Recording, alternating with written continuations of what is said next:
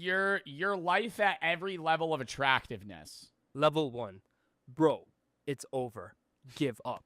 At this level of attractiveness, you have an asymmetrical face, hairline that started receding in your mother's womb, nose going east. Most people have an asymmetrical face, to some degree. Nobody's face, like if you look at my face is not symmetrical.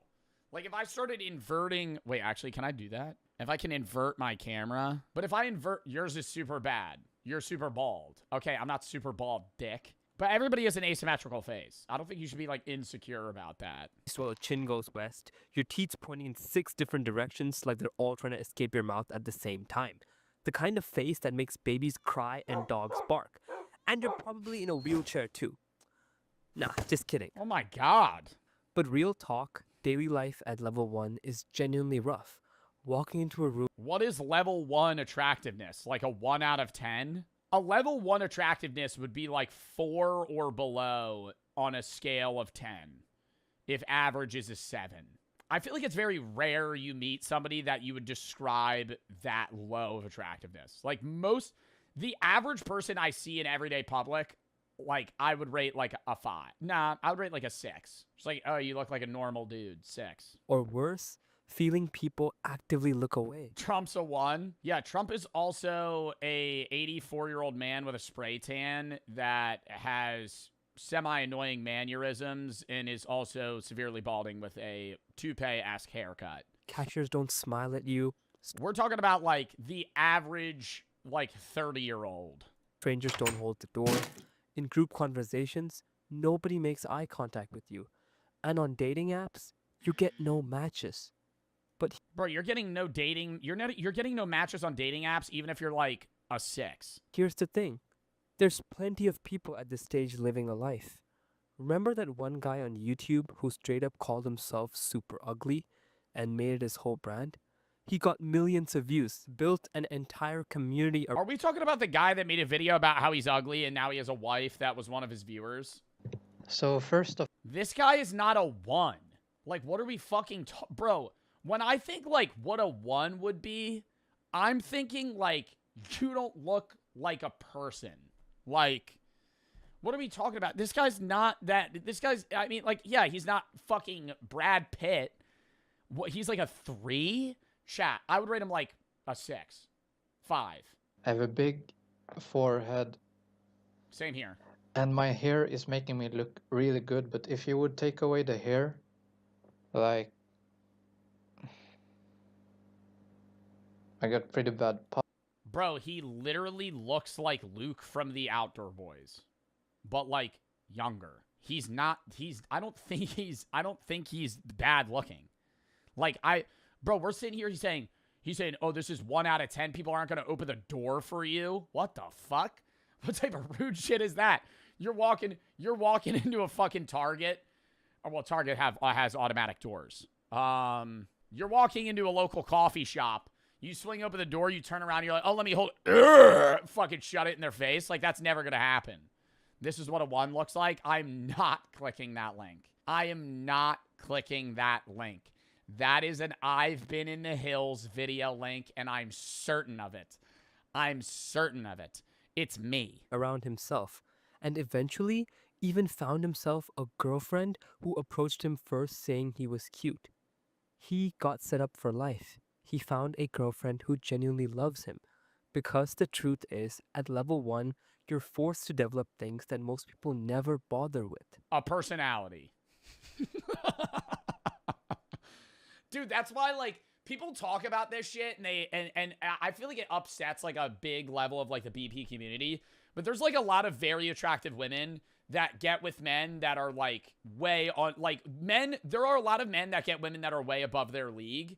And they get, like, frustrated about that. But I'm like, dude, it's because, like, guys that are considerably, like, 9s or 10s, a lot of the time don't focus on, like, being attractive personality-wise because their looks carry, rather than actually trying to, like, develop a connection with an individual. Stop overpaying for your wireless plan. Being more expensive doesn't necessarily equate to being better. Mint Mobile is here to ensure that you can have a wireless plan starting at as little as $15 a month. Mint Mobile provides 5G coverage to 98% of Americans and 4G LTE to 99% of Americans. That's almost everybody. All plans include unlimited talk and text, as well as free calling to Mexico, Canada, and the UK. And the more you buy, the more you save. Plans come in 3, 6, and 12-month bundles, so if you get the larger month bundle, your monthly payment price is less. A lot of people also think it's really hard to switch, and that's why they don't want to make the change. You can do it from the comfort of your own home in minutes with an eSIM. You don't need to go in person to go talk to somebody for 45 minutes. You could do it right now. They also give you a lot of data options so you're not overpaying. So you could use 5 gigabytes, 15, 20, or unlimited, depending on how often you're going to be using data. If you like your money, Mint Mobile is for you. Shop plans at mintmobile.com/JoeB. That is mintmobile.com/JoeB. And thank you to Mint Mobile for sponsoring this video, and let's get back into it. Real humor, real character, and a real personality. And sometimes that ends up being worth more than a sharp jawline. Level 2. Level 2 is the great personality zone. When someone asks your friends what you look like, they pause for a full 3 seconds. All right, but we gotta cut this here, though. Like, now we're stereotyping stuff at the bottom row. Who buys this? Do you guys buy this shit? Double bubble. If I have never in my life seen somebody go just dive for the double bubble. I've gotten a cowtail or two once in a while, but double bubble bubble gum? Who's eating that? Are we in the 1910s? Is this the, is this the 1930s Great Depression? Hubba Bubba Double Bubble?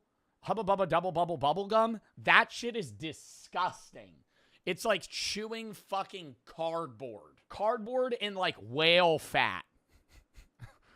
Oh, kids still exist? Yeah, and there's better gum than that. 1788, $1 was worth $30. Okay, bro said kids still exist. You know what I'm trying to chew on? Big League Chew. Big League Chew. Act like I'm chewing tobacco. Put some green in there.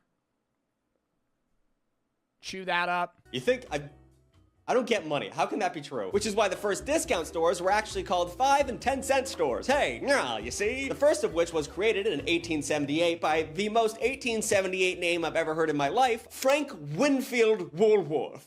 Holy shit, that is an entrepreneur. Woolworth did live up to his name, however, becoming wildly successful by creating the first 5 and dime stores. The business model was so lucrative that it was quickly duplicated. Yo, I genuinely believe we should just get rid of the dime, the nickel. I know we got already rid of the penny, but like, bro, chop everything out outside of a quarter, because what in the fuck are we buying that's 10 cents? Like, I know it's to you, it's for like the purpose of having taxes and then people are gonna round up if you get rid of it, but it's like, we had these coins because they were at one point capable of buying something in themselves. Like, you need like 40 nickels to buy anything of value. By other stores, spawning some of America's first chains, including what would eventually become the 20th century retail giant Kmart. Remember Kmart? That's why I said 20th century giant, because that's not around no more. They failed spectacularly. Maybe I'll make a video about that one day, but we're gonna be talking about the dollar store today. But of all the 5 and dimes, none were as successful or as influential as the 20th century Ben Franklin stores. Now, naming your store after a founding father is a bold move, especially when you're picking Benny Franklin, because that dude was a pervert. I mean, not only did he invent lightning rods, bifocals, and glass instruments played with wet fingers called the harmonica, but Franklin wasn't just inventing things, he was also a cocksmith. The dude loved him some Didn't he go overseas and like cheat on, I don't know if he had a wife, but he would sleep with a bunch of women and then go back. French. He loved a French more than he loved this country. So in his honor, we decided as a country to get together and name a cheap little fucking store after him. And I'm sure he would be thrilled if he lived to see the day. Ben Franklin stores were everywhere. At the company's peak, they operated 2,500 locations. And in 1945, a World War II veteran named... Wait, hold up. Let's go through the U.S. currency. Penny, Abraham Lincoln. Nickel. I don't know the last time I looked at the face of a nickel. Who's on a nickel? Roosevelt? I don't think Roosevelt.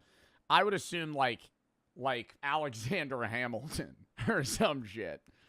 Jefferson? Okay, Jefferson's on the nickel. Quarter, Washington. $50? Let's void that. Dollar coin? Void that. They exist, nobody uses them. Dollar bill, Washington. Oh, dime. See, I forget about a dime. Who's on the dime? Kennedy? Who's on the dime? FDR. I don't fucking know. I'm Googling this. Who's on every bill and coin U.S.? $1 Washington, $2 Thomas Jefferson, $5 Abraham Lincoln, $10 Alexander Hamilton. I went and saw that play in New York City. It was fire. $20 Andrew Jackson, $50 U.S. Grant. $50 bill slept on currency. I feel like you rarely have a 50. I feel like most people carry 1, 5, 20, and 100. 1, 5, 20, 100, maybe a 10. You never carry in a 2. You have a 2, but you don't use it. It's like lucky. And then a 50. 50's rare. Rare. And then you never get dollar coins. Dollar coins are so rare. Half dollars too. Discontinued. There was a $500 bill with William McKinley on it. $1,000 Grover Cleveland. $5,000 James Madison. $10,000 Salmon P. Chase. Who the fuck is Salmon P. Chase? It sounds like a fake name. American politician, 6th Chief of Justice. Chase Bank. To their employees. 92% of Dollar General workers earn less than $15 an hour, which, just in case you weren't paying attention, $15 an hour is not livable anywhere in the United States anymore. You could be in Kansas and you're Not only are these staffers underpaid, but they also have to work with the bare bones staffing. Oftentimes, dollar stores only have 2 people working at once. And that makes things really complicated considering that they're always trying to sell balloons at the front of their store. Just one parent trying to buy a balloon for their child that they love will completely f over an entire shift at Dollar General. Not to mention that since there's only 2 people working, you basically have to do everything. You ring people up, you stock the shelves, you clean. Go to any grocery store, they have like 40 people doing all those jobs. There are people who are making hundreds of thousands of dollars a year who don't even work remotely as hard. Former dollar store employees report being expected to work long hours with little or no overtime. So not only is this wildly exploitative, it's also extremely unsafe. No bathroom breaks, potentially, as well. Without time to take care of stocking, the merchandise piles up in the aisles. I don't know if you've been to a dollar store. That's what I experienced at that $1 recently, but it looks like a fucking bomb went off. And federal safety inspections have repeatedly found Yeah, no, they are always dirty, dude. There's always like parts of the store that are just like closed. Blocked exit routes, fire hazards, and unsafely stacked merchandise. In 2024, Dollar General paid a $12 million fine to the government for workplace safety violations. And nothing changed. They were just like, yeah, we do that shit. Here's the money for it, but we're not it's way cheaper to just not pay these people than it is to pay you guys, so fuck it. But a blocked exit is the least of your worries at the dollar store. Because of their lack of security and small numbers of employees, they get robbed all the fucking time. There's What are you robbing from a Dollar General that's of value at all? The cash register with fucking $9.38 in it. Any 50-50 coin flip if you walk into a dollar store. It's currently in the middle of a mugging. In Dayton, Ohio, 81 criminal incidents were counted by police at dollar stores in 2023. And while the majority of them involved theft, several go into the Dollar General, rob them from everything. We just got $38. $38 and we stole 2 things, the detergent for free. Several of them were robberies. Robberies are... I could do 27 dishwasher cycles and fucking 15 laundry loads. Incredibly common at the dollar store. And I know they're an easy target because they got one dude called Todd running the shop, but how much money could you squeeze out of a fucking dollar store? I'm sure they have $20 in cash behind the register, but man, they think it might be worth it because people die a lot during these. According to data from the Gun Violence Archive, 172 people have been injured in Dollar General stores since 2014, and nearly 50 have died. That's too many. I mean, death is always a tragedy, but we're averaging 5 a year here. One Ohio Dollar General employee named Dave Dukes actually experienced 3 armed robberies, so many that the company sent him to other stores in the region to train employees on how to handle themselves while a gun is being pointed at them. But after his 3rd robbery... Yo, I'm quitting that fucking job, bro. What? If you have a training lesson as like a part of your, like, you just got the job and it's like part of your training is like, okay, so when the guy eventually comes in here and tries to rob you, just put your hands up, keep it calm. Dukes hit his limit and he started bringing a gun to work. I don't blame him. And of course, he got robbed again at Dollar General and he shot the dude and killed somebody. All of this over cotton candy Faygo. All right, this is bad. Did he get in trouble for bringing a gun to work, though? This was not as fun as I thought it was gonna be. We gotta make this fun. Okay, goofy dollar store names in other countries. That's more like it. Okay, we'll end on a fun note. We'll just talk about this, how the Europeans name their dumb shit. In Germany, you get 1 euro shop, which is pretty boring. Japan has 100 yen shops, which is kind of fun. I don't get why Asian... 100 yen? Isn't 100 yen like nothing? 100 yen to USD. That's 63 cents. What the fuck are they selling at the 100 yen store? That's not even $1. Countries have denominations of money that are so much, though. I don't get that. Like, they're like, oh yeah, that hamburger costs 1,400 yen. Just make it 14. Take a couple zeros off that bitch. I don't know why we do that. Like South Korea, 1,000 won shop. Like, make it $1. Why? Just cut the zero. Yeah, well, no, there's places that have it even worse than that. It'll be like the 5 USD would equate to like 30,000 of their currency. Off of it. Vietnam, 10K stores. You see what I'm saying? Dollarama in Canada. That's fun. That's a fun one. The UK used to have a 3-penny stores, which sounds dumb, but now they have Poundland, which is where I took your mother last night. And of course, Poland has I have no clue. Zisco old fives. I don't know. Chris, put it on the screen. I have no clue how to say that. There's a 5 in there. Five's watch.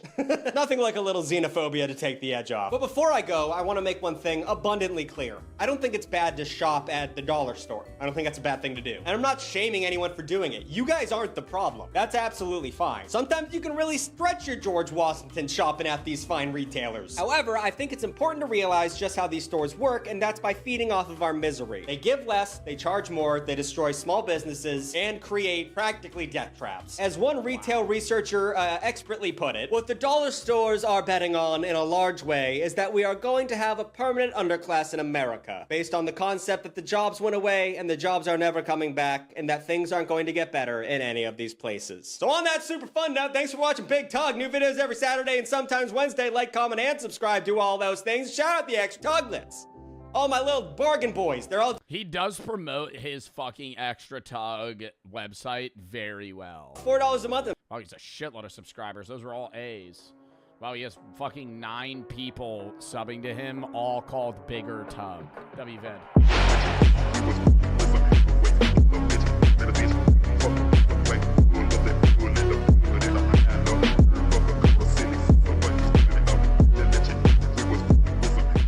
The horrors of being memed. I think there's a few fates worse than death. Like being boiled alive or having to spend more than 10 minutes with this Guna. So bad about being with me. Shut your... Oh, yeah, that guy's a cornball, bro. The more and more I thought about Obsession, I went, dude, Bear's actually just a fucking loser. Ugh.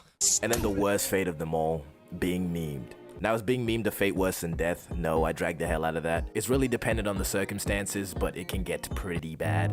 But hey, I've also found... I think being memed depends on the meme. I think certain gifs of me are pretty funny, but the I've been in the hills meme is pretty torturous. I think that one is probably a bottom tier meme. I think those are, you know, not ideal. I think like the golden meme is like the low taper fade meme. Like the picture of Ninja where he's like, that's funny as hell. Found that they can be a plus. But certain memes, it's like, okay, you're just getting corn. Like what's like another cornball meme? 6'7"? Being the 6'7" kid. Being the Hawk Tuah girl.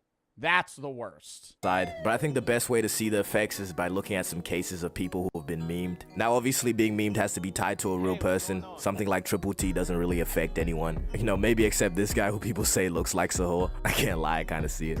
But the first example that comes to mind will be our recent TikTok memes like Sun. Now, Sun is operating at a level only comparable to Kirkification. The amount of variations I've seen of Sun is ridiculous. Oh my god, bro. Sunyan now is a big thing that people put on Twitch. Wait, chat, type that emote. Little Sunyan one. I don't know if it shows up. I think it does. Yeah, it does. A little onion dude. There's a million of them. Hell no. I promise you, chronically online people are the real creatives. And the crazy thing is the Sun meme started off. No, bro. And see, that's like another one. That's the our brains are shrinking. That is an edit from a thumbnail that Evan made of my video. Like, our brains are sun crying emoji. if you went to the left, my face is there, and this is originally a skull. Chronically online people are the real creatives. And the crazy thing is the Sun meme started off as just this image of Anthony Mackie, who most people know as a Falcon in like a bunch of Marvel movies and all that. But the crazy part is that his character's name is Sam Wilson. This shit really write itself. But this image of Anthony Mackie has been a meme since even before Sun. I don't know why, but it's something about his smile. People are saying he looks like he knows something about you, which low-key. Cause it's like the Janet Jackson smile. It looks mad mischievous, and I'm saying it's all in. Yeah, like you're trying not to giggle.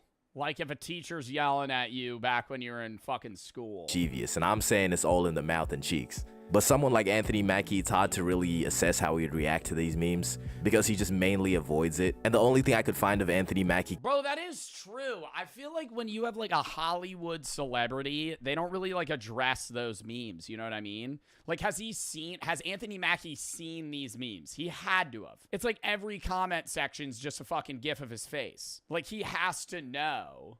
I'm assuming it's just like, it's too big. He's too big that it doesn't matter. commenting on this meme, is him liking a comment of somebody saying to leave him alone with all the Sun shit. Now, I couldn't find the original comment, but I remember seeing it, so just take my word for it. So I'm guessing he's not too upset with it, but people are just doing too much like they normally do. On his Instagram, damn near every single one of his comments has something to do with Sun, which No. the meme cannot be funny enough for you to be going to his personal page just to troll. Yeah, dude. No part of me is going, oh, dude, I just saw the Sun meme. Let me go comment on Anthony Mackie's fucking post.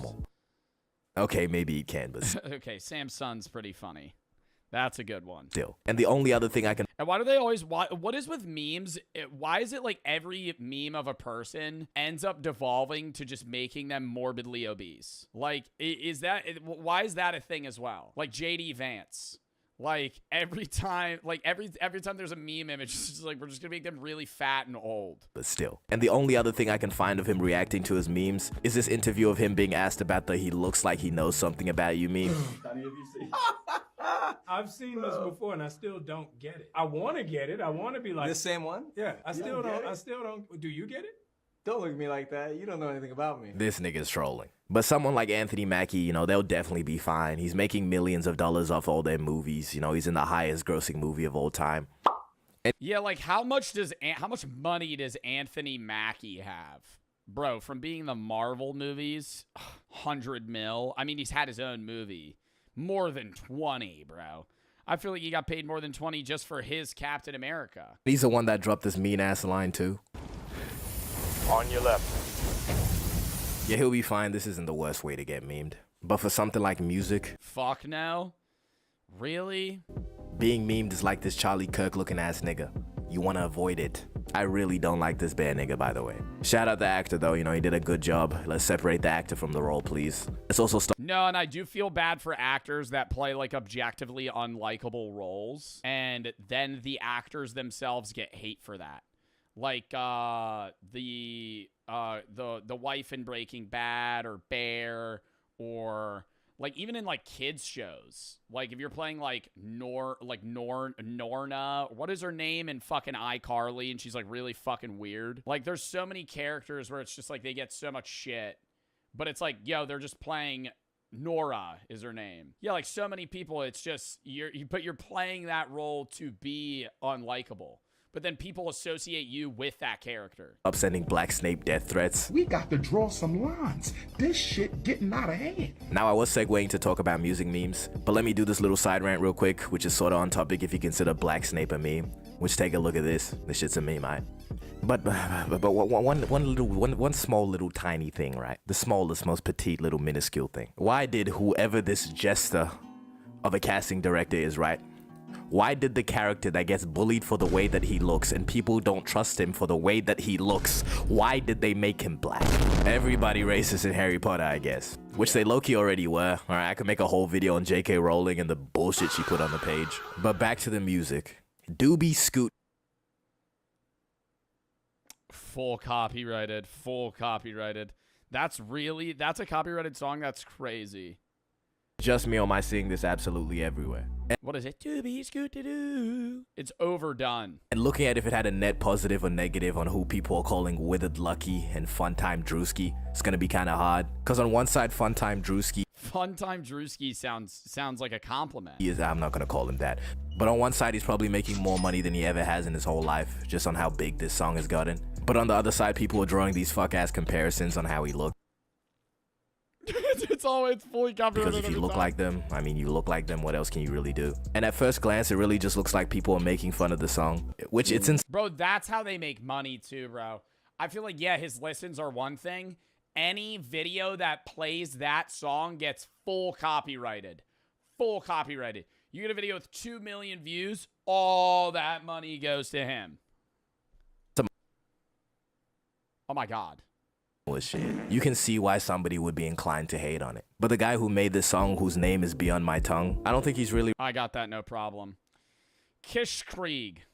What? I don't think he's really receiving a lot of hate. And that's the thing with a lot of people who get memed. They're not necessarily receiving hate, it's just being the butt of the joke and being trolled. And a lot of people can't handle that, which is honestly fair when people take it too far.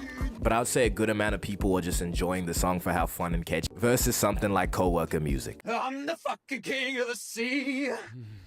Oh my God, dude, I went down a rabbit hole of coworker music the other day.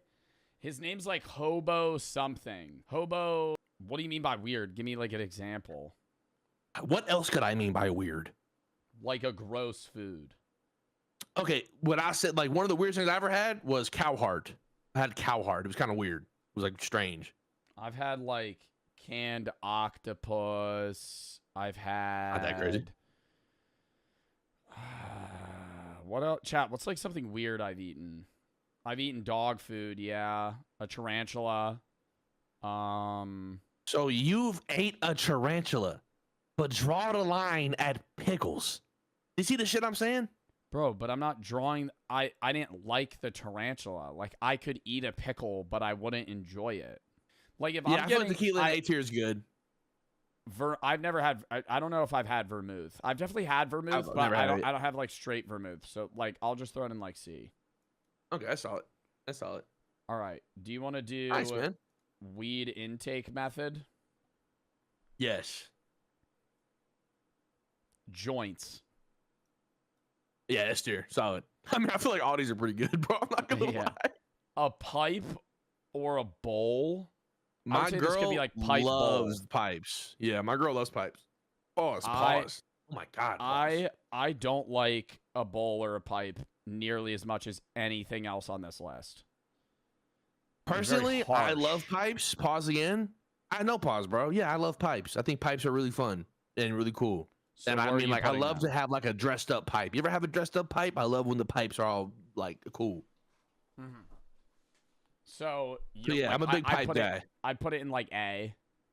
Yeah. Hey, well, I low key, bro. I don't know, bro. I mean, I put pipes in S. I put pipes in S and then like a joint in pipes A. in S. I'm not putting a joint in A, bro. Okay, fine, bro. Put pipes in S, bro. Put pipes in S. A bong is so dependent on, it's similar to a bowl, so dependent on the bong. Yeah, I would put this in B or C, bro. Might sound crazy, but I'm not gonna lie. I think again, low skill or high skill ceiling, low entry. If you get like a bong from like some fucking corner store gas station, that shit's probably a D. If you get like a good bong, or if you you ever hit a bong? See, this is some nasty ass shit. I have some friends that are stoners. They don't clean the bong water much, and it's just like brown. And they're like, "You want to hit this shit?" And I go, "Hell no, hell no! Change the water, you grimy fuck." That's disgusting. I'd put bongs in B, but I do like hitting a bong. Brownies, or let's just say like baked edibles. Bro, S tier, bro. My girl made some homemade peanut butter cookie edibles, and I'm gonna say, so fucking good. And I'm gonna say, here's the potential downside in some people's minds, but maybe more of the upside / fun factor. It's a grab bag. You don't know if you're gonna get a 5 milligram brownie or a 50 milligram brownie. You know, you're just kind of luck of the draw. It's like playing Russian roulette. S. I like gummies. I eat gummies all the time. Yeah, I put it. Yeah. I mean, this is like cool to just do whenever you feel like it. Cart convenient. Worst way to smoke. Yeah, I put it in C. Or D. I'd put them in C. I don't know about D. THC drinks. I drink. Have you ever had a THC drink? I have, yes. I think they're pretty good. You got to get a Yeah, good they're one, cool. though. You got to get a good one. Yeah, I'd yeah, put yeah. 'em They're B. cool. Yeah. B tier is good. Blunt. I've never made a blunt myself. I've only smoked other people's blunts. Have you had a rose blunt? What's that? It's a blunt made out of a rose petal. No. Very, very solid. Where are you putting have you ever had an apple done like an apple blunt or like an apple bong thing? You ever done that? Nah, the blunts that I would have, my boy would make, and he would make a blunt with weed, and then he would wrap the blunt in joint paper. Okay. And it would be like the cleanest blunt I've ever seen. And it was very smooth. But I will say, if you afterwards- ever have a chance to do a rose blunt, you should really try it because that shit is crazy. I feel like blunts is like, A tier. I think it's pretty solid. I like blunts. a spliff. Is a spliff where it's half tobacco, half weed? I have no idea. I'm pretty sure like Europeans like doing that shit. Europeans like I'm weird not- shit. Yeah. I'm not about that. Which more do we want to do out of these? We ain't got to do I'm not the gonna lie, bro. pods. Could we low-key save these for next time, bro? Because I low-key gotta... I am down. I'm not going to Okay, lie. bet. No worries. Okay, bet. I was gonna say, because I low-key gotta dip. Hold on, wait. Let me end my video. Hey, chat, YouTube, if you want to see a part 2, just let me know. I'll Joe, link, anything you wanna say to the people? I'll link these in my notes tab if we want to rip them next time. All right, bet, bro. All right, man. Well, hey, GG's, man, and I'll text you GGs, later. bro. I'll catch you, bro. All right, peace, peace. Fun streaming. Peace, bro. I love JoJo, bro. That was a fun ass stream. All right, do we want to rip?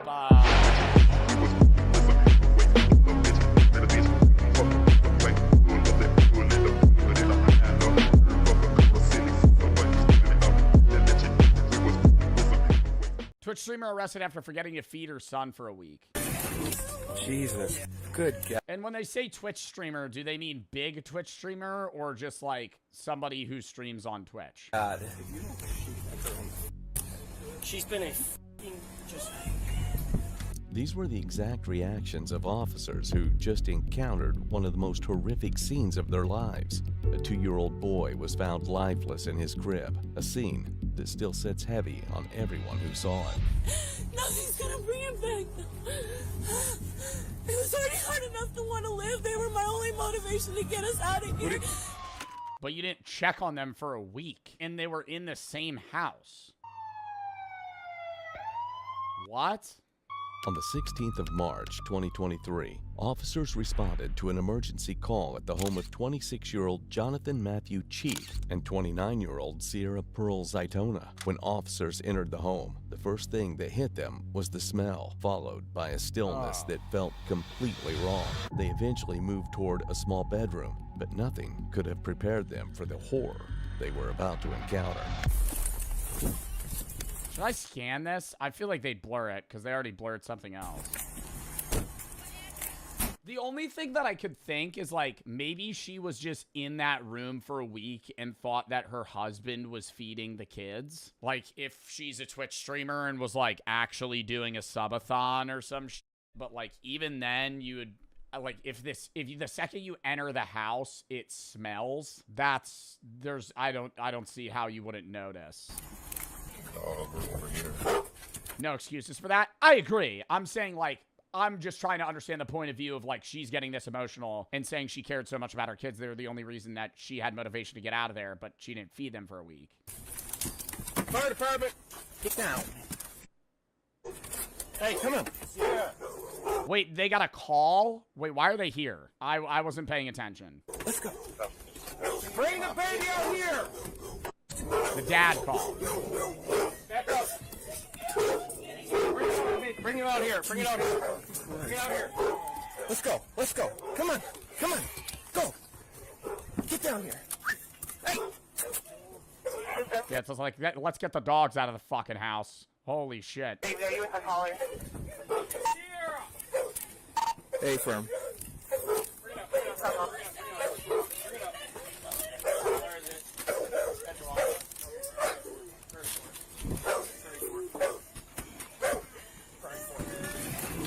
Jesus.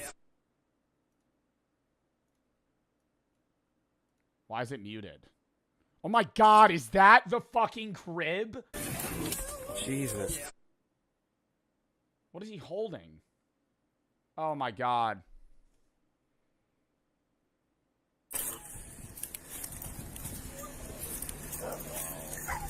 Good God. She's been a fucking just. Sarah, come out here. Dispatch, you can close that one out. We're not gonna be able to get to it. David, dispatch, we're gonna need a boss out here ASAP. Cover. I mean, they're so fucking calm because this is their job. Like, they've seen this shit a lot. Like, bro, their job is to show up when people die or save people that are dying. Please change videos. I understand this could be traumatic or upsetting. Just leave. You know, I'm not going to change the video for you. I'm sorry, but you don't have to be here. You know, I could say like trigger warning. This is going to be pretty upsetting. I think the title of the video kind of gave that away, though, before I hit play. Seeing that the kid died. I literally said Twitch streamer arrested after forgetting to feed son for a week.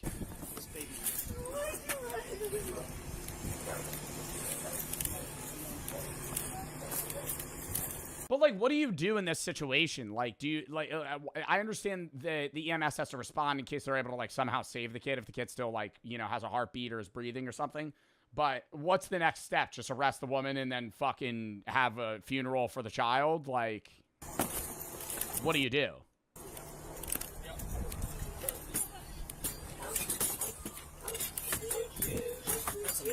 That's a month. Man, no. Stay back. We're not. They know the shit that goes on over here. They know we're not okay. Yo, let's take the fucking cat ears off, eh? You know, like, was she just live? Like, did she just end stream and then deal with this? Like, I'm very confused.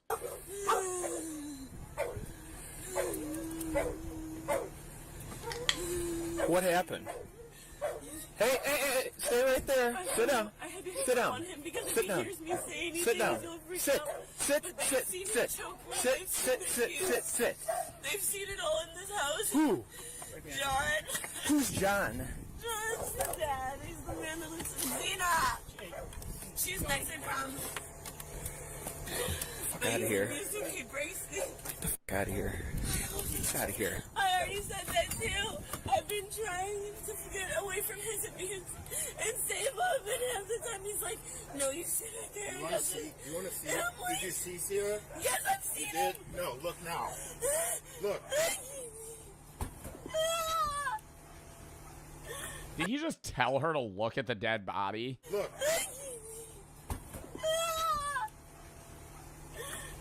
I'm presuming she's saying, like, oh, I had no idea, but, like, I mean, obviously it's blurred. I'm presuming that the dead baby looks very dead. Like, not like it just died. Like, it's been dead for a few days. That's your fault. I know. Oh, yeah. I can't work. And, like, malnourished. Like, very skinny. He had control of my funds before. I just got control of them Take back. them other two kids up to the fire truck. There's two more in there? There's two more in there.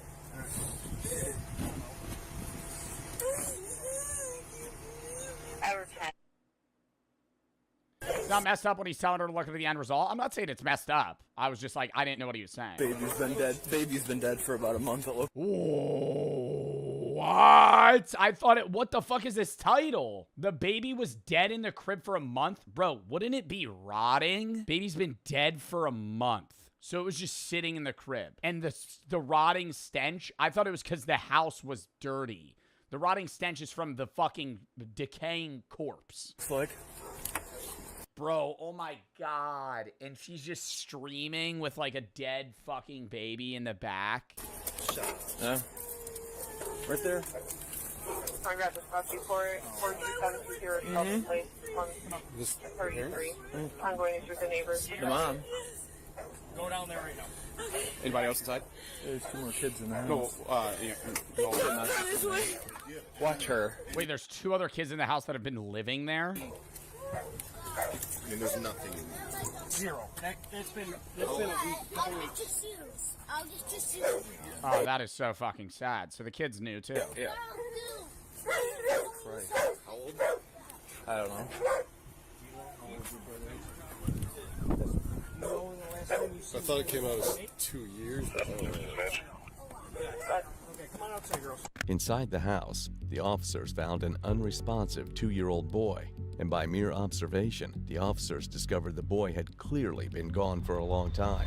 You can hear the shock in the officers' voices as they process the scene. And Sam Walton bought a Ben Franklin in Newport, Arkansas. The store was sold to Franklin for $25,000, and the sellers apparently were quoted as saying, "This dude's buying a lemon." That's not a direct quote. They wouldn't say this dude, but they did call the store a lemon. If you don't know what a lemon is, it's something that's right out the gate, and he's probably gonna fail. But what nobody saw coming was the business IQ of this fucking shell-shocked war veteran. In 3 years, Walton's annual sales topped $250,000. Which in today's money is about a trillion billion jabinka joints, because that's a lot of money back then. Eventually, Walton struck out on his own, creating a little store called Walmart. That's right, the basic principle. What? The dude that started like these cheap stores made Walmart? Of Walmart, one of the world's largest retailers, were fine-tuned in the dollar store, where Walton learned the pricing, merchandising, and layouts that would influence the Walmart model. And you guys know the Walmart model. It's perfect. You get the candy at the checkout aisles. You sell guns in cages next to baby formula. It's perfect. Bro, my Walmart has digital price tags now.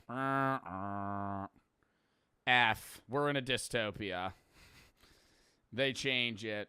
It's America. But it isn't just Walmart that claims roots in the Ben Franklin stores. This shit was wildly influential, turns out. In 1953, a Ben Franklin was purchased. That shit's updating by the minute. You pick an item off the shelf, it triples in price. Purchased by K.R. Perry, whose son would eventually take up the family business by opening up a Dollar Tree in 1986. Remember the Dollar Tree? It's the whole point of the video. I've been ignoring that. I can't fucking write a script for the of me, but I'm glad I hope you've been enjoying this. Hope you get all your fun facts. I am burnt out, guys. I can't do this forever. But it was 3 decades earlier in the 1950s when dollar stores began to take the shape we recognize today. Dollar General opened up in Springfield, Kentucky in 1955, and Family Dollar of Charlotte, North Carolina followed just 4 years later. Dollar General expanded to 29 stores and was doing annual sales of $5 million just 2 years after opening. And Family Dollar opened up 100 stores in its first decade, and then they opened up another 100 stores just a year after that. They were booming, exponential growth. Chris put up a chart. The 50s facilitated their spread because of the growth of the American suburbs and small towns after World War II. Dollar stores filled that gap of affordable and convenient shopping. Come on down, we're selling hams today. Plus big box stores like Walmart, they weren't even existing yet. You had to wait a decade for that shit. And even when they did, they tended to grow at a slower pace. But this was the genius of the dollar store, and the reason they spread across the country like a weed. They require so little overhead, gang. So little overhead. No, and you always have like, dude, a Dollar General, a Dollar Tree. You have like 2 employees. Your production cost is so low, and the appeal is just like people love going there because it's just cheap shit.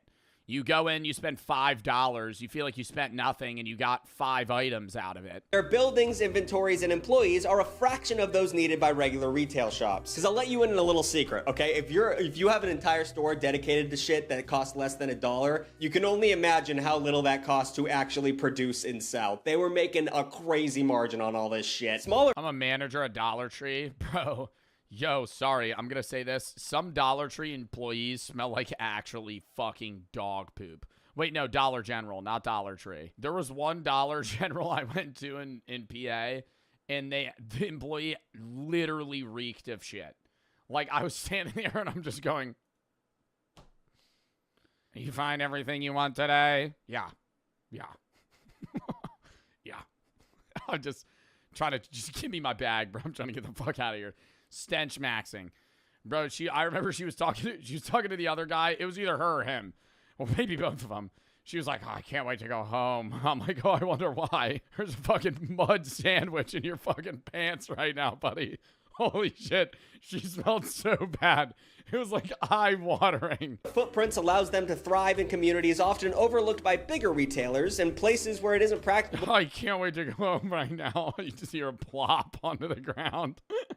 Or profitable to run a Walmart. And these places that I just described also happen to be full of the most desirable clientele for the dollar store. The poors. Dollar General CEO Ted Vasso says that their average customer is a woman in a dual income household that earns less than $40,000 before taxes, yikes, and has only about $800 of disposable income per year. It's not a great situation to be in. This makes much of rural America a prime spot for their industry. However, 75% of Americans nowadays do live within a 5-mile radius of a dollar store. So how does that amount of expansion make sense with the average demographic of a discount shopper? These dollar stores aren't just in Oh, well, not in Guthrie, Texas, where the local gas station's 90 miles away. Not in old Guthrie, Texas. We got a 6-man football team. They got nobody around here. We gotta filter our own rainwater. the shanty towns. They're in nice suburbs, and they're around the rich people. So how's that going down? Well, ladies and gentlemen, it's that time of show where I bring up the fact that shit's pretty bad right now, and it's been pretty bad for a while, and it doesn't look like it's getting better. The rich people are poor now. We're a Pew study. Well, that's why Target's a failing business, right? Because rich people will go to what's like a rich people grocery store? Rich people will go to Erewhon if you live in LA, or higher quality grocery stores. And Target was targeting the middle class, but now the middle class is starting to not really exist. So everybody just goes to Walmart or Dollar General. So it's you just have two polar opposites. Trader Joe's, yeah. Trader Joe's, Whole Foods, some shit like that. Bro, no matter how much money I ever make, I'm not going to a fuck-ass Whole Foods. I would go to a Trader Joe's. I went to a Trader Joe's one time. That shit was awesome. Shit was awesome, dude. I felt like I was walking around. They were like, do you need help with anything, sir? No, thank you. And normally I hate that. Right? Normally I hate that, but every item at Trader Joe's makes no sense. I feel like I'm in the back rooms. Would you like help with anything? Oh, yeah, what's this? Oh, well, that's our fresh squeezed lemonade. It's $14. What? Best lemonade you ever had, though. Found out that in 1971, 61% of Americans lived in middle-class households, which earned 2/3 of all income. And in 2023, only 51% of Americans were middle class, which earned less than half of all income. And I know I'm throwing a lot of numbers out here. It gets a little confusing when you start thinking about how bad things actually are. But they're important in this discussion because you can quote me on this. Chris put up on the screen, numbers are business. That's the first thing they teach you in business school. You like numbers? Because that's business. What I'm saying is the middle class is shrinking, and that's a great thing for people who own dollar stores. To quote Vasso, as this economy continues to chug along and create more of our core customer, Jesus Christ, that's so dark, I think there's going to be more and more opportunities for us to get in and build more stores. That's so up. I'm sure we're thinking of it in the wrong context. I'm sure he's talking to people who aren't poor, but oh my God. And this leads us to the consequences of the dollar store strategy. While they often like to position themselves as businesses that do good for the community by helping Yo, I hate card shopping, dude. I think that's actually a bottom tier shopping experience, is being oh, I need to go buy a birthday card. And you stroll the stores, and they're just all ass, dude. And you'll see some shit. It'll be such niche things. Your nephew's graduating.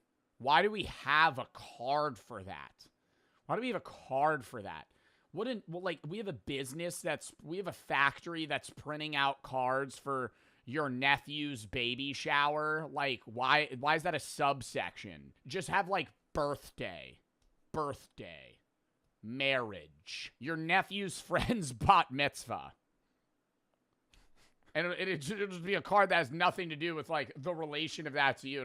Why is that a thing? Consumers stretch their dollar while providing access to shopping in underserved areas. They actually play a role in destroying local communities, and we're going to talk about that. As dollar stores aggressively expand, they're no longer just filling in needs for rural towns and small suburbs. They're competing with local grocery stores and effectively wiping them out. Dollar stores often open up right next door to local businesses, and bro, but I don't understand how they're competing with local grocery stores. Because I understand on the snack perspective, smaller skewed things, if you have to just grab something in the moment. But Dollar Generals aren't selling meats, you know? They sell cereal and snacks and maybe a small fruit section, but they don't have like raw chicken or beef or fucking shrimp or some shit.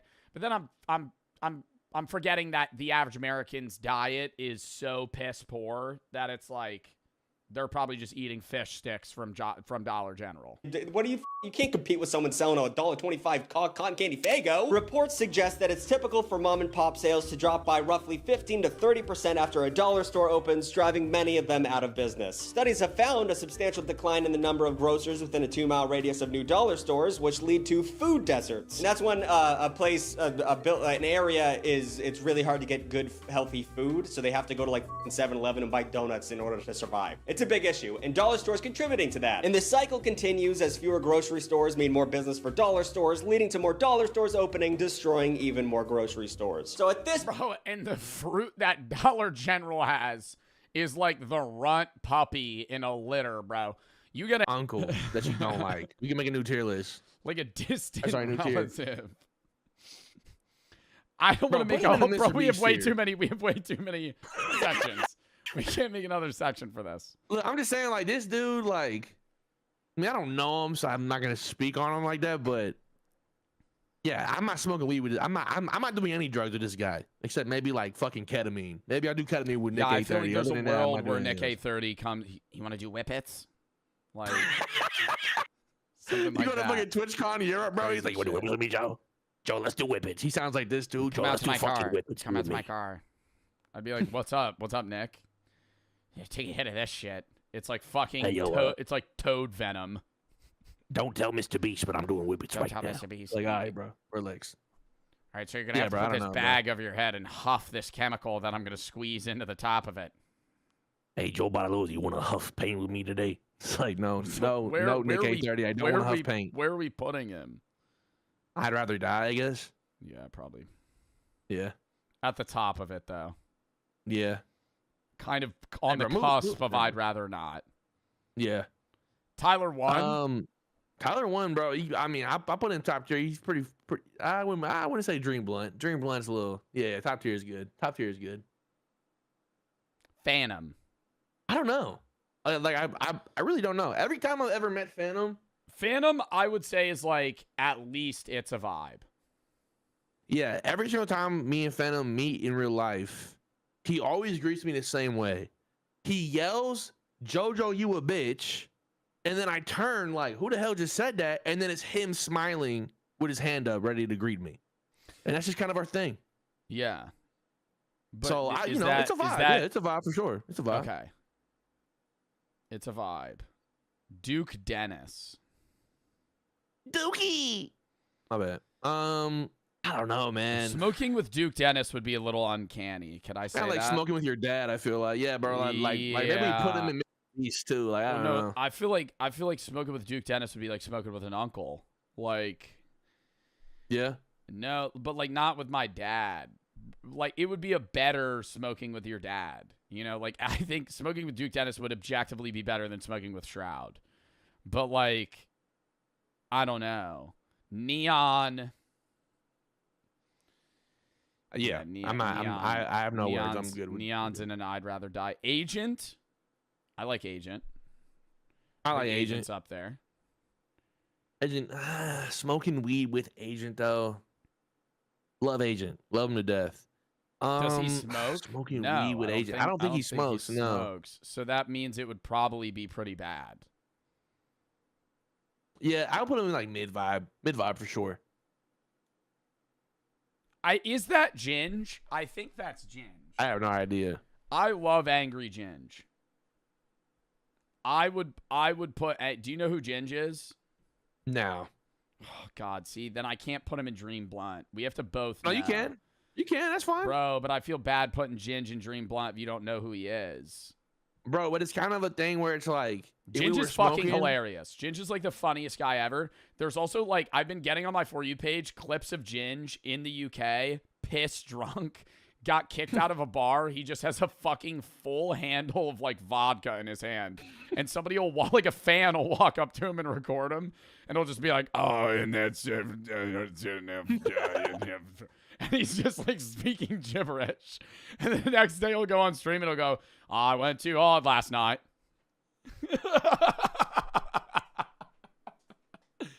Hey, bro, being British and being drunk just sounds so fun, man. Like KSI. We got all the I'd rather side men not. coming up. You'd rather not? Yeah, I'm cool. I agree. Mini Minter. Simon. I'd rather not. Really? Yeah. Well, no. This is like smoking with your dad. Put him there. Yeah. Smoking with your dad. He is a dad. KSI is not smoking with your dad, though. I feel like Josh would also be smoking with your dad. Yeah. I mean, so would Bazinga a little bit, if I'm being real. Yeah. Oh, Road Ashore. Now, Harry, yeah, I was going to say, Harry, though. Put that motherfucking Dream Blood, bro. Yeah. No, actually. I'm smoking with Harry for sure, bro. I don't think for Bazinga. sure. I don't think Bazinga's like smoking with your dad, though.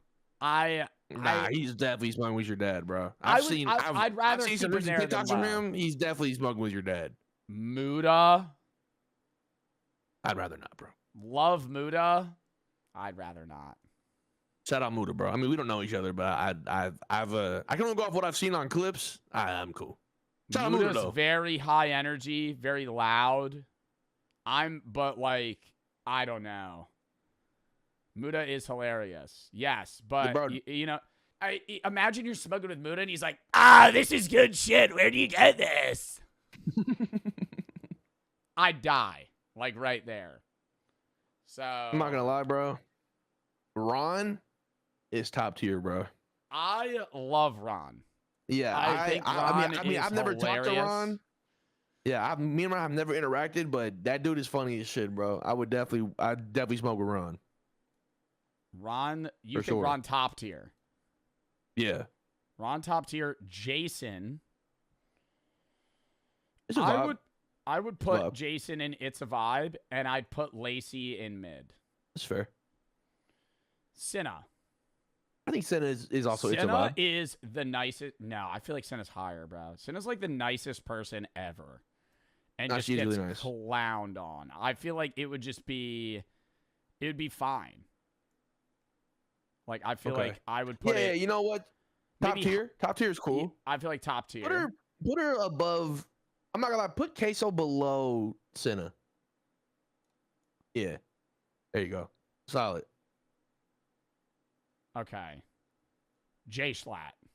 I I mean, the love dude J look- I mean, Schlatt. he- It's just like it's hard to gauge how he would act high. Personally, I feel like Jay Schlatt is in my Dream Blunt rotation. I also think J Schlatt is probably in the Dream Blunt rotation.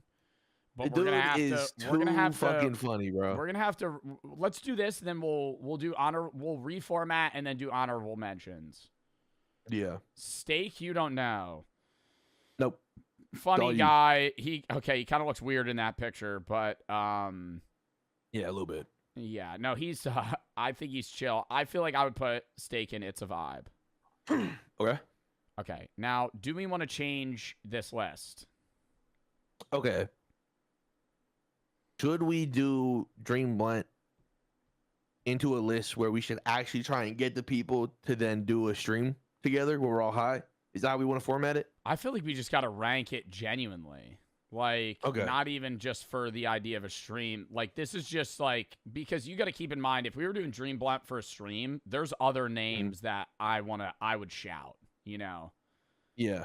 And there's other people that haven't been included. Like, somebody said Marlon. I'm telling you right now, Marlon is not. I think Yeah, I'm not trying Marlon's- to smoke with Marlon. Okay, I'm not trying to I would smoke with Marlon say fully that, like, uglier people are inherently better personalities. Like, I think that applies, but there are also people that don't take care of their body, don't care how they dress, don't shower, and don't have a personality. Like that, like there's people that exist on every level of the spectrum, personality-wise and looks-wise. And then they say, he's really funny though. Daily life at a 2 is a constant low-grade rejection that nobody talks about. The barista never remembers your name. At parties, people... What fucking barista is gonna remember your name? What are we, like? I feel like we're just making shit up right now. Like, I mean, they write your name on the cup. People only talk to you as a stepping stone to talk to your better-looking friend.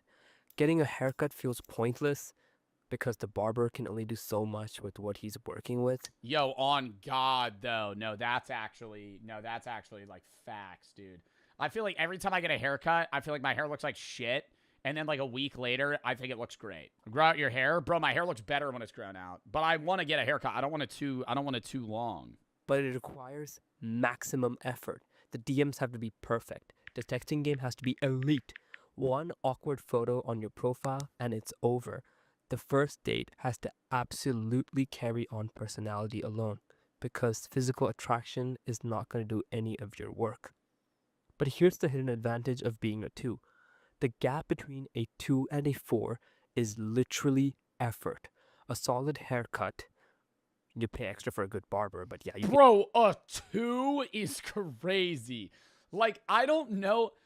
Maybe my rating scale is just off, but like, I'm so dead ass. I don't think I've seen somebody that I would be like, you're a 2. Like, that's such a low rating to give someone. You can get a solid haircut even if you're a 2. Basic skincare, clothes that actually fit you well, and 6 months at the gym. And suddenly, life starts looking way better. Brother, wearing a suit, tie, good haircut, dressed well, and in shape's a 4? What's a 10? God?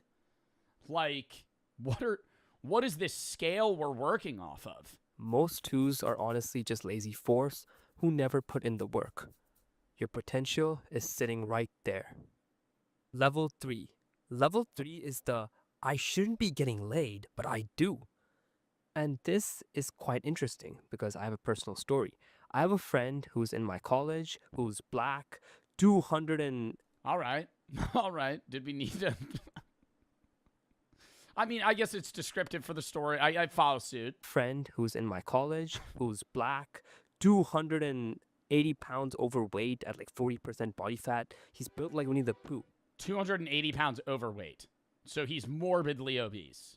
You're saying 40% body fat. He is morbidly obese. And his face is a generous 3 on a good day. But somehow this man gets play at the club every single weekend. You might be asking, but how? How does he do that? Well, it's a pure numbers game. He walks up to every girl in the club. Every single one. Bro, I have a guy friend that does that. Oh my God. Literally going out with him, he gets like 4 drinks. He just roams and he literally hits on everyone until like he goes like 1 for 100, but he gets 1. Like every time. Does he win? Does it work though? He misses, but like it's crazy. Like the miss level's nuts. Like it'll be like a one-liner like, hey, aired. Like he'll say it's not Chris. He'll say Chris is way too shy. For that, Chris is an outgoing person, not in that sense. But dude, it'll be like he'll be like, hey, what's up? Aired. Like full turns to the side and he'll just go to the next person. Just doesn't even care. No hesitation, no pre-planned strategy. He just walks up and says, hey, you want to come back to my place? With the That's horrible. That's horrible. That works. Even 100 times. That's how he starts. Confidence of Brad Pitt. Does he get rejected? Of course, 99% of the time. But bro, I feel like 99.9% of the time. He walking up to people and just going, hey, you want to go back to my place? That's all he says. That other 1%, they go home with him. And he told me he got this mindset thanks to the philosophy that shooters shoot. Like Kobe Bryant, who holds the record for the most missed shots in NBA history, 14,481. But he never gave up. And yes, I know what you're thinking. He only had a shot because the girls slept with him because they wanted a taste of a big banana. But listen, genuinely ask yourself, if you asked out 100 girls in your best outfit and full confidence, would all 100 girls reject you? Or would you land at least one date? Think about that for a second. Moving on, however, In everyday life, I mean, yeah, but then it's also from, like, the woman's perspective. Like, the problem with that is, like, they see that. I mean, it depends if you're in, like, a nightclub or, like, a bar. But if you're at a bar with 100 people and you walk around to 30 women and hit on all of them, they're going to see that and go, this guy's just shooting to shoot. He doesn't care who he gets. Like the fucking saying, guys get with who they can, girls get with who they want. Like, if a 3 gets overlooked constantly, job interviews are way harder because studies literally prove that attractive people get hired faster and paid way more. Your customer service is... I think it's attraction. I don't want to disagree in that sense, right? Because I think a lot of the part of, like, the BP community is, like, extremely over-exaggerated. Yeah, you're more likely to land a job interview if you're higher attractiveness scale, but I think a big part of that is, like, confidence, you know? I think, like, you're built in to have more confidence just because you're perceived higher, so you have less levels of insecurity in yourself. If you hold yourself at a high standard, regardless of how you think you look, like, I think you're way more capable of being successful than you think. Mid at best. Everybody assumes less about your intelligence, your competence, and your worth. All because of a face you didn't choose. It's not fair, but this is reality, unfortunately. I need to see what level 10 is. You're literally offered everything every time you go anywhere. You're given free Lamborghinis, McLarens, and you hang out with Hollywood actors on the regular just for your looks. Think Marlon, Brad Pitt, Leonardo DiCaprio. So, what is the lesson from Winnie the Pooh? I mean, not Winnie the Pooh, but my friend who looks like Winnie the Pooh. Confidence and volume can override almost anything. It's not the most elegant way, but it's math. And math doesn't care about your face. Level 4. Level 4 is the most forgettable place on this entire list. You're not ugly enough to be noticed, but you're not really attractive enough to be remembered. Walking through a mall and security doesn't even glance at you. Heck, they don't even bother checking you. They just know you're average. And if you commit a crime and the police ask someone to describe you, they'd say, well, he was a guy and he had a face. Normal dude, I guess. Yeah, totally. Just no descript features. You're just like a fucking cue ball, dude. You're like a mannequin walking through the fucking woods, dude. That's the average person. I'm thinking some of these descriptions are just, like, totally inaccurate. Like, your 5 out of 10 security doesn't look at you because you're just, like, average. Like, security's not focused on attractiveness scale. They're focused on whether or not they think you have a gun or some shit. Like, what? And relationships can happen at level 4, but they happen slowly. It's months of friendship first, slowly building on that connection, until one day, either one of you goes, you know what? You've actually been really nice and I like you. Nobody is falling in love at first sight with a 4. Love at first sight requires at least a 6. But here's what makes level 4 secretly the most powerful level on this list. The glow up potential is insane. This is the stage where the bone structure is there, but it's hiding, maybe under layers of fat. Google any male celebrity's high school photo. Half of them were 4s walking around in funny, oversized graphic tees. A 4 who takes fitness seriously, gets their style together, fixes their grooming, and develops real social skills, that's a 7. And a 7 who was once a 4 is the most dangerous person on earth. Because Yo, I'm actually losing brain cells watching this. I'm actually losing brain cells watching this. Bro, like, it's the same yeah, you're a 4, if you're a 4, but you're a 4 that doesn't take care of themselves, well, you're a 7. You're 7. You just need to work out. Like, I feel like we're actually just pulling shit out of our ass. Like, all 4s are 7s, but they just don't care. But earlier, you said 1s are 4s, or 2s are 4s that don't care. So by that logic, if you're a 2, you're actually a 4 that doesn't care. But if you're a 4, you're actually a 7 that doesn't care. So in reality, everyone's a 10, but they just don't care. This is literally, I feel like, what are we fucking watching right now? Level 5, dead center, the perfect average. You're not ugly, but nobody is writing poems about you either. You're not getting stared at for the bad reasons or any good reasons. You're just existing. This is where most people actually are statistically. If you think you're a 7, Yeah. there's a very real chance you're a 5. And no. We watched a whole fucking video about this shit, dude. The average is 7. The average is 7. I know between the scale of 1 and 10, the average is a 5. But if you poll people, if they go, that guy's average, like, don't ask, go walk up to somebody, how attractive is this person? Don't say on a scale of 1 to 10. Oh, they're average. What would you rate them? A 7. They're not going to say a 5 because a 5 is an insult. Sub 6, you're saying somebody's ugly. You're not saying they're fucking average.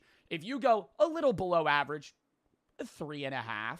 Whoa, dude, 35%? You're saying that guy's fugly.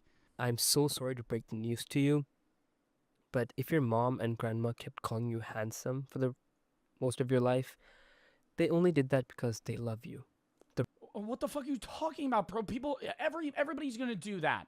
Everybody's mom is gonna be like, oh, you're so handsome. It doesn't matter. The rest of the world couldn't All right, so if your mom calls you handsome, that means you're a 5. give 2 shits about you. Daily life at a 5 is comfortable, but very unremarkable. People are polite, but not enthusiastic. Customer service is standard, not rude, but not really friendly either. On dating apps, you get some matches, but mostly you still get ghosted. Relationships absolutely happen at this level though. Most couples in the world are just 2 5s who found each other and agreed to be average together. And honestly, that might be the most beautiful thing on this list. No ego, no games, just 2 regular people choosing each other for themselves. Bro, like he's trying, like he literally goes, yo, you're so average. Like you're not really ugly, but you're attractive. But like the beauty is like you found somebody that's also kind of like mid as shit. It's like, it's like a sneak diss. Like this whole video is like, yeah, if you're a 5, you kind of suck, but like it's kind of beautiful you found somebody that also kind of sucks. The 5 and 5 couple that stays together for 40 years is happier than the 9 and 9 power couple that implodes in 2. Look it up. Stability beats excitement long term every single time. Level 6. But that has less to do with attractiveness and more to do with just relationship dynamics. It's people that are picking partners over from attraction versus personality. Like that doesn't have to do with whether or not you're a 9. You could be 2 3s and pick each other because you just don't mend well. Level 6 is where strangers on the road give you a second glance. Girls will be like, he's... At a 6, people are given second glances, dude. What's going to happen at a 10? People come in their pants? Like, I don't understand. What the fuck? This scale is actually absurd. And at this stage, girls actually respond to your cold DMs. Not all of them, but you get a date or 2 every week now. Social date or 2 every week? What the fuck? What do we have, unlimited free time? Do we got a JOB? How are you going on 2 dates a week? We're shooting 104 a year? The changes are very real. People laugh at your jokes a little harder, conversations last a little bit longer, and job interviews go way smoother because the attractiveness bias is scientifically proven. Hiring managers subconsciously associate good looks with competence. Level 7. Level 7, you're above average, and everyone knows it. Compliments from strangers become a regular thing. Girls shoot their shot. I don't know, bro. I think it depends on the job. At you in real life and over Instagram DMs. You could probably start making out with strangers in the club without uttering a single word and not get an essay case, but not that you should. Level 8. Level 8 is where life finally becomes easy mode, and everyone around you can notice it. Walk into a party and the energy shifts to completely being about you. The bouncers... Bro, what are you talking about? I've never seen this happen.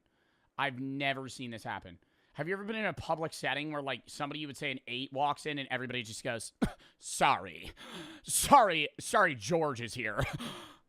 Hey, you're an 8. Lets you skip the line. Not because of who you know, but because of You're a what 5, so of course.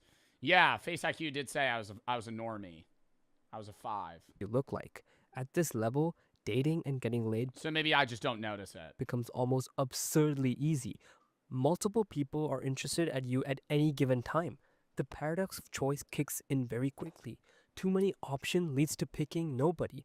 A lot of 8s have messy love lives. But the sad reality is that most 8s never developed a personality because they never had to. If you talk to them, all they do is smile and show off their looks. Life handed them Brother, this is like, I feel like I'm watching like a lizard that turned conscious explaining how like dating works. everything on a platter since middle school, so they have no humor or any bit of authentic personality. An 8 with no personality is the most boring person you'll ever meet. Level 9. At level 9, reality starts bending in your favor. People stare you down when you walk outside the streets, they stumble over their words, people get physically nervous when they look at you. A 9 on social media Brother, is what? Yo, let me give you an example of somebody that's like a 9 or 10. Vinny Hacker. Very attractive man. Met him in public, talked to him in public. I'm not sitting there going, just a regular ass dude, bro. What? What the fuck are we talking about? a different universe. Post a 15-second TikTok doing absolutely nothing and maybe just smile a little and you'll get I think if I did I think if I met Marlon though, I kind of would stare at him. a million views. I'd be like, However, keep in mind you are so attractive that genuine friendships bro, and Marlon has like literally perfect facial features. I'm not saying stare at him in like an annoying sense. I'm saying like if I look, I like part of me would be like in the back of my head, I'm having a conversation. I'd be like, dude, this guy looks fucking unreal, romantic partners become rare, almost uncanny, almost impossible to find because they are all jealous of you. Guys view you as a threat before you even open your mouth. And everybody assumes you're a player who treats people like garbage. Level 10. A lot of people say a 10 does not exist, but I'm sure they haven't heard of Dolph Lundgren. This man is a 6'5" male model. I mean, Dolph Lundgren, the guy that plays the fucking Russian guy in Rocky. Dolph Lundgren is not a 10. He's an attractive guy, but like a 10? Was a male model. He was a European karate champion 2 years in a row. He won the Australian heavyweight tournament. Okay, that's holds a 4th degree black belt in Kyokushin karate, has a master's degree in chemical engineering, and he got a Fulbright scholarship to MIT. He has a reported All right, he's a 10. IQ of 160, which All right, puts him he's in a the 10. same category as Einstein. Oh my god. If you think that's it, he also speaks 5 languages fluently: Fuck. Swedish, English, German, French, and Spanish. He served in the Swedish Marine Corps, worked as a bouncer. He became Grace Jones' personal bodyguard, started dating her, and even rode a Yamaha motorcycle to his first day at MIT with her on the back, dressed head to toe in a leather jacket. But he decided that MIT was not That's for kind him. of aura.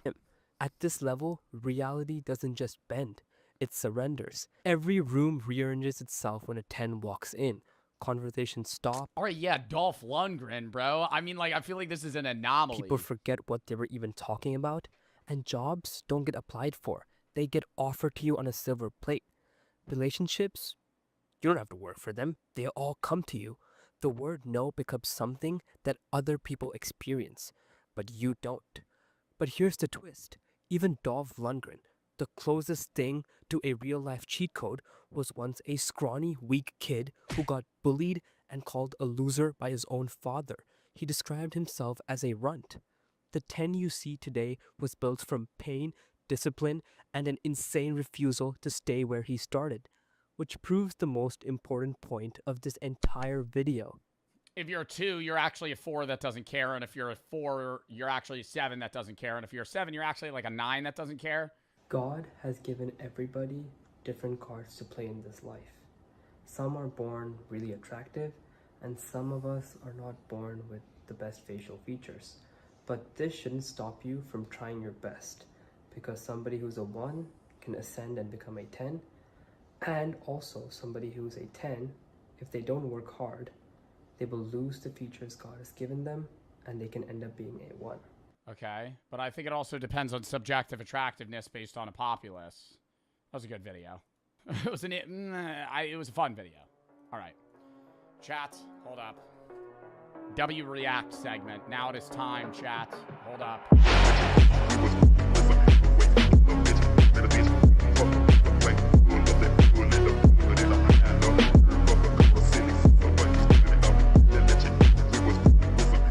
An apple from Dollar General. It's the size of a golf ball. I'm sitting there like, there's a core in there. I'm supposed to eat them like one bite.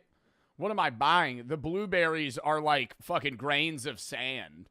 It's just sad. Point, I know what you're asking yourself, Tucker. Is this all this bad stuff you're talking about? Is this all worth the savings? Is this worth the $1.25 Fago, which is the only item I currently know that sells at dollar stores? But honestly, that question might be a little bit of a moot point. Dollar stores have a penny pinching reputation that's made them a favorite among thrifty and low income households, but that reputation might actually not be warranted. After all, if you think about it, these stores are making an insane amount of money. In 2024, Dollar General How? I feel like your profit margin's probably pretty low. And whenever I walk into a Dollar General, there's like maybe one other person there. You buy 6 items, you're not making that much money. Net sales topped 40 billion, while Dollar Tree raked in 17.6 billion, and Family Dollar made 13.25 billion. How could a business that keeps inventory so cheap make so much goddamn money? Guys, they do it by doing what everyone else does. They f over the customers. It's so simple. Why didn't I think of it? One of the most common tactics dollar stores use to increase profit margins is shrinkflation. A very Yo, Doritos be doing that shit, dude. You buy like a mini gas station bag of Doritos recently. There's like 5 Doritos in the bag. Not even. Other side note, not even a shrinkflation. Lay's chips struggling for their lives to get fucking people to buy their shitty ass potato chips. They rebranded from the gross fucking classic fucking pick to new brand. I gotta show you the side by side here. Like the new Lay's potato chip branding looks so good, comparable to the old one. Oh my god, the old one was so fucking gross. They almost conned me into buying it. Old Lay's potato chips. They look even worse than this, dude. They're see-through. That's how thin a Lay's potato chip is. Sopping wet with oil and see-through. Anybody that likes a Lay's potato chip, I'm not trying to diss you. If you like a classic yellow Lay's potato chip, your blood pressure is through the fucking roof. More than mine in my cortisol spikes. Because if you're eating these on a daily basis, they're disgusting, number one. They're disgusting. They're covered in oil. They're the most unhealthy fucking chip that you've ever eaten in your life. They're so gross. And then they rebrand to go made with real potatoes. Made with real potatoes. And look, these look like fucking piss chips. These look like kettle-cooked baked chips. And I'm telling you, they haven't changed the recipe at all. They just changed the branding. The potato chips are still dog shit ass. Literally, why are people buying those? If I'm buying a potato chip, I'm buying a kettle cooked. That's it. I will buy a baked Lay's. I take it back. Baked Lay's are good. Baked Lay's are good. Fried Lay's are disgusting. Chuggy term, a very millennial term, but it's actually real, so we gotta pay attention to it. The term was coined in 2009 to describe the practice of charging the same amount of money for a product while... Kettle cooked are all right. You're pissing me off. You're pissing me off. If I'm buying a regular chip, I'm not a big fan of potato chips generally, but a kettle cooked jalapeno. Have one of these. Have one of these and get back to me. These are elite chips. Nothing better. So good. Slightly shrinking its size. Studies find that consumers charging the same amount of money. Fritos, another weird pick. Don't know why anybody would be buying those. The Crest White toothpaste. Wow, really skipping out on the toothpaste here. Raisins are down. Not really upset about that. 70 fewer raisins per can. I'm gonna be totally real. I think I have the same Sun-Made raisins jar that I've had for the last 10 years. Hold up. I need to go grab that. I actually think I have the same raisins. They're probably expired. When am I ever just eating a handful of raisins? It's currently April 3rd. These expired 2 months ago. And there's still more. Ooh, dude, there's just so many raisins. Like, when are you ever eating that many raisins? Eat them? How long okay, I wonder when I bought them though. Do you think I could figure that out? What is the shelf life of raisins? 6 months? I did not buy these 6 months ago. I don't remember buying raisins in the last, 2 years. Genuinely. Eat them? Hold up. It's, stuck. It's, fully stuck. How do you get them out? I'm trying to, I want to get it out as one big cube. I'm throwing it out. What the fuck am I doing? They're expired. They're fucking expired. I'm not going to eat the raisins. Jesus. Money for a product while slightly shrinking its size. Studies find that consumers are less likely to stop buying a product due to shrinkflation than due to a price increase. And they might not even notice a smaller Snickers bar. It might be a quarter inch smaller. I wasn't paying attention, so give it to them. They don't give a f. But shrinkflation explains why many consumers might not realize that in 2022, Gatorade changed the size of its standard bottle from 32 ounces to 28 ounces. Gatorade, come on now. One, they'll hollow out the bottom part.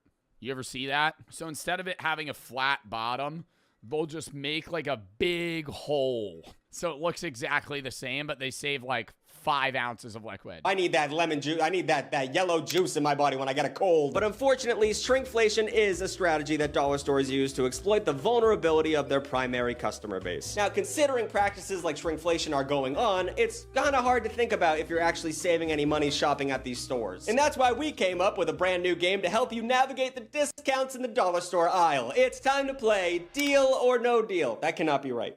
That's already taken, Jimmy. You that up. I can't say that. That's a copyright. All right, that's why we're playing a brand new game called Thrifty or Shitty. Well, I can't say that over and over. I'm gonna get demonetized. Thrifty or Shifty. You dropped the ball on this one, Jimmy. The rules are simple. I'll show you a dollar store item, and then you get to decide whether it'd be cheaper to just get it at a local grocery store. And it probably is, because I love the deals down at Market Well, most Dollar Generals I thought are more expensive. It's just the convenience of them. Basket. More product placement. Go to Market Basket. They over Damula, but the deals are still there. All right, challenge number one, mayo. Put it on the screen, Chris.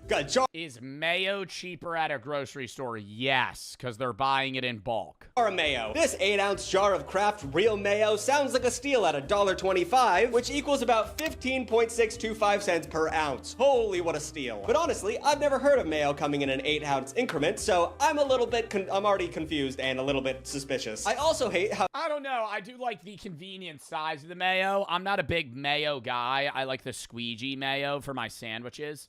But when people buy a jar of mayo, that'd take me 2 years to get through. It immediately labels itself as real. I know they're trying to differentiate themselves from mayo. What's that shit? Miracle Whip, which is disgusting. But I hate when anyone put made with real sugar. I fucking hope. What kind of I hate the I can't believe it's not butter brand, because every butter spread that you eat is probably not butter. If you go to a grocery store and buy a tub of a butter-like substance, it's vegetable oil.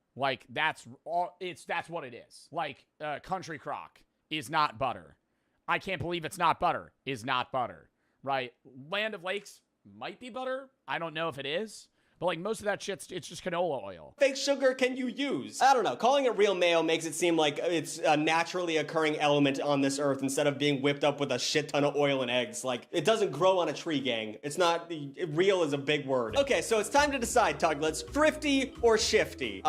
Survey says a 30-ounce jar of mayonnaise runs about $40 at my local grocery store, which comes in at about 13.3 cents an ounce. Which some of you geniuses out there would notice that is less than the number I said earlier about the dollar store mayo. So you're getting Even though it seems cheaper, you're just buying less. All right, number 2, Thousand Island dressing. I'm pretty sure that's what they put on Big Macs. I've never had it on a salad. Again, we have an They put Thousand Island dressing on a Big Mac. example of a weirdly small bottle, with this dressing again costing $1 On the Big Arch Burger? 25 for an 8-ounce bottle, or 15.625 per ounce, whatever cents, whatever. We got that. It's cheap. So anyway, thrifty or shifty? Answer: it's a little weird, actually. For complete transparency, the 8-ounce bottle available at the dollar store was Kraft, a name brand. And with that in mind, my local grocery store carries a 16-ounce bottle of Kraft Thousand Island for $4.29, which is approximately 26.8 cents per ounce. And that would make the dollar store version of this thrifty. However, if you're already shopping at the dollar store, I don't think a name brand is much of a concern, in which case you can get a generic Thousand Island for $2.49 or 15.5 cents per ounce, which makes the dollar store version of Thousand Island dressing shifty. So I guess you just gotta pay attention to, you gotta bring a calculator to the store, which is so fun when I'm shopping at a discount store. All right, challenge number 3, ramen, the cheapest thing on earth. I remember. All right, bro, if we're nickel and diming ramen fucking shit, keep in mind, I'm eating fucking century eggs. I'm eating gross food or stuff that's gonna expire. Like, most of the time, if I'm at a restaurant, I'm not trying to just be like, oh yeah, no, set it back, throw all that shit out. The Pop-Tarts, totally different. Fuck Pop-Tarts. Those are, that Pop-Tart video I did ruined Pop-Tarts for the rest of my life. I felt like shit eating those. Baggins doing a Ghost Encounters, though, of Costco would be pretty sweet, though, huh? I heard something on my EMF reader. The hot dog's like, what the f? Dude, come say that in my f***ing face, man. Cover me! Customers at Chipotle had already recognized the trend in lower portion sizes back in 2014. For a time, they even began filming the workers behind the counter so they could pressure them into. Yo, you talk to a millennial, they'd be talking about Chipotle prices in like the late 2010s like it was the fucking roaring 20s. Increasing the portion. Dude, you used to be able to get a Chipotle burrito for like $12. Literally, it was like $10 for a full, like a fat one. Sizes. Which, to be fair, if you flip the bill, or if dude, back in my college in 2012, we used to be able to get okay, bro. If you're sitting there and you're like, this is not near what I used to get, doing it wrong. I'm not saying fucking whip out your phone and pester a 16-year-old to be like, more! But if it works. That's what I'm saying, man. These hacks. I'd say, let me get behind the counter and show you how it's done. And I grab her by the hips and ladle. Just know I said 16-year-old girl. Oh, no, sorry. Let's talk, Jesus. Let's talk about the Subway downfall. Well, Subway just opened there's videos about that, about how the majority of them close because they opened far too many Subways. Subway has always been a regular, very par hoagie spot. Like, I've never glazed Subway. I said 16, just literally for this. 46-year-old. Yeah, I'm sure you did. 30 more years, Hunter. The workers themselves hate having phones constantly in their faces, saying it only adds more unnecessary stress to the job. However, that means nothing to a person when a deal is on the table. Despite the visible discomfort in employees, people would continue filming workers and uploading videos to social. God, that's so fucking weird. That is so fucking weird. You pull up, you're filming a minimum wage employee being like, bro, because then they're put in a bind because, dude, they want to give you good shit. Like, I feel like that's where, I get it. Because you film the employee has to give you a better scoop or the business looks bad and they won't get in trouble. But, dude, you really think the guy behind the counter is like openly stingy for the multi-billion-dollar Chipotle business? Like, he wants to give you as many scoops as you would ask for, but he'd get fired if he gives you too many because they like weigh that shit out and they go, we sold this many, we're missing 4 pounds of chicken. Social media to document the results. Stuff like this. Damn. Take some more. You know what they really need to do? Oh, God, no, see, because then they wouldn't have people do this. You need a robot to measure this shit out, bro, so people can't complain. And I eat Chipotle all the time. You need, like, a fucking scale that just weighs the amount of chicken. Instead of, like, you having a 19-year-old eyeball a chicken scoop. Does that seem fun? If I'm behind somebody, even as a customer, I'd be like, nah, and I'm gonna be rude. If I'm a Chipotle employee and I give them the scoop that I've been trained to give them, and he's holding his fucking phone in my face going, nah, damn, can I get extra? No. then I'm fighting for Chipotle because you just pissed me the fuck off. then I'm going, no. Yeah, just ask, like the way he's, because if you're that guy, I'm going, bro, just ask. Like, I'll give you a little more. They have security cameras. Like, it's not like you're getting fired then, bro, for one little fucking scoop. You think I don't know. I don't know how stingy the CEOs or the managers of Chipotle's are. Probably pretty heavily. Seeing that they'll like literally like scoop off rice. You see that shit? Oh my God. No, see, I feel like I'd have to be like, what a dick, right? I have to side with the person because I'm like, okay, well now I'm getting the aftermath of that fucking tornado. They're pissed off. What a jerk. What a grade A bully that guy was, right? Also, I hate what a grade A bully that guy was. Could I have a Sofritas bowl? Make it extra. What a dickhead that guy was. I'll just have a chicken burrito. Pull out your fucking phone and do the same exact thing. People took things to the extremes and began bringing in entire film crews. Is that a green screen? Professional cameras. Oh my God. Boom mics, and lighting, which is kind of fun. Another common method is to simply complain about your That's funny though. food. And for some places, the age-old rule of the customer's always right can lead to restaurants bending over backwards for even the most obnoxious guests. This is likely because the restaurants want to avoid getting negative reviews from petty customers, which can lead to lower revenue as a whole, and many older people admit to taking advantage of this by Best restaurants have 3-star reviews. That's a fact. If you want to go to a restaurant, best restaurants have 3 stars, and you just ignore the people that complain, because the people that complain, dude, you gotta keep in mind, you are far more likely to leave a bad review than a good one. So if you look at a restaurant and they have 3 stars, that doesn't mean that that restaurant's actually 3 stars. That means there was an annoying amount of people that were just pissed off and left a shitty review. Like, you're so much more likely to leave a bad one than a good one. And I don't like how some businesses, and I know you need to farm that, but like, I just feel like the rating system's so skewed on Yelp or anything, because businesses, you'll have places that get bad reviews from people that are just stuck up Karens. And then you'll have places that get good reviews, not because the place is super good, but because the business is like, oh, you get a percentage off or a free drink, review us on Yelp and you get a free dessert. What the fuck?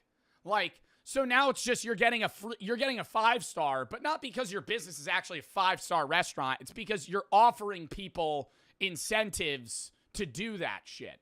It's the same thing with like apps. Like, if you review an app on the App Store, they might give you like free gems in a game or some shit. I've seen people do that before, but I also don't like this thing. I hate the idea that you're like, I ordered something, it's wrong, and I should just deal with it. You know what I mean? I've gotten shamed before. It's fine, just deal with it. Like a completely different item. Like, don't get me wrong. If you're like, no, completely different item, send it back. But I have judged some of my friends for sending back items that I think was a little extreme. Like, say you order a burger, and here's 2 examples. You order a burger. You go, I just want meat and cheese. They give you meat, cheese, and lettuce. Just take the lettuce off. Take the tomato off. Now they give you meat, cheese, lettuce, mayo, and an aioli, and it's doused in that shit. I'm going, this is wrong. Like, there's certain order fuck-ups that are just deal with it. And there's certain order fuck-ups that are, yeah, send it back. They messed it up. don't want any lettuce on it. And it comes to lettuce, just take the fucking lettuce. It's not the end of the world. No, that's what I'm saying. That's what I'm saying. I think it really varies. I'm saying that, like, hey, can I have a sirloin? And I get fish and chips. And they're like, yeah, no, say something. There you go. I mean, and I'm like, they're like, just, it's fine. It's good. I'm like, that's not what I ordered. Like, is this not, like, come on. When I was working at Papa Murphy's. I think it's certain ones, like, here's an example that's a real coin toss. You order shrimp at a restaurant. They can come in hot and cold. You order hot, they come cold. You send them back. That's a toss of the coin. Am I feeling the cold shrimp? That's an example where it's like, I don't know. I don't know what you do there, right? Like, you got the right item, but prepared in the wrong way. Oh my God, the worst fucker I've ever seen was at an Outback Steakhouse. I know this video is going to be 2 hours long, by the way, YouTube. Sorry. I went to an Outback Steakhouse, and I was eating, and it was this couple on a date. And this guy kept ordering a T-bone or some sort of fat-ass steak. He'd cut into it, send it back, say it wasn't cooked right. They'd bring him another one. So he sent one back. Cut it in, It's not right. Send it back. Now they've thrown out 2 steaks. Maybe the chefs are eating them in the back, but at least 2 that they're not going to make money on, and maybe in the trash or not. They send it back again. He comes with a 3rd steak. He goes, it's not cooked right. They go. Manager comes out. Sir. We put a thermometer in the steaks to cook them to a specific temperature. I understand ideally on the color vision that they don't look the way that you want them to, but I assure you it is cooked to the temperature of medium rare or whatever he ordered.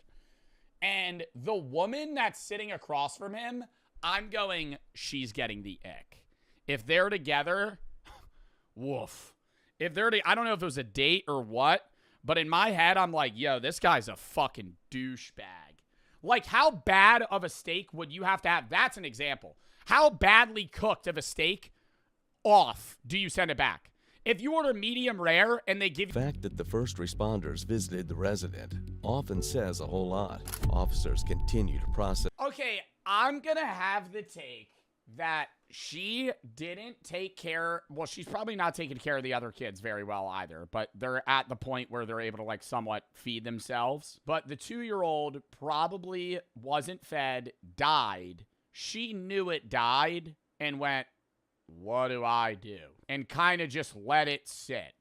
Because in that situation, even if it just died and she called them, either way, she had child neglect, and that resulted in the child's death. It's not like the kid just died, right? Because, like, if you have a 2-year-old and it just dies, that's not your fault, right? Like, if it has, like, some sort of health problem or it dies in its sleep, like, that could happen. Like, kids die before 5. It's more rare now because it's, like, modern technology. You can bring it to a hospital. Like, if there's a problem, you could usually save the kid. But she probably knew it died and then went, fuck. Like, what do you do? If she knew, she would still be charged. But I'm saying, like, from her perspective, she neglected the child. It died from malnourishment. At some point, like, what are you going to dispose of the body? It died. I'm not saying that in a wrong chat. The baby boy that died. The kid died. I'm not saying it in a rude way. I had the same problem in another body cam video I was talking about where I used the term it. I'm not saying that in a derogatory way. I'm using it as I'm saying the object of the individual. The individual died. The baby died. I'll say the baby instead of it, right? I would use it in any sense of the person. That's the scene as they I'm not trying to be disrespectful. I think that's apparently obvious. report and make contact with the child's parents. Just hold up, man. Hold on till the boss gets here. Let's just sit tight. Sit tight. Just to get him out of the way. He's that's far, like they're pretty far leads on him. Just wait till the boss. If you guys are pretty far gone, just give it to the boss. You get if I put the dog. They should move the fucking. Why do they have the child's body on the front porch, covered in like a blanket? Like we gotta move this. You know, I feel like there has to be like some like what is happening? In the room? Yeah. As long as there's nobody in there. It's on the porch. Yeah, it's just sitting on the porch right now. Yeah, for 1 second. Minutes, let's go. Bring it up. Last time you saw this child was yesterday. He was really thin. Make sure there's nobody in there. Get the dogs in there and then get her back out. What? And 2? Can you find out where the kid was at and keep the dogs out of that area? Should we take the dogs out of the house? I mean, I think this is just a situation where it's like this. The whole house is now a crime scene. He's in the fucking house screaming, dude. It's like a fucking hoarder house. There's 2 other kids in there. This kid's all fucking emaciated. Looks like it's been dead for weeks. Oh. Yeah. Tiny little child. She's in there just fucking inconsolable. He's got her in the back of my car right now. The female? The female, yeah. She's got 2 other kids here. FD had them over here. But, dude, it's a fucking mess in there. Chang went back with her to take the 2 dogs that are running loose out here back in. There's nobody else in the house. She's out here. We got nobody there. The kids, FD had them somewhere over here. The 2 kids. Are they transported? The kid's still on the porch here. Oh. They're like, dude, this kid has been gone at least a week. Okay. So I told them just... Bro, and I'm just thinking, like, the kids that have been living there had to have known that they're like, they were smart enough. Those kids might be like 5 and 6. Those kids probably went, Mom, what's wrong with my little brother? You know, it's starting to smell. The little brother's not moving, looks malnourished. Like, I'm not saying, you know, they're understanding the gravity of the kid being dead, but they're saying something to the mom. They wanted to move it. You know. And what does the mom go? Oh, just ignore it. We brought the other kids out. They wanted to move it. I told them, leave everything as it is. All right. So everything is as it is. They brought the kid out from one of these back bedrooms here. I'm going to assume the one that had the crib in it. They brought her out and laid her out. And she's done, dude. How in the world would you keep a deceased child in the house with other children for a week? What level of disregard to human life is this? It's quite saddening. The officer proceeded to the parents, and they had different things to say. Bro, and the vibe changed, dude. I just keep thinking, like, dude, does anybody know her Twitch user? Because this was years ago, so the VODs probably aren't up anymore. But I'm just imagining, like, she's just fucking, like, bubbly and on streaming, like, thank you for the biddies. Oh, thank you. Yeah, no, we're going to be playing Among Us today. Like, just giggly and happy. Because you got to put that on. To the last time they saw the child.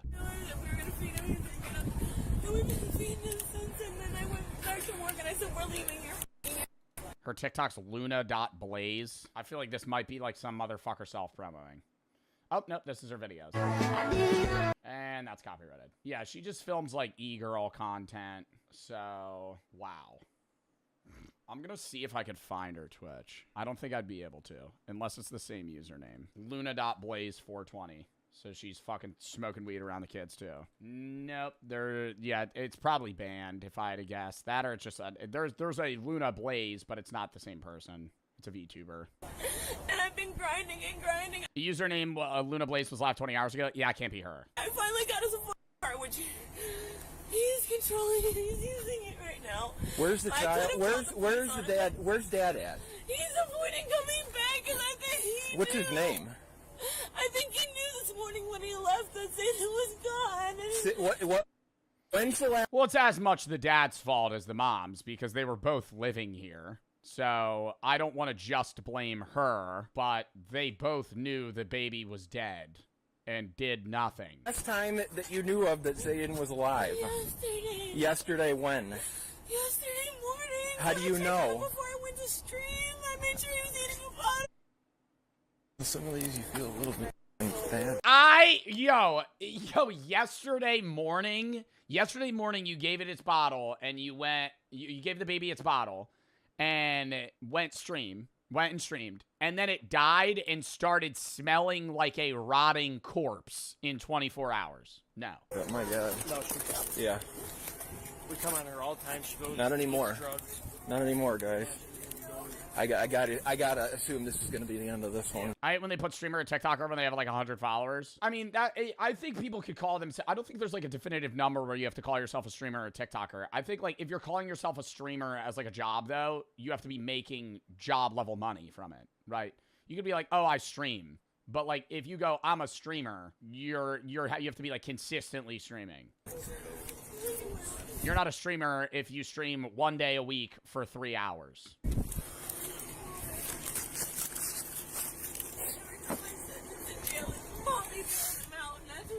Right now is this mommy. What's his name? Jonathan G. Sit with her. I'm gonna run some stuff here.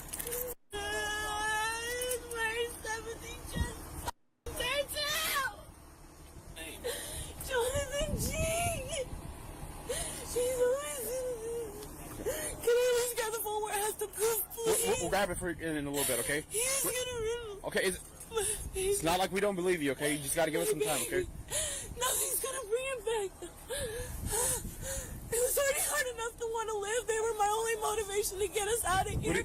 And now what do you mean? Babies. What do you mean? What do you mean? There's nothing that's gonna bring him back? What do you mean by that? My baby. I tried. I was breathing. He's one of those black. What does that? Why is it like that? Why is it like that? He looks like he choked it through about something. What was that color? Yo, what? He had to have known even when I called him and I said he's cold. There's no way he didn't know. Oh, she's saying the husband knew and just didn't say anything. His mom's driving him blind because where's my car? Bro, she is all over the place right now. And I know this is traumatic, so I'm not like... That's not a shock, you know? Like, I think any mother in this situation would be fucking tweaking, but... What has he done? Why can I not escape? I'll never be able to give up the life I imagined. I wanted to get in the house with a yard away from him, away from thing one, which was also narcissistic and abusive, which is my oldest dad. The child's mother, Sierra Zaitona, starts to cry and blame everything on Jonathan. Her emotion is loud, but her explanations don't line up. But here comes Jonathan, the father of the child, who is lacking in both emotions and explanation. Hey, hold on. Who are you? Okay, father? Yeah. Okay. Okay, do you live here too? Yes, I do. Okay. Real quick, you got your ID on you? Yes, I do. Okay. Did she call you or something? Why is he so chill right now? Like your child died. Like maybe in a bit of shock, but he kind of just like strolled up like he's like being nonchalant right now. Yeah. When's the last time you seen, is that your son? Yeah. When's the last time you seen him? This morning? Okay. How was he this morning? Fine? Okay. Joe, there's no way he just died. Like, the fucking, the EMTs that responded went, that baby looks like it's been dead for a month. What time did you see him this morning, roughly? About 12 a.m.? p.m.? p.m.? Okay, what was he doing at that time? Sleeping. Sleeping? And, well, where? What room specifically was he sleeping in? The first bedroom right here. This bedroom right here? Yeah. Okay. What the hell's that lady? Did you pick up the baby at all, or what? What was your interactions with the baby? I just rubbed his back. He moved a little. Okay. Got readjusted. Nothing out of the ordinary for you, though? Okay. You remember what he was? Holy fuck, bro. I feel like there should be like, oh God, because you can't, then you get into the rights of this shit, but like these people are not fit to be parents, man. Oh my God. Well, I rubbed its back a little and moved, and then I kind of like left it. Yo, if you have a kid, that's like your life, dog. Like, that's, if you have a kid, now that kid is every aspect of every part of your day.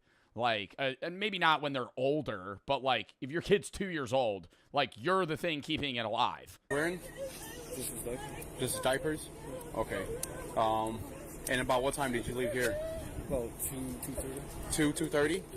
2:30 p.m.? Yeah. Okay. Where'd you go from there? 2:30 p.m. Now it's 4. So it's been an hour and a half.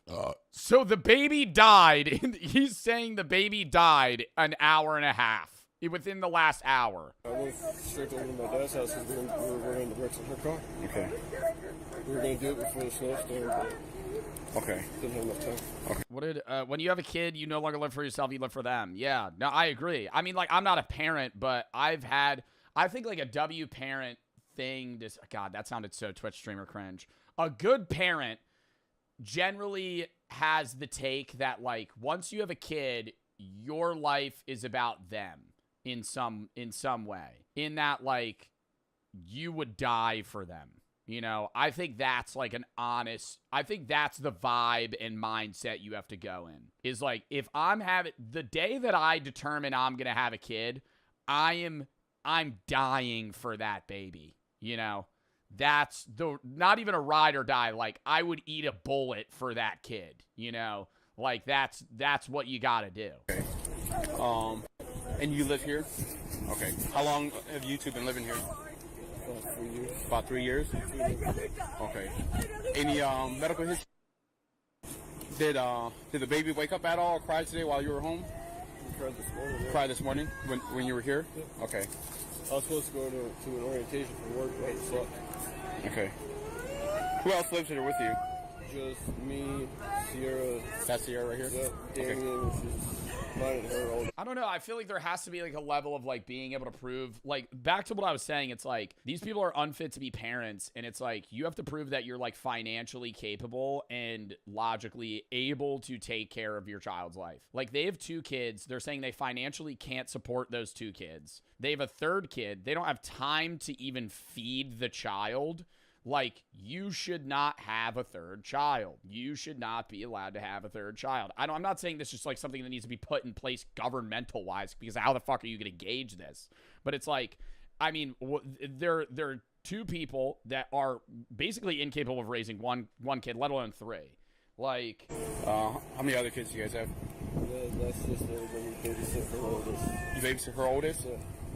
Does the oldest live here also?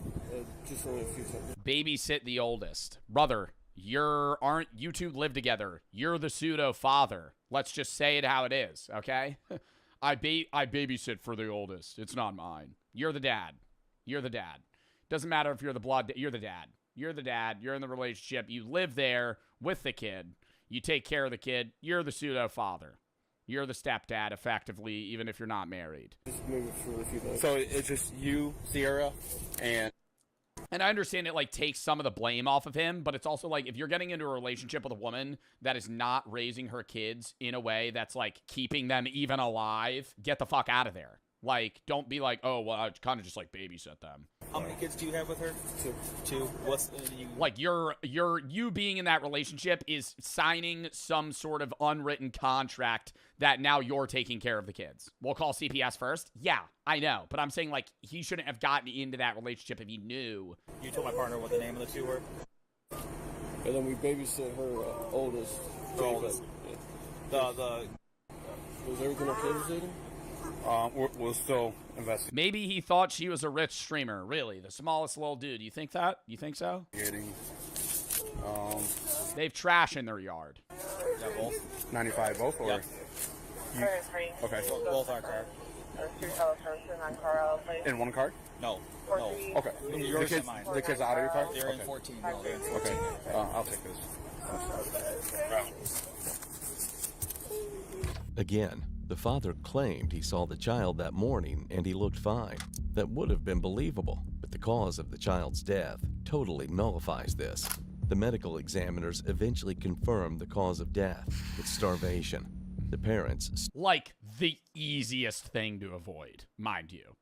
You know, how much food does a 2-year-old need? Starved their own child to death. Prosecutors said it was one of the worst cases of neglect they'd ever seen. And back to the question, how can a... Like, I feel like it'd be different if it was like, oh, the child had a health problem that they didn't address. It's like, no, you just didn't feed your kid. Starved child looked just fine in the morning, only to die just a few hours later. Apparently, there is more to their story, and eventually, the inevitable came.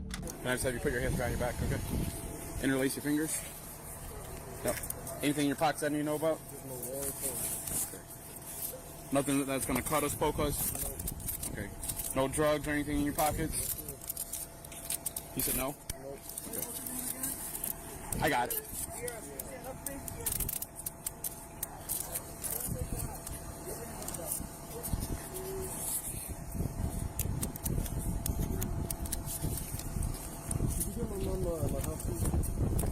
Where is it? I'll give it to her in a bit. Bro, and then you just feel bad for the other 2 kids that are now going to be like, I'm hoping they can like live with like the fucking grandparents or some shit. Because it's usually better when it's like that, bro. Because if they have to go to like foster care and now they're just like off on like just a terrible start, bro. Like, right now. And I know this is traumatic, so I'm not like, that's not a shock, you know? Like, I think any mother in this situation would be fucking tweaking, but. What has he done? Why can I not escape? I'll never be able to give up the life I imagined. I wanted to get us a house with a yard away from him, away from thing 1, which was also narcissistic and abusive, which is my oldest dad. The child's mother, Sierra Zaitona, starts to cry and blame everything on Jonathan. Her emotion is loud, but her explanations don't line up. But here comes Jonathan, the father of the child. who was lacking in both emotions and explanation. Hey, hold on. Who are you? Okay, the father? Yeah. Okay. Okay, do you live here too? Yes, I do. Okay. Real quick, you got your ID on you? Okay. Did she call you or something? Why is he so chill right now? Like your child died. Like maybe in a bit of shock, but he kind of just like strolled up like he's like being nonchalant right now. Yeah. When's the last time you seen, is that your son? Yeah. When's the last time you seen him? This morning? Okay. How was he this morning? Fine? Okay. Joe, there's no way he just died. Like, the fucking, the EMTs that responded went, that baby looks like it's been dead for a month. What time did you see him this morning, roughly? About 12 a.m.? p.m.? Yeah. p.m.? Okay, what was he doing at that time? Sleeping. Sleeping? And, well, where? What room specifically was he sleeping in? The first bedroom right here. This bedroom right here? Yeah. Okay. What the hell's that lady? Did you pick up the baby at all, or what? What was your interactions with the baby? I just rubbed his back. He moved a little. Okay. Got readjusted. Nothing out of the ordinary for you, though? Okay. You remember what he was? Holy fuck, bro. I feel like there should be like, oh God, because you can't, then you get into the rights of this shit, but like these people are not fit to be parents, man. Oh my God. Well, I rubbed its back a little and moved, and then I kind of like left it. Yo, if you have a kid, that's like your life, dog. Like, if you have a kid, now that kid is every aspect of every part of your day. Like, and maybe not when they're older, but like, if your kid's 2 years old, like, you're the thing keeping it alive. Wearing? Just his diapers. Just his diapers? Okay. And about what time did you leave here? About 2:30. 2:30? 2:30 p.m.? Yeah. Okay. Where'd you go from there? 2:30 p.m. Now it's 4. So it's been an hour and a half. So the baby died. He's saying the baby died an hour and a half within the last hour. I went straight over to my dad's house because we were wearing the bricks in her car. Okay. We were going to do it before the snowstorm, but okay. Didn't have enough time.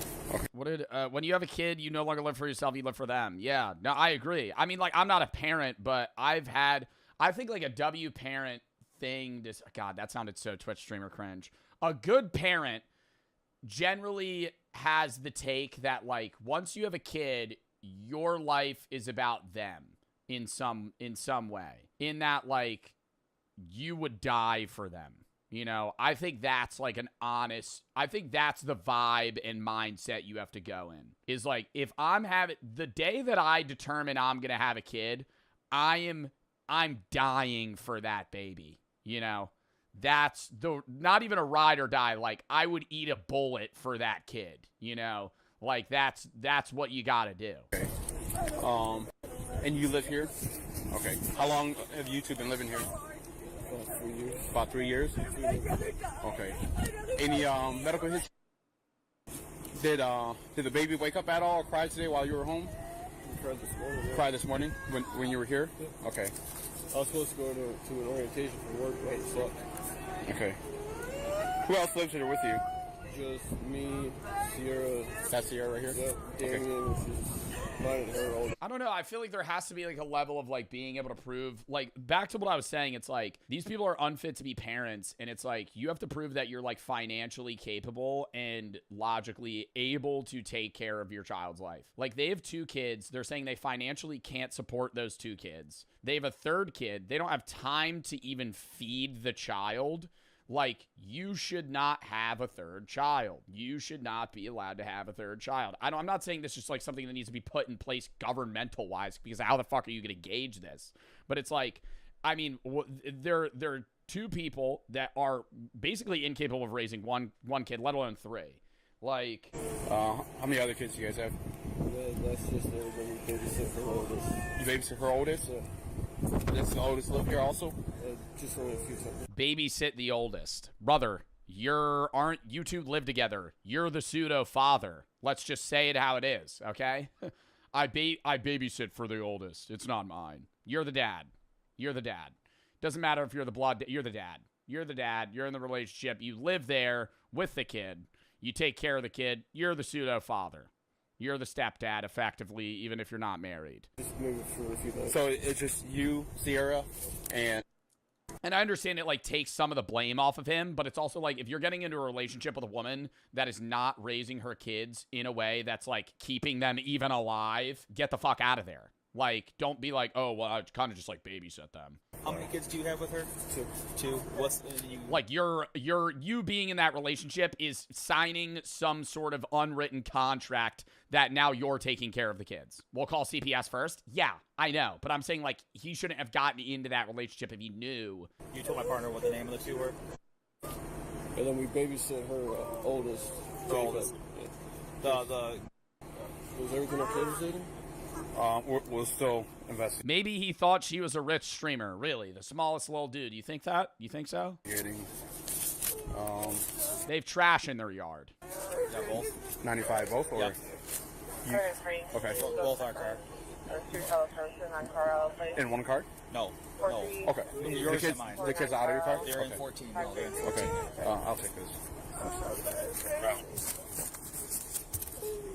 Again, the father claimed he saw the child that morning and he looked fine. That would have been believable, but the cause of the child's death totally nullifies this. The medical examiners eventually confirmed the cause of death. It's starvation. The parents... Like, the easiest thing to avoid, mind you. You know, how much food does a 2-year-old need? Starved their own child to death. Prosecutors said it was one of the worst cases of neglect they'd ever seen. And back to the question, how can a... Like, I feel like it'd be different if it was like, oh, the child had a health problem that they didn't address. It's like, no, you just didn't feed your kid. Starved child looked just fine in the morning, only to die just a few hours later. Apparently, there is more to their story, and eventually, the inevitable came. Can I just have you put your hands behind your back, okay? Interlace your fingers. No. Anything in your pockets that you know about? Okay. Nothing that's gonna cut us, poke us? Okay. No drugs or anything in your pockets? He said no? Okay. I got it.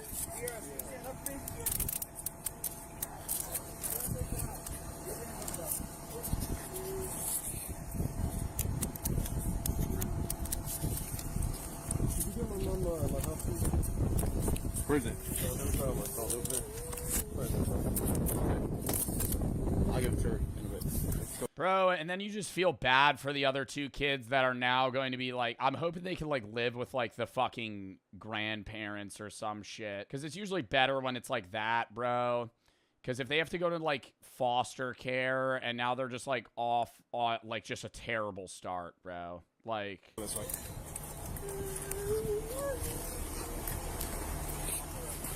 Yep.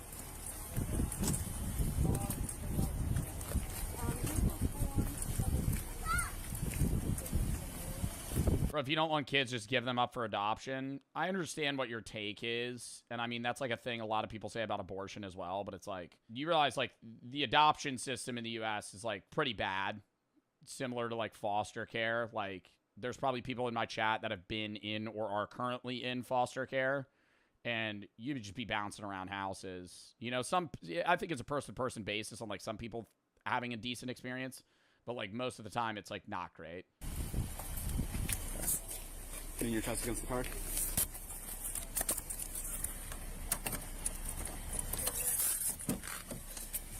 What's wrong with me now? I should have killed you a long time ago. What the fuck? We're done. Real quick.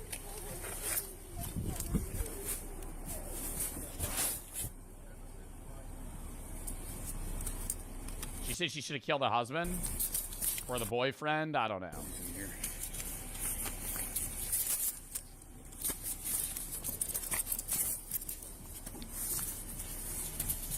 Are we gonna learn what happened? Or is it literally just, oh, I didn't feed the kid for a week? Have a seat.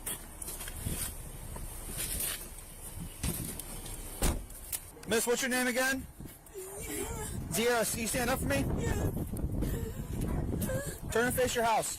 Put your hands behind your back.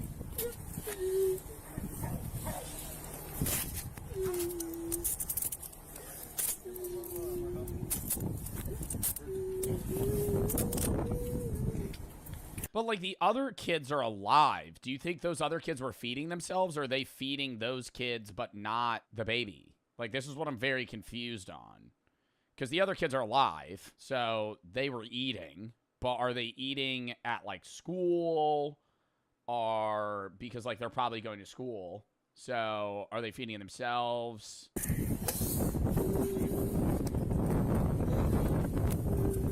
Yeah, probably just eating whatever they could in the fridge or some shit. I'll put her in mind, Chang. Come on.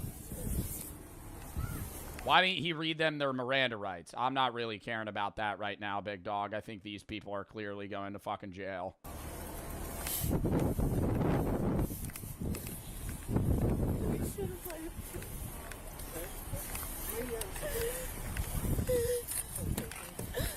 If it's wrong to admit now, I should have killed you a long time Oh, ago. shit. This is... Okay, so this is just the other POV. You first Okay, beat me we're in front done. of the children. We're done.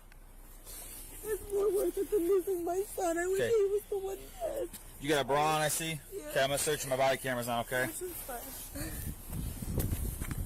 He was dead. He deserves to be dead. Okay.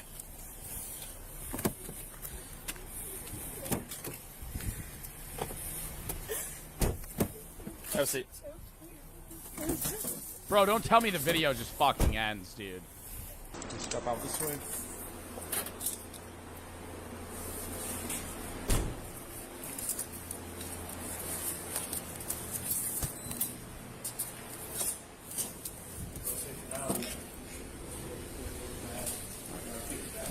Stand right here. Who deserves to be dead? She was saying she wish she would have killed the husband.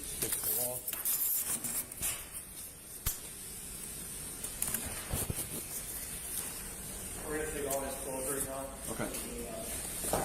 Take the suit. Okay. No, we're not gonna book him right now. We're putting him in cell. Well, we're gonna book one of his warrants. You got 2 warrants out of us. Okay, well, we can book him later. Okay. I mean, I guess they don't want to book right now at all. Okay. So, That works. Place your hands on the counter for me. They just called? that's what Randall told me. Okay. Don't book him right now. Put him in cell. Okay. Was that like sometime between when I was en route here? You just told me that already. Called Okay. back. Okay, that works. Do me a favor. Can I take off your piercings? You don't want the piercings, right? Just the clothing. So what we're gonna have you do? You're gonna take off all your clothing. We're gonna give you a white jumpsuit. Take the clothes or no? No? Okay. Okay. Can I take off your hoodie, please? Set it down right here. Okay. Take off your shoes. Need you to take off your belt as well. While Jonathan kept a straight face, no emotions, no remorse, it's quite the opposite for the mother who wouldn't stop crying in the police lobby.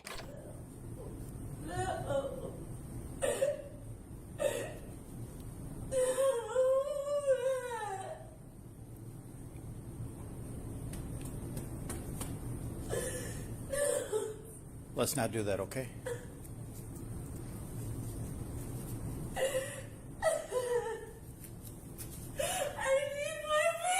Side chirp from the cop there.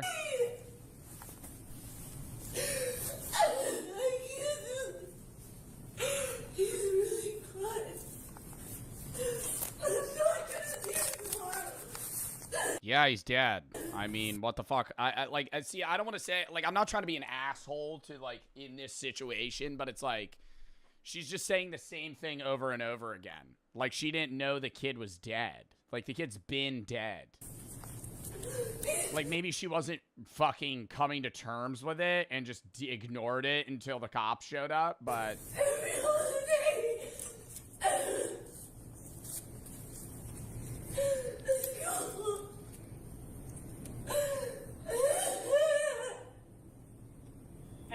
Everything I thought I was gonna see, I'm not gonna see. Nope. Everything exists. Everything.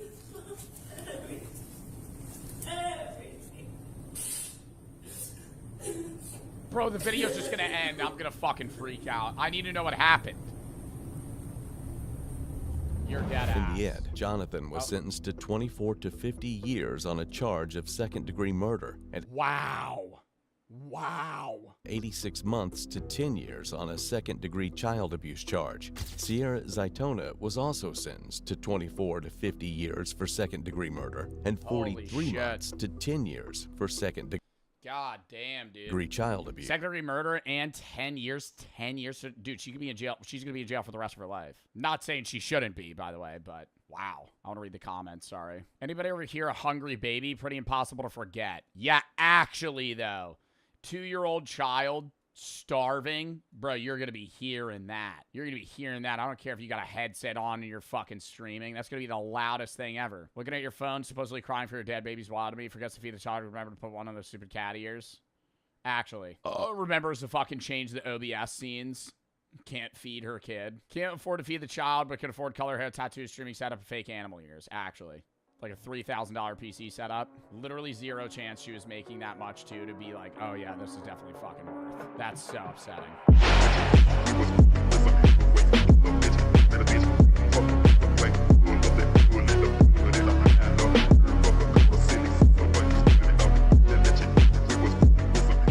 Seems that they have already had their 2001 Space Odyssey moment.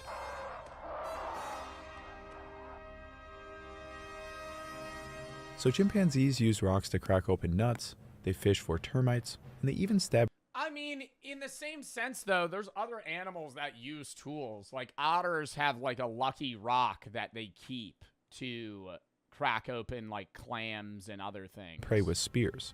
So have they truly entered the Stone Age? Well, they are far from the only animals to use tools. Orangutans use sticks to fish for insects and honey. You may have even seen this image of an orangutan spearfishing. While it is true that this orangutan was imitating some fisherman he was watching, he was unsuccessful and pretty much just splashed a stick at the water, so it's not impressive as it might seem. Apparently after this shot he ended up stealing a fish that was already hooked by a fisherman, so I guess that's a win? But plenty of other primates like capuchin monkeys use stones on a daily basis to open shellfish. Even otters use stones to open shellfish. Crows fish with sticks, and octopuses use shells for protection. Tool use is not exclusive to humans. Octopuses confuse the shit out of me, though. Don't they have, like, multiple brains? Yeah, they have 9 brains. Doesn't make any sense. They have 1 large central brain and 8 mini ganglia, 1 at each arm, that allows the limbs to operate independently. So, like, they control each of their limbs from, like, a non-central nerve. Like, our brain controls both of our limbs. Imagine if we had our brain and then our arms and our legs had brains. Like, that's weird. I always wonder what that looks like. Like, I would pay an exorbitant amount of money. Is that a right word? Exorbitant. Yeah, exorbitant. Yeah, big word of the day, chat. That's one of those words where I use the word and I don't know what it means, but I know that I used it right. I would use an exorbitant amount of money to feel what it's like to be in another animal's consciousness. Like what living like an octopus is like. And I wouldn't pick like a dog. I would pick something that's like so fucking different, like a pistol shrimp. What is it like to be a pistol shrimp? Can't they see like a million colors? Or is that a mantis shrimp? Nor primates. So then what set our ancestors apart? Well, our ancestors took stone tools to another level by modifying them. By smashing stones together, they broke off sharp stone edges which could cut. This opened up all kinds of new resources for our ancestors. Just as the termite sticks or spears allowed chimpanzees to Or they knew even like earlier humans had the capability of using their mouth as a third arm, to where when they would shave leather, they would hold, like they would have the sharp stone and they would pull it and then grip it with their teeth and shave it. And you could see it through the markings on their skeleton. extract calories out of their Like, that's nuts. environment. Sharp stone tools allowed our ancestors to do the same. On the savannas where we evolved, carnivores are constantly killing prey and leaving their carcasses with plenty of meat and bone marrow left over. A study looking at zebras killed by lions found that on average, 33 pounds or 15 kilograms of meat was left over. That is roughly 20,000 calories in meat alone, not to mention the marrow. This would have met the daily requirements of about 27 early hominins. But to harvest this meat, our ancestors needed the sharp edges of stone to cut through tendons, scrape off meat. Yo, imagine being an early human that just slayed an elephant with your pack, bruh. That would be like the biggest, a Super Bowl win. Beyond that, you just won the World Cup, bruh. That'd be aura. You're literally, you and five people just fucking killed an elephant. You're like, yo, we're set. Like, we're chilling for like another month. I thought about that, and I know this is such a fucking first world thing to say. Like, not only are we privileged to be in like modern society, like, bro, people in old age, like, you can die of old age. People back then, like every other animal, and even some humans in like certain countries, literally die from the inability to get food, but not like starving to death. They usually get so weak that something else kills them. Like, the majority of humans have died a gruesome death. Like, not laying in a hospital bed or like having a heart attack and just dying. Like, most humans are like slowly withering away and then getting fucking eaten. And break into the brains and marrow. This was one of humanity's biggest breakthroughs, and it's not far off of what chimpanzees are currently doing in Africa. The earliest modified stone tools are 3.3 million years old. We don't know who was making them. It was most Jesus Christ. Yo, what do you think Clav would say about this? So your bone structure is pretty subpar. Who was making them? It was most likely our ancestors or close relatives, but who knows? It could have even been the ancestors of chimpanzees. What we do know is that stone tool use wouldn't catch on until around 2.4 million years ago, when hominids started selecting stone that could hold a sharp edge, and then they learned how to produce efficient tools. Here's an example of the kinds of tools that our ancestors were using well over 2 million years ago. It's really just a sharp flake of stone, but it's an incredibly useful tool for cutting through flesh and also pounding through bones and other objects. Though it's extremely simple, it was an evolutionary game changer for our ancestors. Many paleoanthropologists would argue that the intentional development of a cutting edge has to be the lower. I would never want to do this because there's no need to, but people talk about like buck fever when they're hunting and they like kill a deer and they start like shaking. I'm like, dude, I feel like that's like, yeah, maybe even with like archery. Yeah, I get it. I think like when you have a gun and you just shoot an animal, I'm not judging hunting. Like, I would love to go hunting one day, right? I've never been hunting. I've gone fishing. I've done a bunch of that. I've never gone hunting. I get the buck fever with the bow, but with a gun, I'm like, you didn't really like do much to kill the thing, you know? You just sat in a tree for 6 hours and then you shot it. Like, I feel like the adrenaline rush from running with like rudimentary clothing, holding a spear with like 5 people, and you're trying to fucking corner an animal, like that's like actively would kill you in a 1v1, but you're with 4 other people and one of you might die. Like, imagine. All of you might die. You know, you and 4 people are trying to fucking kill this whatever animal you're trying to kill at the time. Whether it be in sub-Saharan Africa or Europe or wherever it was at the time. And you're trying to fucking corner this thing and it's ready to kill you. You know, I'm not talking about a deer. I'm talking about like a scarier animal. And you're just slow picking it away with like a stick or like a makeshift spear. Oh my God. Bound of the Stone Age. Otherwise, otters and capuchins are also in the Stone Age. Yeah, try to kill a fucking mammoth. Chimpanzees have never been documented in the wild creating a sharp stone tool, but they are limited for a number of reasons. First of all, fine-grained stones that create sharp edges when broken, such as flint, are not common in the modern range of chimpanzees. Guns equal cool? Well, I'm not judging people that hunt with guns. I'm saying it's not like... When people are like hunting with guns, I'm like, you're not getting back to like your ancestry, bro. Like, somebody with like a modern longbow, I'd be like, okay, yeah, you're like getting back to like the human roots, right? But if you shoot something with a fucking modern rifle. I'm like, that's a one tap, bro. That's like it's basically like putting on cheat codes, you know? Most of the time it is thick jungle, and the stones they have access to are basically useless for cutting. Our ancestors, on the other hand, lived across open, rocky savannas that often had sources of quality stone. But just because chimpanzees don't have access to the right... That's why I love, side note, that's why I love the show Alone on Netflix, because they only have like a very basic bow, and they get like 5 arrows or some shit. And then like other stuff, they have to set up traps. But I watched one where a guy killed a moose.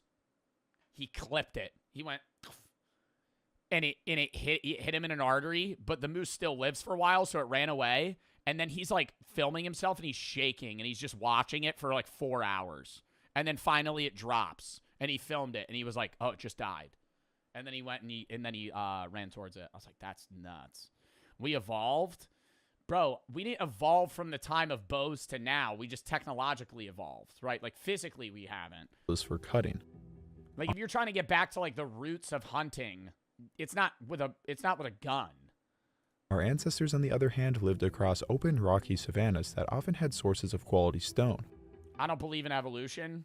I respect your belief. I think that's a pretty rough take. But just because chimpanzees don't have access to the right raw materials, really rough take, in my opinion, for napping stone, doesn't mean they lack the intelligence to understand it. So researchers had a bold idea.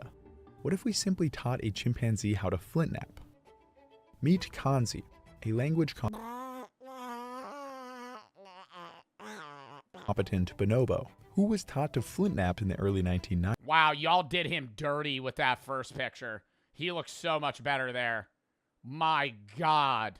A language competent bonobo, who was taught to flint nap in the early 1990s.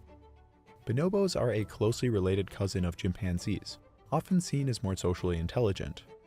Kanzi was especially intelligent. He even learned how to... Oh, I remember Kanzi. Burrito.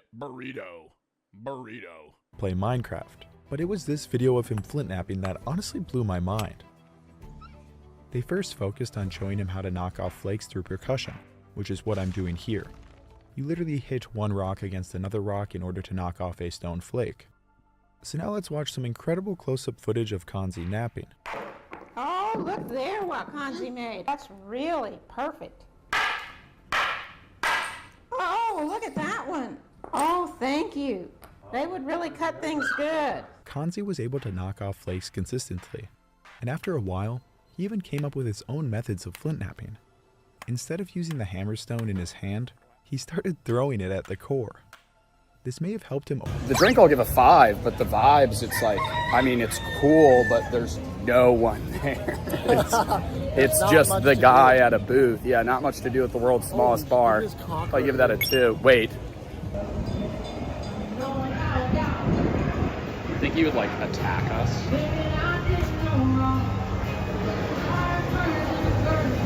W purchase. Dry mouth sucks. Flint mints make your mouth water. We've been looking for the neighborhood for, what, 30 minutes? It's like 93 degrees outside. I'm dying. So hot. FedEx. I'm not getting super good. I'm gonna Look at this AI. What the fuck? The Legend of Conkzilla. Oh, hell yeah. Dude. $40 Bobby Balls. Scorpion shot? Ew. Yeah, fireball's the move. I can't for the scorpion. You can't do fireball? That's the first I've ever blacked out. Just whatever's not fireball and isn't disgusting, I guess. Bro won't do fireball with me. You're getting a vodka pineapple. That's gonna make the scorpion taste better. Yeah. Is the strategy to chew it or just swallow it like a pill? Chew it? What the fuck are you talking about? I feel like I'm gonna chew the scorpion. Yeah, get mine. Oh, I'm gonna go easy on the scorpion. No, give me a big one. Get you a small one. It's not that bad. Yeah. I think I'm gonna chew that. Joe, Why is mine floating and yours just sinking? I don't want to know. All right, guys, so Joe has me doing a scorpion shot. It's a shot with a scorpion inside of it. Yours is tiny though. This looks putrid, disgusting. There's the scorpion right there. Cheers it. I might actually throw up. You're not gonna throw up. There's a good chance. I'm gonna swap. I'm gonna chew Holy it. fuck, bro, this is disgusting. Right? Cheers.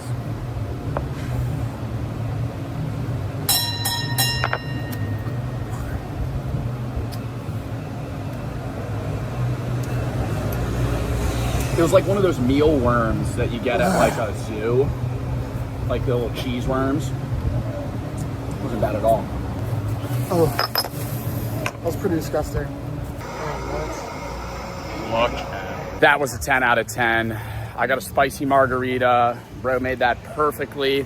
Also a performer, you know, serving a drink and dancing at the same time. One bartender. I don't know how Jack felt about it. Jack seemed a little out of his comfort zone. I don't know if it's a spicy marg. The spicy marg. I love gay bars. The music was a little loud. Music was a little loud. I don't mind the gay thing at all. For me, it was the music. Okay, and the music fact was. that I could look to my left and see a beady cop. Okay, yeah, no, okay. There was an incident when we sat down. Yeah, dude. And Jack, That's what there I was. knew. Okay, see here. Okay, maybe I had a different experience than Jack. We sat down. There was a guy next to Jack that was showing an image on his phone to his friend, maybe boyfriend. I have no idea. It was a dick, but like a really, really big dick. We don't he have said. to, I don't even want to go back and It's not the word. Editor, invert this. I bought these mints at a sex shop. Adam and Eve. They yelled at Jack for filming. Joe was in there for an hour. I was in there for an hour and a Show them the half other staring at the dragon dildos. Show them the other shit that you bought. Joe spent $1,000 in the sex store. I did not spend $1,000 at the sex store. Editor, keep that in. These are mints that are supposed to make your mouth water. She said, Can I yeah, they're have really good if you have... You want one? Yeah, I'm trying it. They're really... Wait, don't do it yet. They're really good if you have dry mouth, she said. I said, okay. I'm about to do 2. Get the focus. Oh, maybe 3. Oh. Cheers. I assume it'll take a while to, like, make your mouth water. Or are they just sour? It's not sour. It's not sour now. But do you think it's going to make me, like, salivate? We'll see if it's just like a marketing tactic or not. Yeah, but I think I've seen these before. I know. There used to be like a TikTok thing. A TikTok trend. Uh-huh. How do you fucking close it? I got the 100 strength ones. They're the strongest. I think I'm swallowing my spit. It is making me salivate a lot. Oh, fuck. Like having them, like... I'm not gonna lie, I feel like... It is like... Okay, I have like a lot of spit in my mouth right now. I don't want to spit it on the fucking table. No, don't. I'm gonna spit it into your hand. Like... They don't taste like watermelon though. They're not bad. They work. You know what it is? They do work. You know what it is? What? It's like, you know when you eat normal candy and the sugar makes your like spit thick Yeah, but for like 5 minutes after? That's Yeah. all it is. No, but it has like chemicals in it. What is spilanthesis? I've never heard of that. No, you're chewing that shit like it's a Mento. They're really hard. Oh. So those scorpion shots. Oh wait, you got a That's pretty sticker. cool. It's in the koozie. I love Bobby Dude, balls. Is sick. This is sick. Oh, you got another I sticker? survived the scorpion shot at Bobby Balls. Yeah, I was like, can we just pay for the scorpion shot? The lady went, no, you have to buy the shirt. So it was $80 for 2, But we got, this is like a fishing It's a rash shirt. guard, bro. What does that mean? Like a rash guard. But this is like a good material. Oh, wait. It's like a fishing shirt. It is a fishing shirt. Like you would wear this. What does it say? I survived the scorpion shot in Key West. Established 2021. They had the tip jar that said, you're sexually appealing if you tip. Witness isn't certified. All right. It wasn't that bad. It was definitely a tourist trap, though. The vodka was nastier than the scorpion. Right, he wanted to do Fireball. Fireball was the best play. Cinnamon, that was my spicy. first blackout and the worst move of my life. What, drinking Fireball? Yeah, it's like, you know when like you have a bad experience with an alcohol, you cannot return to that alcohol. Yeah, that was probably like, I couldn't drink Jägermeister for a while. It's like, and Fireball's such a specific flavor. Dude, I love Fireball. I love cinnamon whiskey. Ooh, Cinnamon? He said Rumplemints is the worst shot he's ever had. I stand on that shit. I still got these mouth-watering mints. I'm chewing them now. I know, Rumplemints is great. Worst shot I've ever... I'm just gonna be, I couldn't like fake that, you know what I mean? Not that I wouldn't be excited, but it'd like I wouldn't be able to provide an experience that I would value at $500 or $1,000. And then at 10 p.m., they got JoJo. That's why I don't even do cameos, bro. Number one, Cameo just takes a crazy cut. So does Apple. But it's also just like, bro, am I really going to charge like $400 for me to say like happy birthday to someone? I would get so fucked up, I fall off the boat, and then they have to get the Coast Guard to rescue me. Did I ever tell you that happened to my girlfriend? Two 12-year-olds braved the cold Gulf of Mexico water as their raft drifted miles away from the shore earlier today. Oh my God. So we were like on a raft, and I guess the wind was going, the waves were going the opposite way. Like instead of coming in, they were going out and kind of took off. After getting settled, I made my way down to the JoJo Siwa registration room, where Bro, that's JoJo Siwa like 10 years ago. Where I was surprised to find that all of her fans were adults and adult women. But I'm not kidding. Let me reiterate. This was an adult-to-child ratio of 15-1. Okay, but that's skewed because this is a cruise that costs money. Okay, we got to say that as well. Like, there's going to be more adults on the cruise because the cruise is $3,000. Like, she has more kid fans, but they're not going to be on the cruise. I only got in the conference room turned de facto JoJo Siwa shrine and got all of my... Like, this would make me, like shrivel inside myself if I was sitting in a room surrounded by images of me. You know? Like, I would die if I'm sitting here at a table for, like, a meet and greet and there's just, like, a bunch of pictures. My credentials, which included a lanyard and a goodie bag. And that's when me and a select group of the superfans, and by superfans I mean the people that paid $350 for the photo meet and greet, got shuttled to $350 towards her personal hotel room for the photos. Ben? Yeah. And I am sure this felt like a dream come true for everyone else. Bro, I'd rather just shill some, like, Raid Shadow Legend ads than charge my followers $350 to take a picture in the group. Like, this is probably the equivalent of how people used to, like, shave their legs when they went to a One Direction concert in case Harry Styles was like, come backstage, love. How was it? How was it? Amazing. I mean, literally extravagant, to say the least. I'm so excited. Wow. For you. Wow. I mean, I thought I was gonna throw up. When we were taking that picture with JoJo and there were so many other photos of JoJo around, I actually vomited in my mouth a little bit, but I went and swallowed it right before the photo because it was like, that would have been really embarrassing, you know? But it was finally my turn to enter the $50,000 JoJo Siwa suite. Wait, you get to be in the suite? Oh my God, there's a slide. But it was finally my turn to enter the $50,000 JoJo Siwa suite. It's going good. Nice to meet you. Can I put my backpack here? Okay. Now, please ignore I didn't even film this properly. I was legitimately starstruck. Ben, nice to meet you, mate. I like the dog shirt.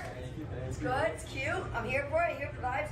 These give me your vibe. Wait, yeah. Wait. These Yeah. are cute. Wait, the outfit's cute. Should do a photo. Oh my God, see, I would be standing there like such a cornball. Like, this is so awkward. This is so awkward. Let's do it. Let's get it. Go 1, 2, 3. Okay. Let me get serious. Yeah, there we go.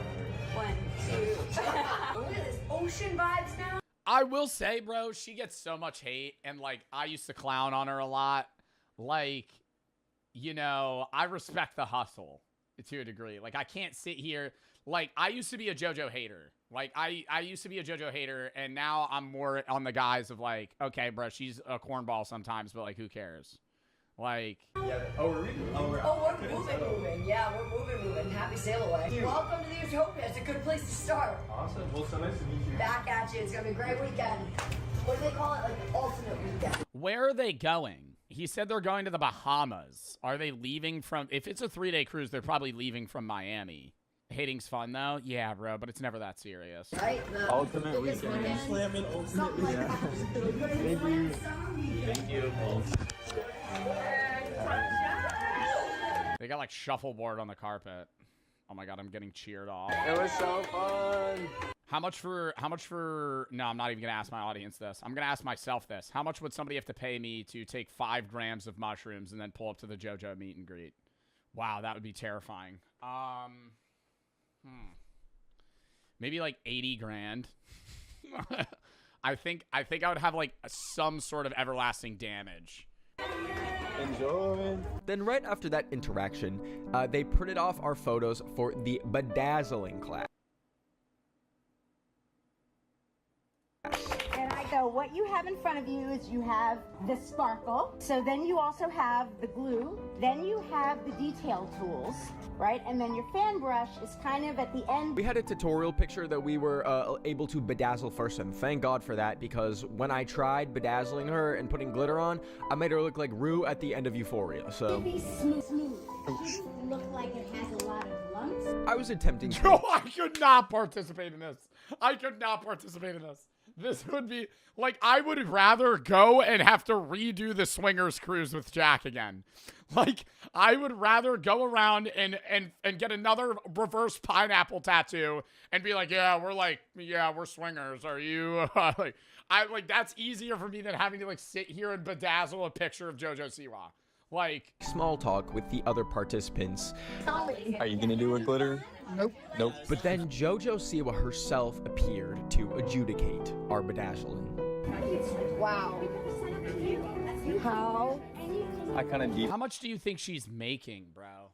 Like, because, I mean, did they say this was Carnival Cruise? The cruise line's taking a cut.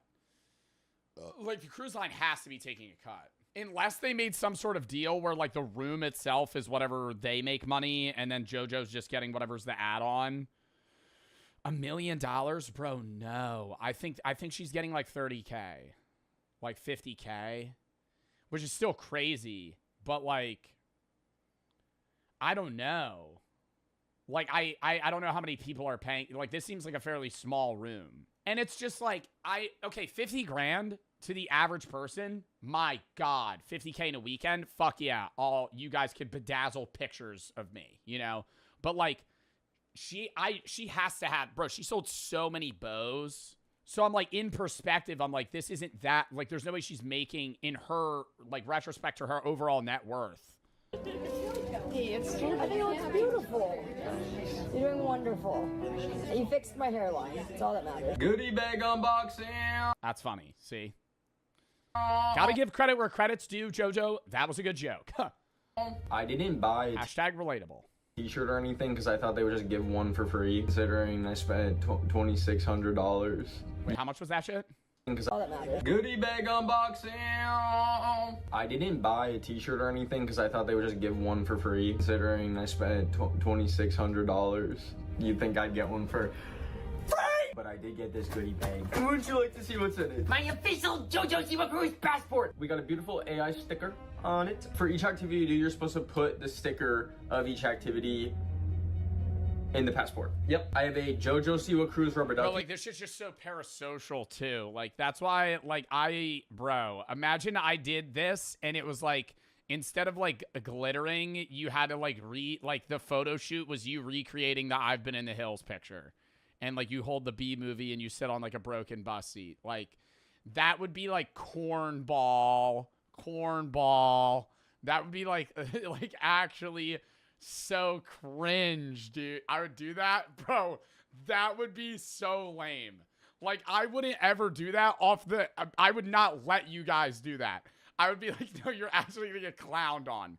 Like, that's, no, that would be the lamest thing ever. JoJo Siwa Cruz posted JoJo Siwa Cruz hand sanitizer. Because JoJo Siwa will not have a hantavirus outbreak on this fucking Royal Caribbean cruise. A little keychain that says, I'm your guilty pleasure. You are a cornball, Joe? I know I'm a cornball. I'm saying I'm not about to try and charge my audience to also be a cornball. Like, I can't, like, I couldn't. And then here is my sticker from the glitter photo class. Well, I love how literally everything is AI generated. Like every single thing, whatever. And then a JoJo Siwa Cruz lip balm. Let's put it on because my lips are chapped. Listen, that tastes good. When you think of like what an adult JoJo Siwa fan looks like, abandon all your prejudices, abandon it all. Cause I just spent an hour in line with them. And let me tell you, lesbian, mostly British, so random, in their 30s, turned as fuck. I got nothing bad to say about JoJo Siwa. British lesbians in their 30s? Fans. I love that there's like 200 of them, but they are so dedicated. And when I look into their eyes, especially as I was waiting in line, as we enter JoJo Siwa's freaking mansion suite on this boat, I was like, oh my god, here are these sweet little lesbians who have never found representation in any, they had what, fucking Ellen DeGeneres? That's how dire things were in the lesbian representation. And then here comes along JoJo Siwa, and yes, even though she's a boyfriend now, bisexual people exist. They still love her. They still love her. They're still showing up. They're flying from fucking London to Orlando to get on a boat to the Bahamas and back just to build a boat with her. Y'all wouldn't do that for me, so fuck y'all. But here are my pictures.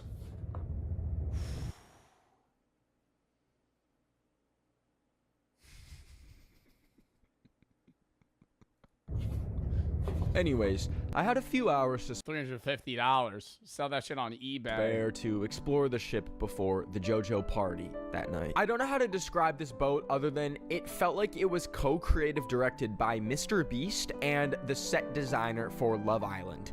I walked outside and people throwing dollar bills. Hell yeah. To the carnival themed promenade, and there were people throwing dollars. Keep them going. Keep them going.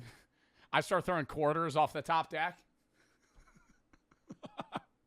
Just like pelting people in the head. Dollar bills off. Hell yeah. 25 cents. Of their balcony for like little children to catch, and they were like beating the fuck out of each other to grab these bills. That just pushed his little brother. And then recording these children fighting to the death for the money. Also, there were like perpetually cover bands just playing Michael Jackson songs everywhere. I tried to go to JoJo games, but I couldn't stay because my stomach hurt so bad. I'll get into that later. But I did manage to go to the JoJo Club later that night. Throughout the weekend. Yo, what the fuck? Special Forces World's Toughest Test. What is that? I was gonna say, you know, one of the best feelings is, have you ever had the shits to the point where like you're like pooping water and you like feel really uneasy, but then like you sit on the toilet and you just let it rip and it's kind of like it just like a and it just all goes.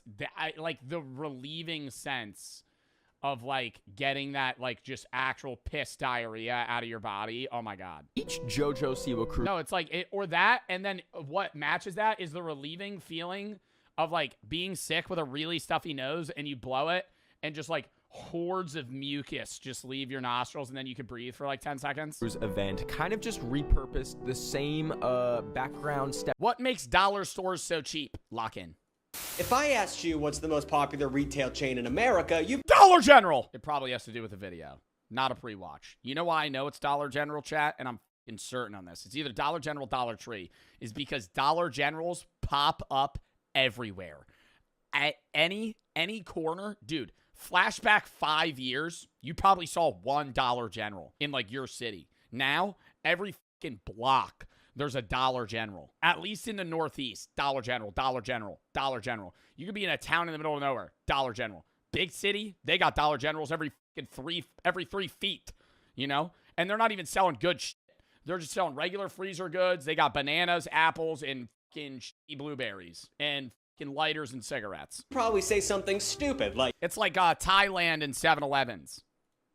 I think it's Thailand. Yeah, Thailand 7-Eleven. How many are there? I'm pretty sure Thailand has like the most 7-Elevens per capita.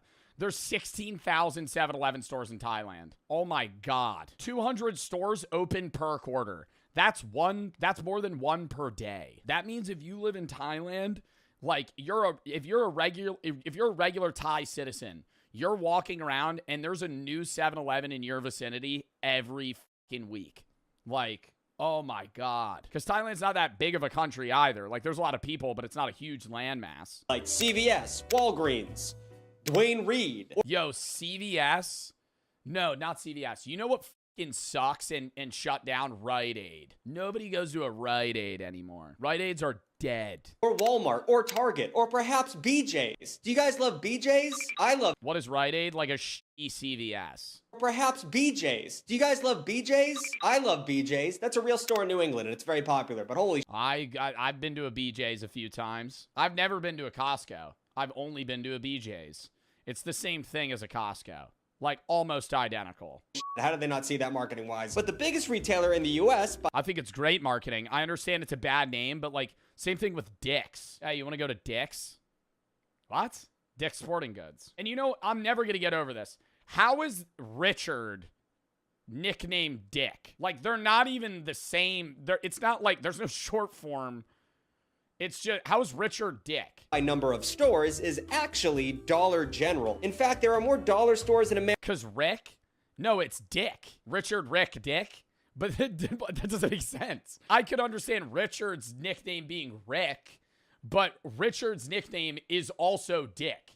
Like, you could call a Richard Dick. Richard's nickname. Dick, Rick, Rich, or Richie. The nickname Dick originated in the Middle Ages through rhyming conventions where Richard was shortened to Rick and then changed to Dick. That had to be a diss, and then it stuck, right? Like, no, if you're a Richard in the Middle Ages and they go Richard Rick and then they just start calling you Dick, I mean, like, was Dick a term for penis in the Middle Ages? America than every Walmart, Target, McDonald's, and Starbucks combined. Who doesn't love going down to the dollar store and picking up a new flavor of Faygo? Look, they got cotton candy flavor. They actually have the worst products ever. Yo, that's not like a Dollar General, though. That's like a Dollar Tree. If you go to a Dollar General, just has cheap stuff. A Dollar Tree is like a true dollar store. And I think everything now is like $1.25 or $1.50 because of inflation. But like everything at the store is like under $2. Those stores are awesome, but also suck. The vibe when you walk into a Dollar Tree is just grim.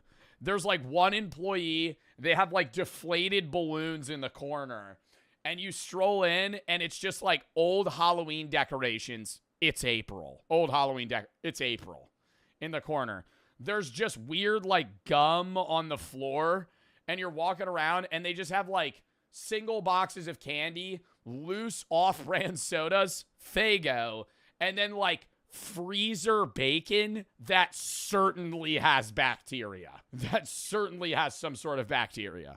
Flavor for only 25 cents. A fitting price for such a disgusting abomination. Oh no, it's not 25 cents. It's $1.25. Yeah, no, that's what it is now. See, this is Dollar Tree. Well, that's a little it's a dollar store. Why are we going over? Dude, that I've been saying the same thing. And yo, I'm not trying to shit on Five Below. That motherfucker's 80% Five Beyond. We ain't Five Below anymore, buddy. Stop. Change the name of the store at this point. We gotta go 10 Below at that point and just make it that. Because it's like, if you walk into a Five Below, half of the store is a Five and Beyond. It's like, what are we even doing? In 20 years, it's gonna be Five Below and nothing's gonna be $5 because they can't profit. It's the same thing, bro. If you only see these in big cities, I'm talking like Philly, New York City, you know, maybe like a Miami or somewhere, but like usually like an older city. Have you ever seen a 99-cent store? They still have those in some places. What are they selling there? Off-brand lollipops? Like, what are you selling in 2026? What are you selling for less than $1? Trash. actual actually like garbage out of the trash can that's like refurbished. Michelob Ultra, not a big fan. Not a big fan of Michelob Ultra. I've been trying to like Modelo's. I feel like I should like Modelo's. I love a Modelo. Bro, I don't know what it is. Like I feel like I didn't have it at the right temp. You gotta have a Modelo double lime. And honestly, okay. Modelo is an overrated. I had no lime. Modelo is an overrated Hispanic beer. Have a Dos Equis is a better beer, or a Tecate. Okay. Tecate Light is the best canned beer from Mexico. Okay, bet. Yo, bro, low key, can I get like? Can you send me like a list of this? Bro, just whenever you're in a situation where you need a beer rack, just give me the options. I'll tell you what I think's best. But it's like also my personal, like what you like might be different. Dude, I'm going to a baseball Somebody just game said Bush Light. Bush Light's fucking gross. Okay, bet. Now I'm going Bush to Apple, amazing. All right. What'd you say? Do you mind if I gotta say something real quick if you don't mind? Oh yeah, sure. I'm going to a baseball game next week. Mm-hmm. And I think I'm gonna Uber there because I want to do the nine beer, nine dog challenge. Mm-hmm. Yeah. Wait, 999. What's the third 9? 9 innings. 9 beers, okay. 9 hot dogs. Yo, you 9 innings. You scare me. Yeah, bro. And 9 like I tequila want to get like a shots. different beer every time, bro. You get it? Like that shit would be so fire. So like I'm definitely gonna hit you up and be like, which one do I get, bro? You know what I mean? Yeah. If you're getting are you getting cans or like draft? I'm gonna get draft because that changes it. Like draft beers, like draft, like you could have something that's real. Like okay, for example, I would never recommend this for you because I think you would hate it. I like Guinness. Guinness canned is the worst beer I've ever had in my life. It is disgusting. But if you get a good poured Guinness that's like ice cold and you're a little drunk already, Guinness is good. Okay. But Guinness is also a stout, so it's like drinking milk. It's oh god. There's no bubbles. It's just thick. That might be kind of good for me though. I might like that. Guinness isn't beer. It's a stout. All right, champagne. Champagne. I think I put champagne in like. I mean, like honestly, it could go C or A. Like I know that sounds crazy. A. Champagne to me is like DC. Yeah. Okay. C's cool. I'll put C there. What if you're mixing it? Sure. Are we rating off of like? I think it has to be a mixture of what it tastes like by itself and mixing it. Because if I'm having like a mimosa, sure, B. But like champagne by itself, I feel like it should be by itself for all of these. And I also hate like the scam of champagne because all champagnes are actually just prosecco. Because it's like the idea of champagne, it has to be from like Champagne, Italy or France or wherever the fuck it's from. Chocolate liqueur. I feel like champagne is cool whenever you're celebrating something. That's that's why I was gonna say. Oh yeah. Like a birthday, New Year's, you're on vacation. Yeah, it's like it's a really fun thing. Like I've never had champagne, but like I'm wasted off this champagne. You know what I mean? Like it's just I'm cool. No C tier for sure. Cool with me. Chocolate liqueur. I've actually never had this, bro. You've probably had it in something. I would say chocolate liqueur is like B tier. Okay. Cognac.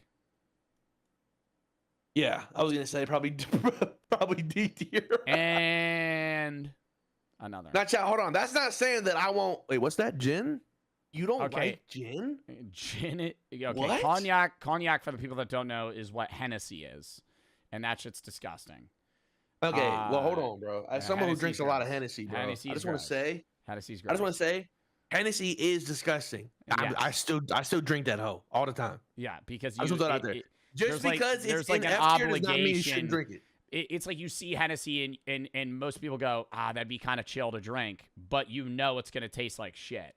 Like it's some bro. One of my favorite things I drank was the LeBronacy, bro. I had the LeBron Hennessy as well. I remember I was taking shots of LeBron Hennessy on stream, and it was gross. Yeah, what did it feel like to taste have the king in bro? me? Yeah, taste the king. Not a little great. bit of the king in you, bro. It was literally just like regular Hennessy. The way I describe it gin was is it hurt disgusting. So good. By the way, I don't know why you're advocating for gin. Out of all of these things, I went to a gin bar in Iceland, And it was like a $30 drink, and he made it in front of me, and he had fresh picked herbs, and it was all this other shit. I drank that shit, and when I tell you it felt like my face was going to get vacuumed inside of itself, the repulsive nature that gin brings is insane. And you get gin nose if you drink gin a lot. Wait, what's gin nose? It makes your nose turn purple. Really? Yeah. If you're an avid gin lying? drinker for like your whole life, your nose will start. I'm pretty sure your nose starts turning purple. We get a fact check on that. Pretty sure that's real. Okay, well, all I know is, bro, I had a Moscow Mule, and it was made with gin, and it was very good. Okay, a Moscow Mule is made with vodka, so you didn't have a Moscow Mule. You had some other mule. Okay, yeah, maybe you're right. Maybe it was a different mule. All I know is, bro, it was some drink with gin in it, and it was good. Maybe a gin and tonic. Or gin and ginger. Did you have a gin and ginger? It could have been. I'm not sure. I had something. That might have been. I'm not doubting. Okay, herbal liqueurs like Jägermeister. Like a. Oh, you know what? Though? I think like I'm thinking of rum. I think I'm thinking of rum. Though I love rum. Rum is my favorite. Oh, rum is my favorite alcohol as well. This is rum. Cool. I'm down to just throw rum in S tier. Rum is very drinkable by itself, and it's the best mixed. Like you can mix it with everything and it tastes good. Yeah, rum is amazing, bro. I feel like rum is like the most consistent thing to drink, deadass. And I've drank a lot of alcohol, and I've hit points where like I got tired of tequila, I got tired of vodka, I got tired of whiskey. I've never been tired of rum. Rum is so good. Herbal liqueur. Have you had Jägermeister? No, I've always wanted to try it, bro. Try one. Tastes like black licorice. Oh God, I would hate it, but I'd definitely drink it though. I love. Okay, I don't like when somebody brings up Jaeger Bomb. I get like hype about it, but they taste like shit, and I think Jaeger's a pretty gross alcohol. But you could put it down. I would put Jaeger like herbal liqueur in like C tier. Okay, but regular liqueur, I have no idea. Yeah, I have no clue. Let's just put it C. Mead. Mead is honey I've heard or mead fruit. Is really good. It's like I've had mead before. Mead tastes like honey alcohol. I think it's like really that shit tasty. probably so good, bro. Oh my God. Have you had moonshine? No. I don't know if we have moonshine on this list. Is this vodka? Bro, I think this is vodka. So. Dude, I've had some of the best alcohol I've had was moonshine, bro. I had this fucking like butter pecan moonshine. That shit was so fucking good, bro. Oh yeah, mixed. But if you have like straight moonshine, that shit's probably gross. I mean, but that's true for like most alcohols. Like moonshine's not that hard. Like it's strong, but it's not that crazy. Mm. Red wine. S tier. Ooh. I think we're polar opposites here, buddy. I was probably gonna go like D. Like red. Red wine? A sweet red though? I drink a dry white. Like I think you don't like a sweet red. I don't dislike a sweet red, but I'm thinking like if I had like a Cabernet, that's probably an F. Like if I'm at dinner and somebody goes, "Oh, you're in the bathroom. I ordered a Cabernet for you." I'd go, "Oh God." Yeah, send it back. Right? Yeah, you know, for sure. But like, my thing is like, there's dinner wines, and then there's like social drinking wines. You feel me? Like you're not having a dinner wine when you're not having dinner. You know what I'm saying? Yeah, but like nobody's getting drunk on red wine. Like I mean, there's people that get drunk on red wine, but if I would feel like more people get drunk on white wine than red wine.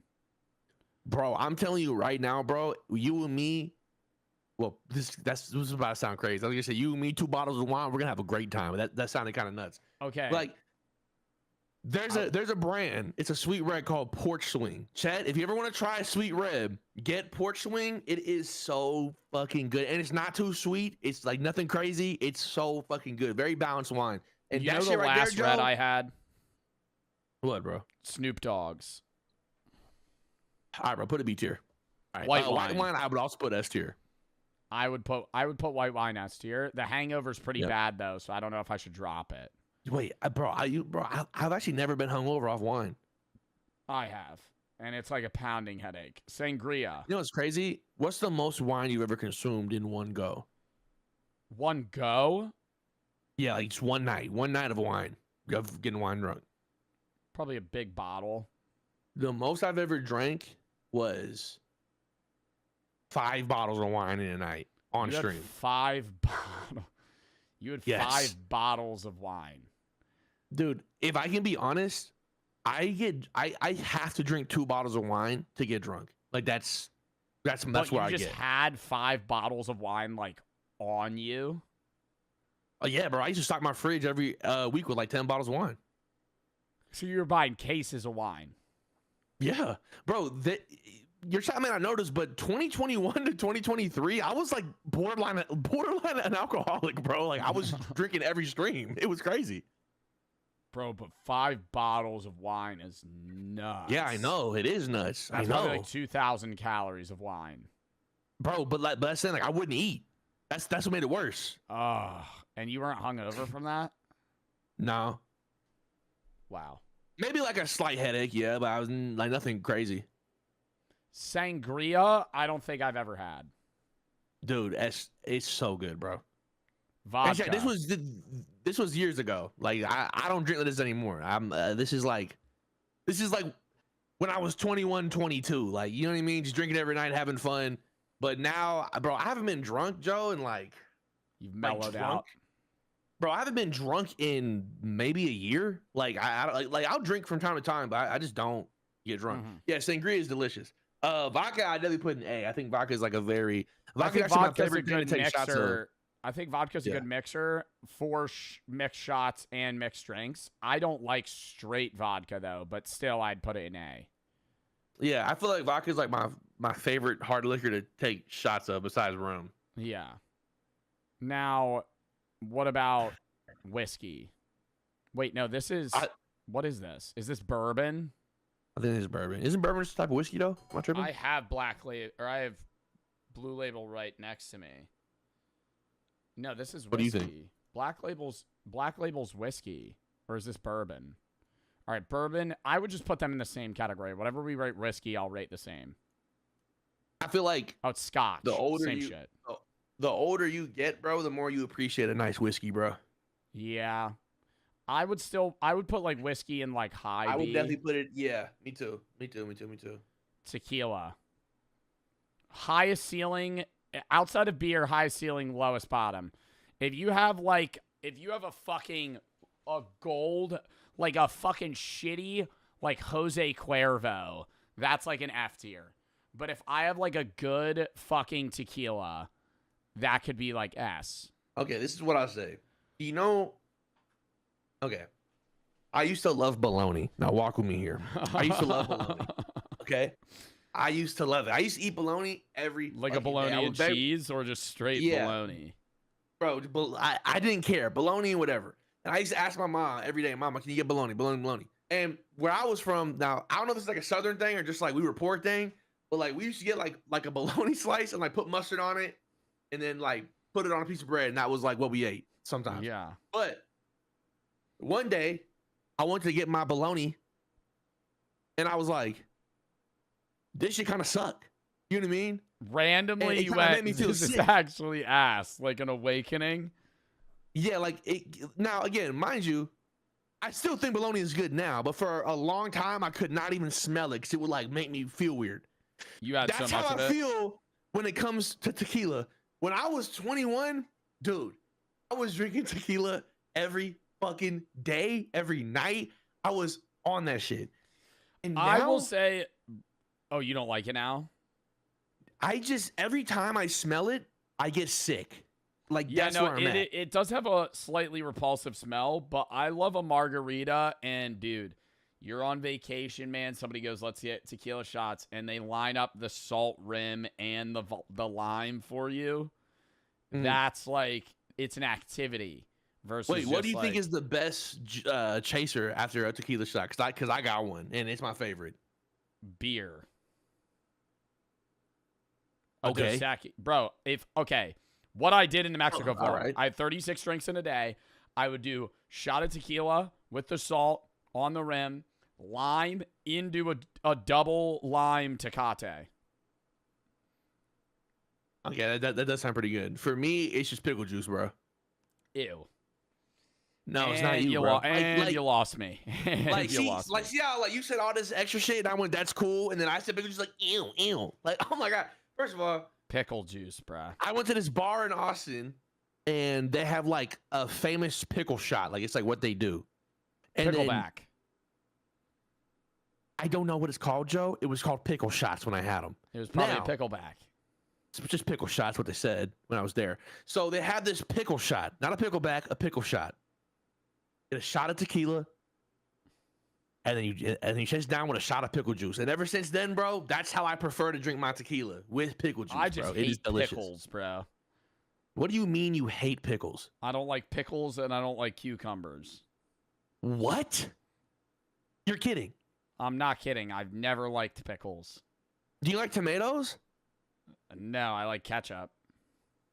Oh, bro, you are everything wrong with America. By the way, hate pickles. I go to a fried chicken place. Let me get a chicken sandwich. No pickles. You're not getting pickies on the chicken, bro. Hell Are no, you it dead ruins ass? it. Yo, I'm gonna be so real. It ruins it. And if I ask for, like, say I'm at like a Chick-fil-A and I'm like, yo, no pickles, and they give me pickles, I'll take them off, but I taste the pickles on the bread, and it's like, it ruins it. What? Dude, I love pickles, and especially cucumbers. What do you mean you don't like one of the freshest things to ever exist, bro? It's not fresh. What do you mean fresh? It's fucking pickled. Cucumbers aren't fresh? You mean that to me? Okay, like, I'll drink you said that, you mean these a words? cucumber water. I like zucchini. I don't like cucumbers. Wow. All right, so where are we landing on tequila? Wow. You're really that taken aback that I don't like pickles? Yeah. Because, bro, like, you get your butt played with. We talked about this earlier on Counter-Strike. You like when your butt gets touched. What the fuck does that have to do with because eating it's pickles? like, out of all things you could draw the line on in your life, it's pickles. It's pickles. I'm and that's the shit I don't pickles. get. I can't control Do whether you eat or not I like Are you pickles. an ass eater? Brother, no, I've never eaten ass before. Would you though? I don't know, man. So you'll think about eating ass, but draw the line at pickles, and that's the shit I don't understand. Not thinking about it, bro. Like, you said, I don't know, perhaps. That's what I heard. Saying cap. I'm not capping. I've never eaten ass. Anyways, I don't. Why are we saying cap? Like, yeah, I'm like, oh yeah, no, I don't eat ass. On the side, I'm just fucking munching, bro. I don't eat ass. Anyways, what the fuck? Look, all I'm saying is, bro, is like, okay, wait, what's the weirdest food you ever had, deadass? Like, no bullshit. Like, what's the weirdest food? Lemonade you ever had, though? Found out that in 1971, 61% of Americans lived in middle-class households, which earned 2/3 of all income. And in 2023, only 51% of Americans were middle class, which earned less than half of all income. And I know I'm throwing a lot of numbers out here. It gets a little confusing when you start thinking about how bad things actually are, but they're important in this discussion because you can quote me on this. Chris put up on the screen, numbers are business. That's the first thing they teach you in business school. You like numbers? Because that's business. What I'm saying is the middle class is shrinking, and that's a great thing for people who own dollar stores. To quote Vasso, as this economy continues to chug along and create more of our core customer, Jesus Christ, that's so dark, I think there's going to be more and more opportunities for us to get in and build more stores. That's so up. I'm sure we're thinking of it in the wrong context. I'm sure he's talking to people who aren't poor, but oh my god. And this leads us to the consequences of the dollar store strategy. While they often like to position themselves as businesses that do good for the community by helping Yo, I hate card shopping, dude. I think like that's actually like a bottom tier shopping experience, is being like, oh, I need to go buy a birthday card. And you stroll the stores, and they're just all ass, dude. And you'll see some shit. It'll be like such niche things. Your nephew's graduating. Why do we have a card for that? Why do we have a card for that? We have a business we have a factory that's printing out cards for your nephew's baby shower. Like, why is that a subsection? Just have like birthday. Marriage. Your nephew's friend's bat mitzvah.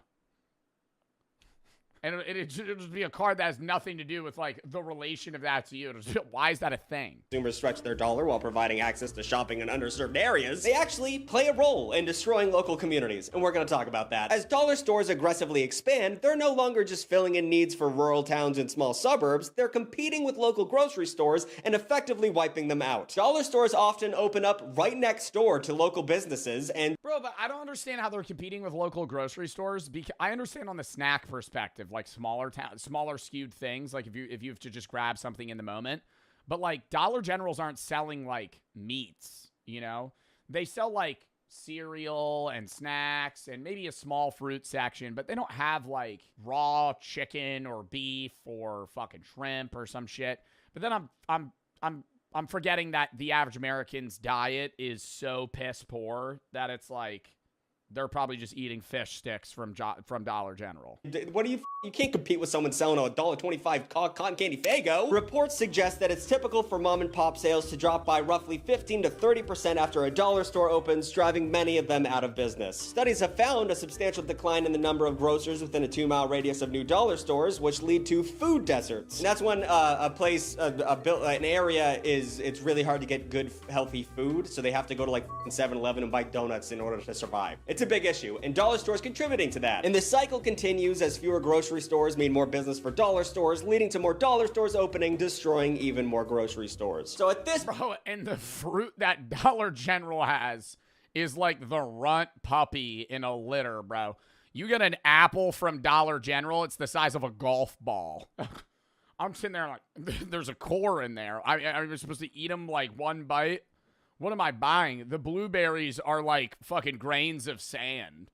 It's just sad. Point, I know what you're asking yourself, Tucker. Is this all this bad stuff you're talking about? Is this all worth the savings? Is this worth the $1.25 Faygo, which is the only item I currently know that sells at dollar stores? But honestly, that question might be a little bit of a moot point. Dollar stores have a penny pinching reputation that's made them a favorite among thrifty and low income households, but that reputation might actually not be warranted. After all, if you think about it, these stores are making an insane amount of money. In 2024, Dollar General... How?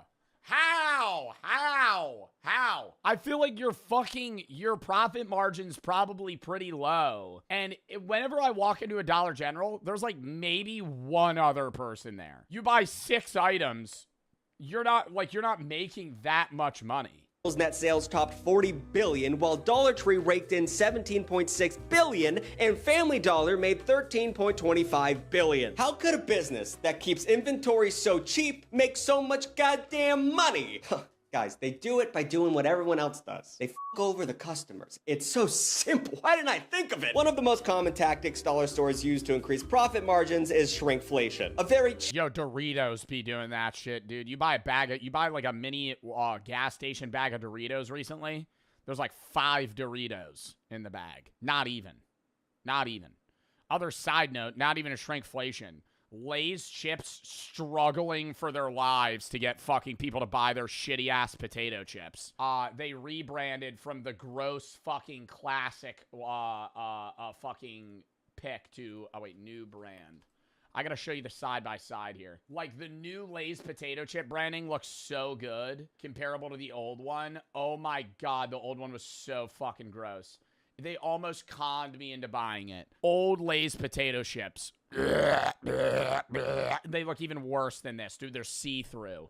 That's how thin a Lay's potato chip is. Sopping wet with oil and see-through. Anybody that likes a Lay's potato chip, I'm not trying to diss you. If you like a classic yellow Lay's potato chip, your blood pressure is through the fucking roof. More than mine in my cortisol spikes. Because if you're eating these on a daily basis, they're disgusting, number one. They're disgusting. They're covered in oil. They're the most unhealthy fucking chip that you've ever eaten in your life. They're so gross. And then they rebrand to go made with real potatoes. Made with real potatoes. And look, these look like fucking piss chips.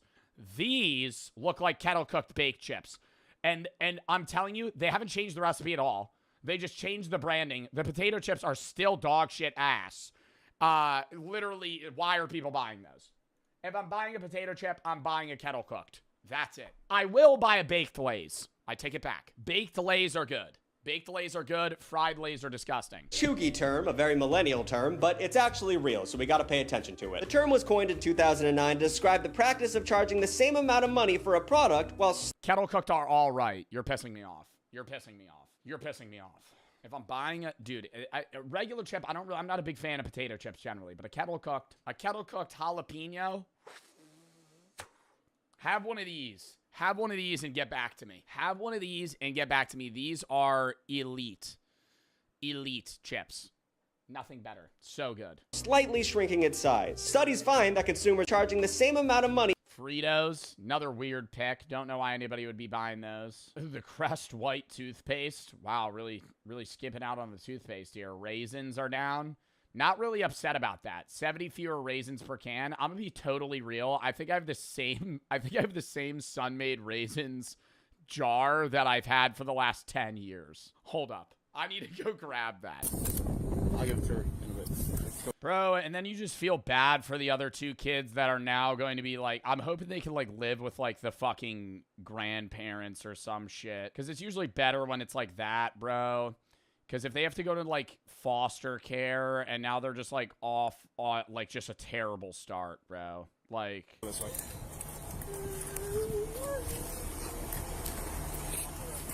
Yep.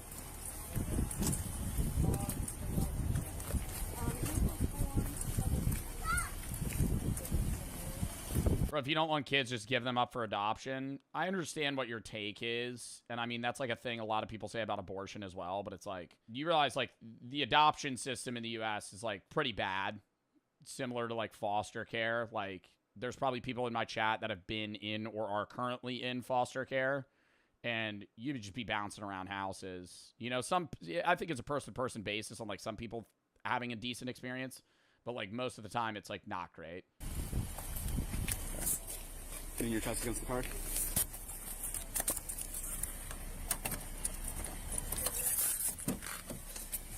What's wrong with me now? I should have killed you a long time ago. What the fuck? We're done. Real quick.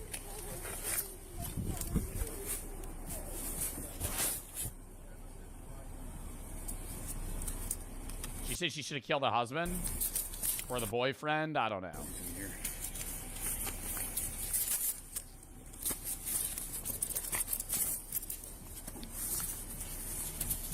Are we gonna learn what happened? Or is it literally just, oh, I didn't feed the kid for a week? Have a seat.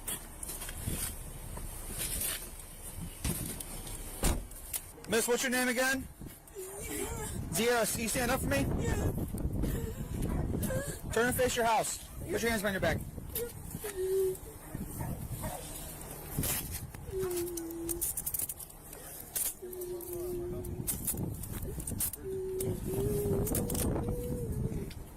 But, like, the other kids are alive. Do you think those other kids were feeding themselves, or are they feeding those kids but not the baby? Like, this is what I'm very confused on. Because the other kids are alive, so they were eating. But are they eating at, like, school? Or because, like, they're probably going to school. So are they feeding themselves?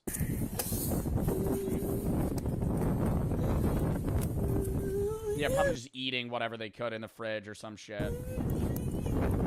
I'll put her in mine, Shane. Come on. Why didn't he read them their Miranda rights? I'm not really caring about that right now, big dog. I think these people are clearly going to fucking jail.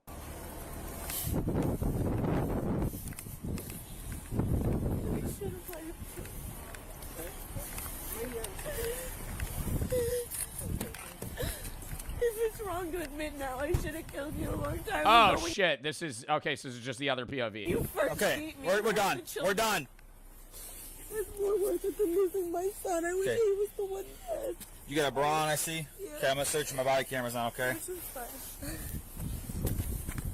He was dead. He deserves to be dead. Okay.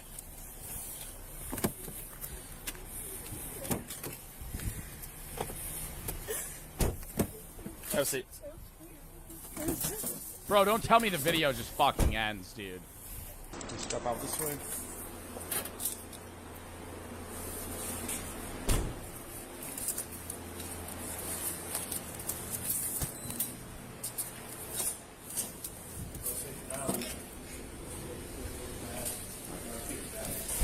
right here. Who deserves to be dead? She was saying she would have killed the husband.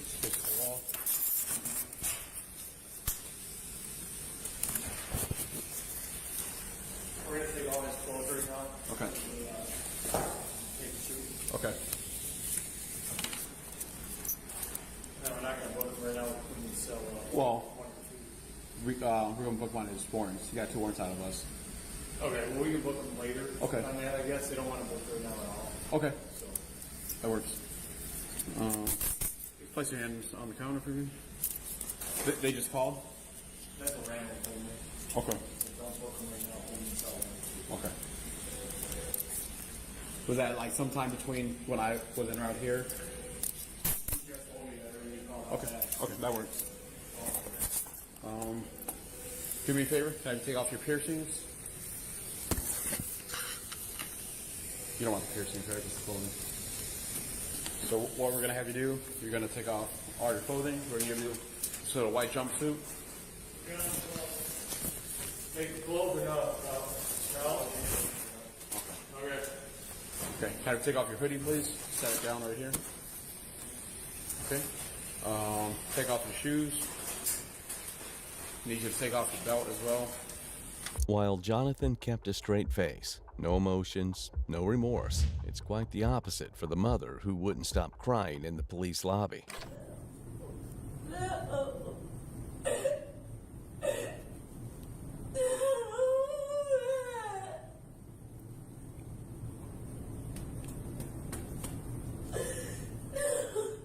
Let's not do that, okay?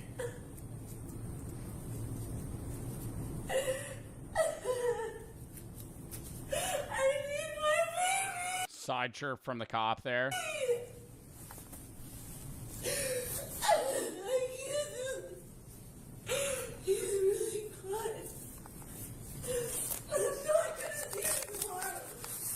Yeah, he's dead. I mean, what the fuck? I see, I don't want to say, like, I'm not trying to be an asshole to, like, in this situation, but it's like, she's just saying the same thing over and over again. Like, she didn't know the kid was dead. Like, the kid's been dead.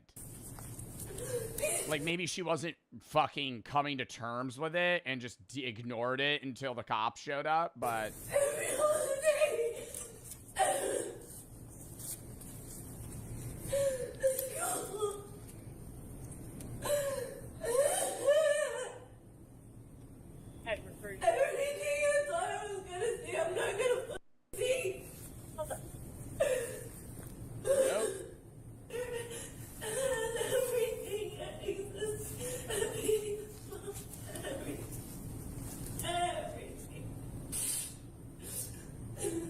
Bro, the video's just gonna end. I'm gonna fucking freak out. I need to know what happened. You're dead ass. In the end, Jonathan was sentenced to 24 to 50 years on a charge of second-degree murder and wow. Wow. 86 months to 10 years on a second-degree child abuse charge. Sierra Zaitona was also sentenced to 24 to 50 years for second-degree murder and 43 months to 10 years for second-degree God damn, dude. child abuse. Second-degree murder and 10 years. 10 years. Dude, she could be in jail. She's going to be in jail for the rest of her life. Not saying she shouldn't be, by the way, but wow. I want to read the comments. Sorry. Anybody over here a hungry baby? Pretty impossible to forget. Yeah, actually, though. 2-year-old child starving. Bro, you're going to be hearing that. You're going to be hearing that. I don't care if you got a headset on and you're fucking streaming. That's going to be the loudest thing ever. Looking at your phone, supposedly crying for your dead baby's wild to me. Forgets to feed the child. Remember to put one of those stupid cat ears. Actually. Remembers to fucking change the OBS scenes. Can't feed her kid. Can't afford to feed the child, but can afford color hair, tattoos, streaming setup, and fake animal ears. Actually. Like a $3,000 PC setup. Literally zero chance she was making that much, too, to be like, oh, yeah, this is definitely fucking worth. That's so upsetting.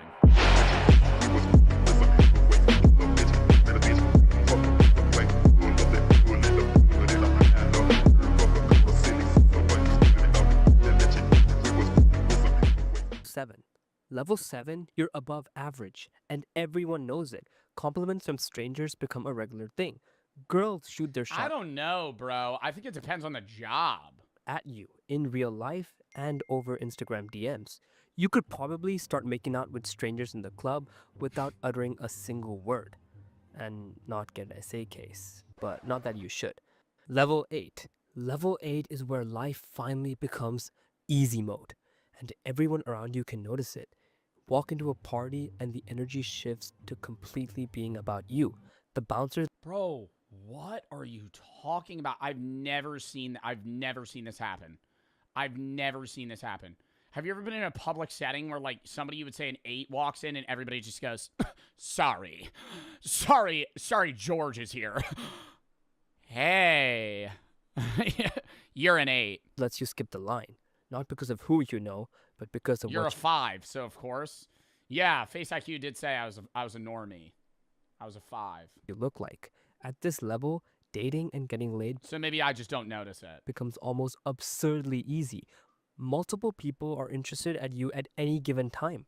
The paradox of choice kicks in very quickly. Too many options leads to picking nobody. A lot of 8s have messy love lives. But the sad reality is that most 8s never developed a personality because they never had to.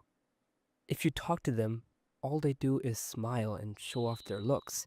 Life handed them Brother, this is like, I feel like I'm watching like a lizard that turned conscious explaining how like dating works. everything on a platter since middle school, so they have no humor or any bit of authentic personality. An 8 with no personality is the most boring person you'll ever meet. Level 9. At level 9, reality starts bending in your favor. People stare you down when you walk outside the streets. They stumble over their words. People get physically nervous when they look at you. A 9 on social media Brother, is what? Yo, let me give you an example of somebody that's like a 9 or a 10. Vinny Hacker. Very attractive man. Met him in public, talked to him in public. I'm not sitting there going, just a regular ass dude, bro. What?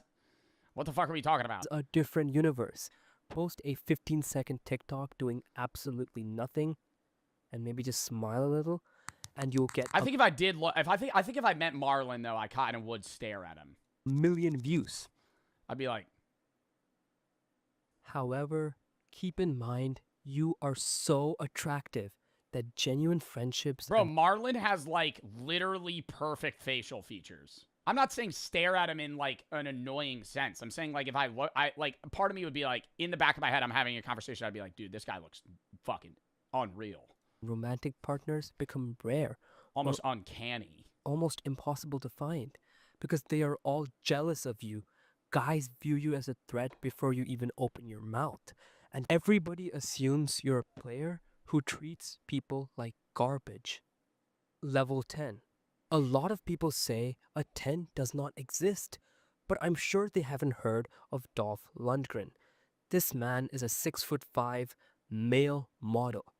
I mean, Dolph Lundgren, the guy that plays the fucking Russian guy in Rocky. Dolph Lundgren is not a 10. He's an attractive guy, but like a 10? Was a male model. He was a European karate champion 2 years in a row. He won the Australian heavyweight tournament. Okay, that's holds a 4th degree black belt in Kyokushin karate, has a master's degree in chemical engineering, and he got a Fulbright scholarship to MIT. He has a reported All right, he's a 10. IQ of 160, which All right, puts him he's in a the 10. same category as Einstein. Oh my god. If you think that's it, he also speaks 5 languages fluently: Fuck. Swedish, English, German, French, and Spanish. He served in the Swedish Marine Corps, worked as a bouncer.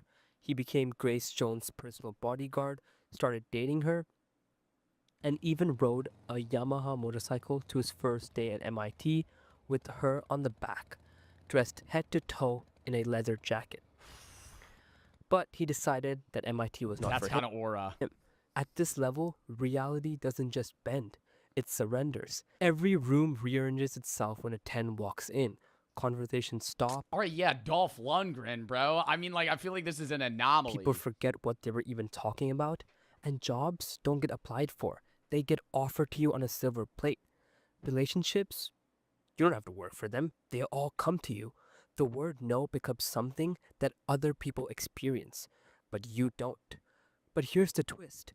Even Dolph Lundgren, The closest thing to a real-life cheat code was once a scrawny, weak kid who got bullied and called a loser by his own father. He described himself as a runt. The 10 you see today was built from pain, discipline, and an insane refusal to stay where he started, which proves the most important point of this entire video. If you're a 2, you're actually a 4 that doesn't care. And if you're a 4, you're actually a 7 that doesn't care. And if you're a 7, you're actually like a 9 that doesn't care.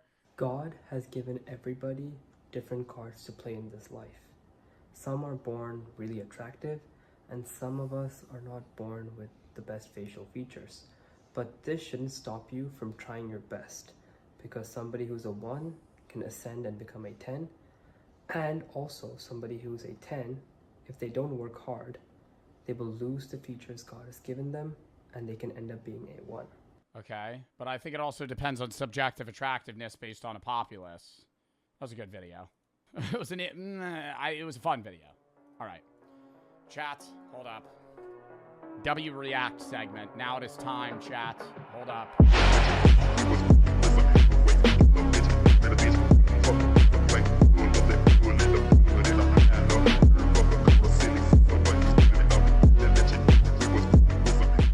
What makes dollar stores so cheap? Lock in. If I asked you what's the most popular retail chain in America, you Dollar General! It probably has to do with the video, not a pre-watch. You know why I know it's Dollar General, chat? And I'm certain on this. It's either Dollar General, Dollar Tree. Is because Dollar Generals pop up everywhere. At any corner, dude, flashback 5 years, you probably saw one Dollar General in like your city. Now, every fucking block, there's a Dollar General. At least in the Northeast, Dollar General, Dollar General, Dollar General. You could be in a town in the middle of nowhere, Dollar General. Big city, they got Dollar Generals every 3 feet, you know? And they're not even selling good shit. They're just selling regular freezer goods. They got bananas, apples, and fucking blueberries, and fucking lighters and cigarettes. probably say something stupid like, It's like Thailand and 7-Elevens. I think it's Thailand. Yeah, Thailand 7-Eleven. How many are there? I'm pretty sure Thailand has like the most 7-Elevens per capita. There's 16,000 7-Eleven stores in Thailand. Oh my God. 200 stores open per quarter. That's more than one per day. That means if you live in Thailand, like if you're a regular Thai citizen, you're walking around and there's a new 7-Eleven in your vicinity every fucking week. Like, oh my God. Because Thailand's not that big of a country either. Like, there's a lot of people, but it's not a huge landmass. like CVS, Walgreens, Dwayne Reed. Yo, CVS? No, not CVS. You know what fucking sucks and shut down? Rite Aid. Nobody goes to a Rite Aid anymore. Rite Aids are dead. Or Walmart, or Target, or perhaps BJ's. Do you guys love BJ's? I love. What is Rite Aid? Like a shitty CVS. Or perhaps BJ's. Do you guys love BJ's? I love BJ's. That's a real store in New England, and it's very popular, but holy I've been to a BJ's a few times. I've never been to a Costco. I've only been to a BJ's. It's the same thing as a Costco. Like, almost identical. How did they not see that marketing-wise? But the biggest retailer in the U.S. I think it's great marketing. I understand it's a bad name, but, like, same thing with Dick's. Hey, you want to go to Dick's? What? Dick's Sporting Goods. And you know, I'm never going to get over this. How is Richard nicknamed Dick? Like, they're not even the same. It's not like there's no short form. It's just, how's Richard Dick? By number of stores is actually Dollar General. In fact, there are more dollar stores in America. Because Rick? No, it's Dick. Richard Rick Dick? But that doesn't make sense. I could understand Richard's nickname being Rick, but Richard's nickname is also Dick. Like, you could call a Richard Dick. Richard's nickname. Dick, Rick, Rich, or Richie. The nickname Dick originated in the Middle Ages through rhyming conventions where Richard was shortened to Rick and then changed to Dick. That had to be a diss, and then it stuck, right? Like, no, if you're a Richard in the Middle Ages and they go Richard Rick and then they just start calling you Dick, I mean, like, was Dick a term for penis in the Middle Ages? America than every Walmart, Target, McDonald's, and Starbucks combined. Who doesn't love going down to the dollar store and picking up a new flavor of Faygo? Look, they got cotton candy flavor.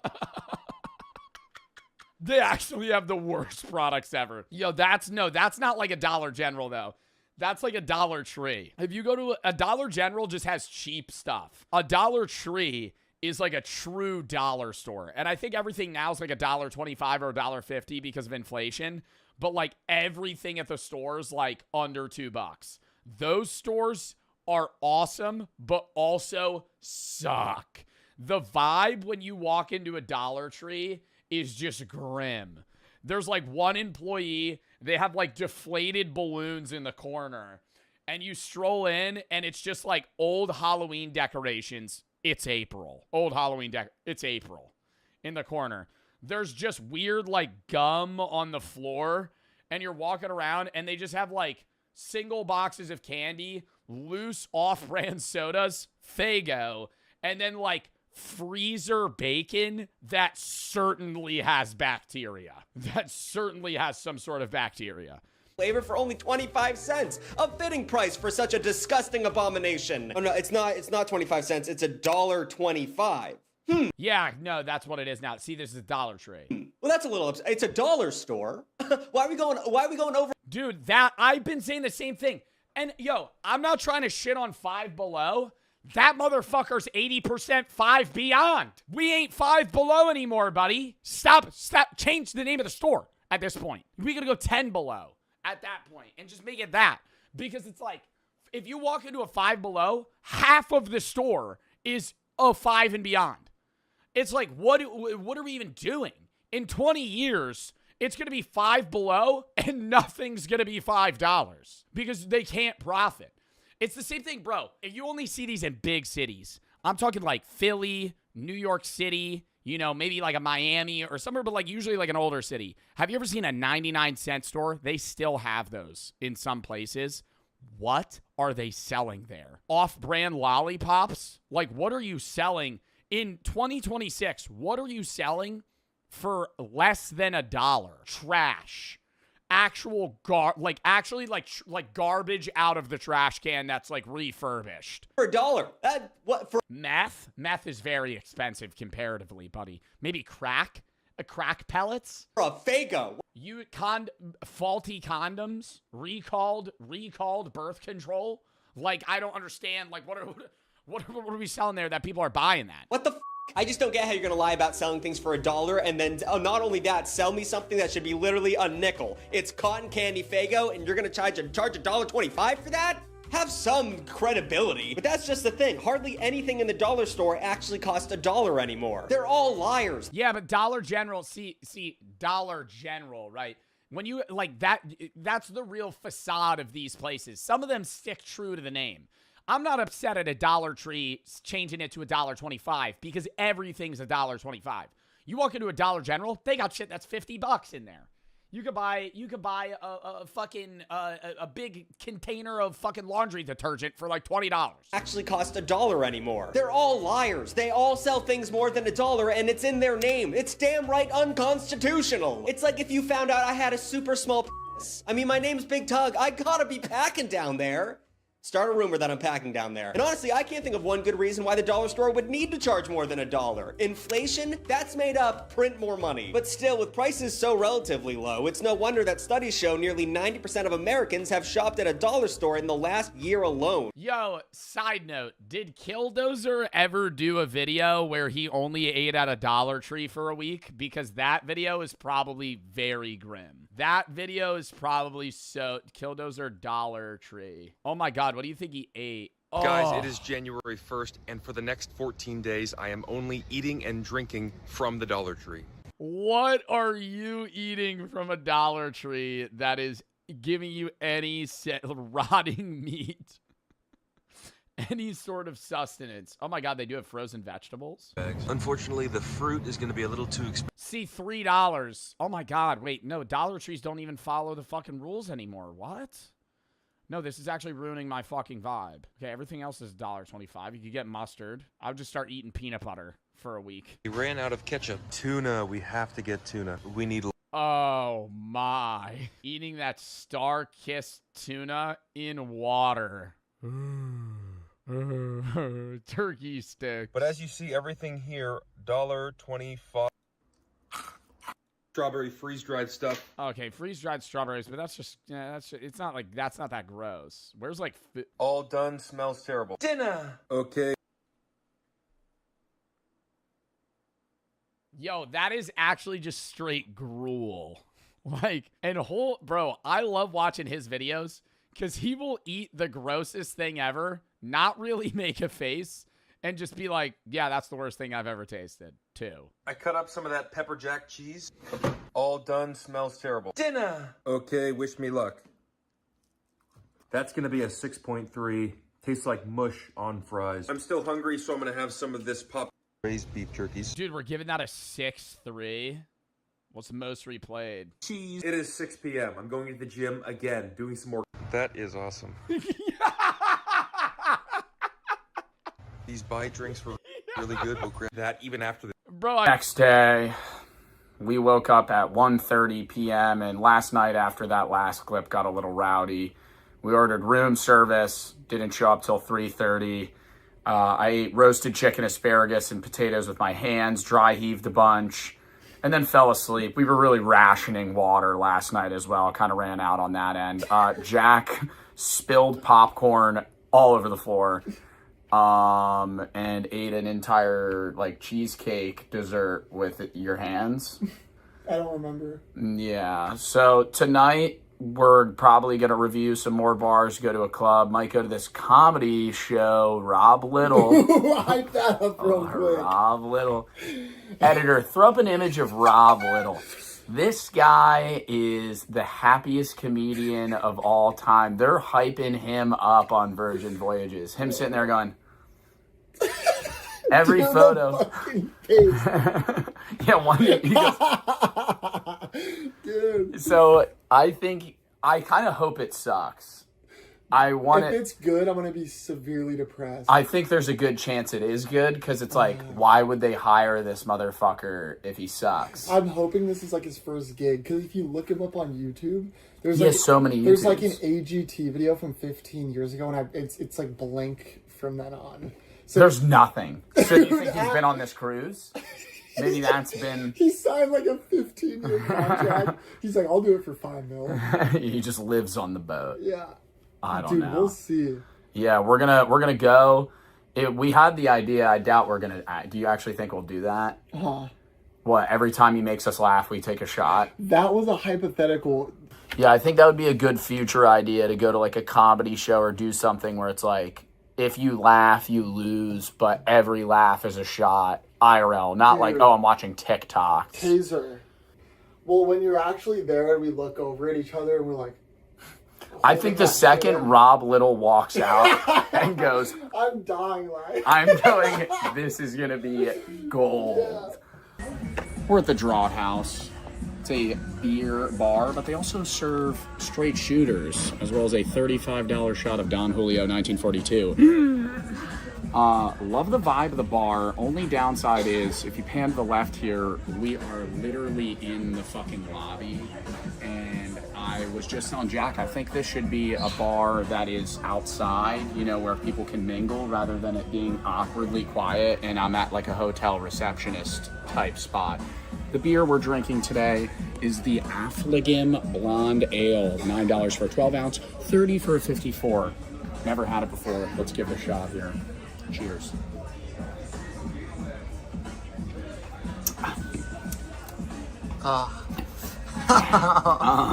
I got one too, so. Yeah, it's, I would say, a mixture between a Miller Lite and an IPA. And so it's not bad, but for the first drink of the day, not great. Drink's gonna get a 2.8. Vibes could max out at like a 4 if this was outside, but realistically here it's probably like a 2.1. Miller Lite IPA, two terrible things, put them together, no way this is going to be good. Beer mode.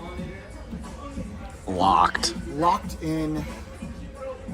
Are those what sunglasses are those? Amazon. Amazons? $25. Let's sip, little head on here. Yeah. Was my description accurate? No, I feel like I'm not getting IPA. I think what makes it kind of weird is like it's a little too sweet and a little too tart. It's just a lot going on. Yeah. When I want a beer, I want something simple that I can just drink on, sip on, have 10 of. This is like a one-time, one-and-done beer you have with a steak. not my favorite. I'm gonna rate the bar vibes 2.7 out of 5. Drink is gonna get a 2.3 out of 5. Specific. You want me to redo? Yeah, no, not even redo. We're gonna do a mild correction here. Jack just chugged half that beer and made this face. So I don't think it does. What did you give it? Like a 2? Well, at first that's like a 1. At first I thought it was just an interesting beer, and now it's like a bad beer. Not enjoyable. And it has a very, like, the taste of my mouth is disgusting right now. Yeah. Like I feel like I haven't brushed my teeth in like yeah 3 days. You know it's bad when like a light beer would like be your chaser for another drink. Like this is like chasing beer with beer. Chasing beer with beer. Yeah, like I need water to like sip on with that. Like yeah, right. It's too much. We got a scream. Yeah. College comic of the year. Good evening, ladies and gentlemen. Welcome to the stage, Rob Little. Woo! Yeah! I love you, Rob. Oh. Woo! Oh my God, he's wearing the hat. Hello, everybody. Woo! Thank you for having me. How's everyone doing? Everybody good? Woo! There's my ladies. I see you already. I did a show earlier in the week. Did anybody come see the show I did earlier in the week? Clap if you did. Clap if you did. Not many, yeah, because they added it at the last minute in the manor, and they some other show couldn't do it, so they're like bringing the big guns. Yeah, and I think they just meant big boys, what they meant. And I went in there, and I think it was just you ladies were the only ones in there. So thank you for being back with me, my little black girls. I love them. They know I do. They know I love them. So I appreciate y'all coming out. Hi, ladies. Some of you look a little scared up front. That's all right. You're gonna have a good time either way. Why are you're doing the Pledge of Allegiance before we start or something? We're outside. We left the Rob Little comedy show. Okay, that Rob Little show, we left. And let me tell you, that was, when I say low grade racism jokes, like he goes, oh, you're Hispanic? Oh, to you, I'm Robert Pequeño. And the fucking audience dies laughing. Jack leans into me and goes, this isn't funny. This couple in front of us goes, stop talking. I was a little too harsh. He obviously is working for the crowd that is watching him. He's not lame, the people are. He's been doing comedy for 20 years. Obviously, he probably has good material, but the material that he needs to do on the cruise ship is obviously something that works for the people that are watching it. I'm just 25 years younger than the average person there, so I didn't enjoy it that much. Comedy's subjective, though, so I can't complain. Hard pivot. Hard pivot. Well, let's go to the nightclub. All these crap niggas know the deal. All these crap niggas know the deal. All these crap niggas know the deal. It's on the reels.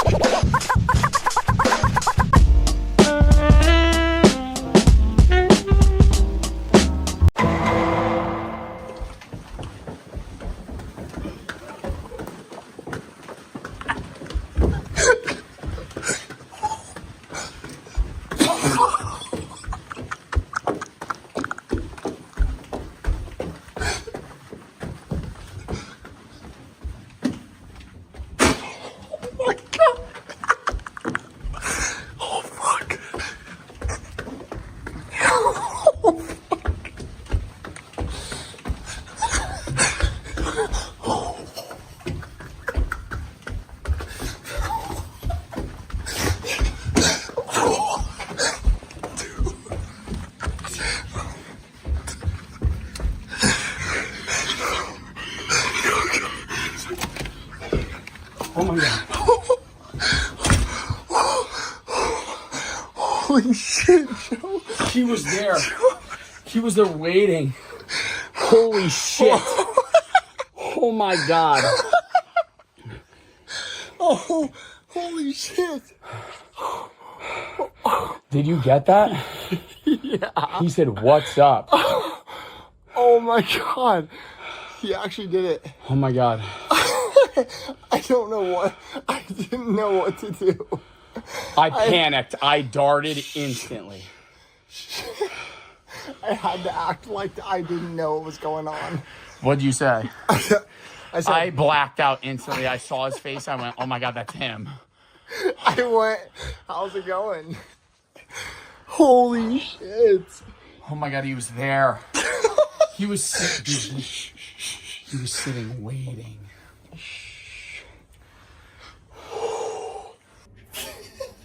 Holy fuck, he wants to have sex so bad. He's cheating. He's actively cheat. Like he's like his husband's asleep and he's trying to fuck.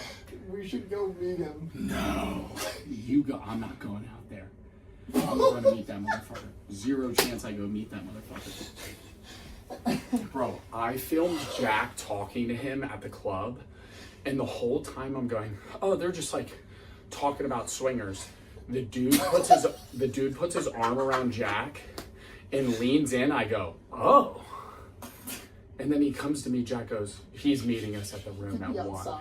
Who cares? I'm not fucking opening that. Oh, shit.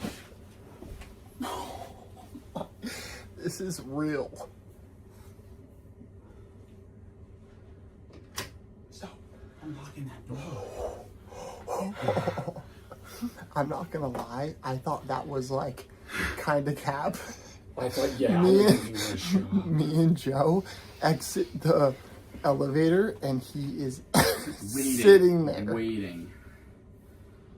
Oh my god. Dude, he's gonna still come knock on the door. I hope so. I'm not, don't answer it. If you answer it, what are you gonna say? Listen, you have to go ass up. An ass up. Joe, for the video, you have to go ass up. That was the craziest thing no, literally, I was like, he's not gonna come. He's drunk. He's drunk. You had a 2-minute conversation with him and he's just ready to fuck. Like that? Like his husband's asleep. Yeah, he's gonna cheat on his fucking husband. Oh my, this cruise is so freaky. I really thought, I was like, damn, maybe it's not that freaky. No. We just had to go to the nightclub. Yeah. The nightclub's full of all the fucking horny ass. Dude, Jack didn't get it on camera. The second we walk in, a woman goes up to me, she goes, "Pineapples." And literally looks at me and then walks away. I go, what? How did you even pick that guy out of the crowd? You just went, oh, he looks like he's alone. He just looked at me first. And I was like, he wants it.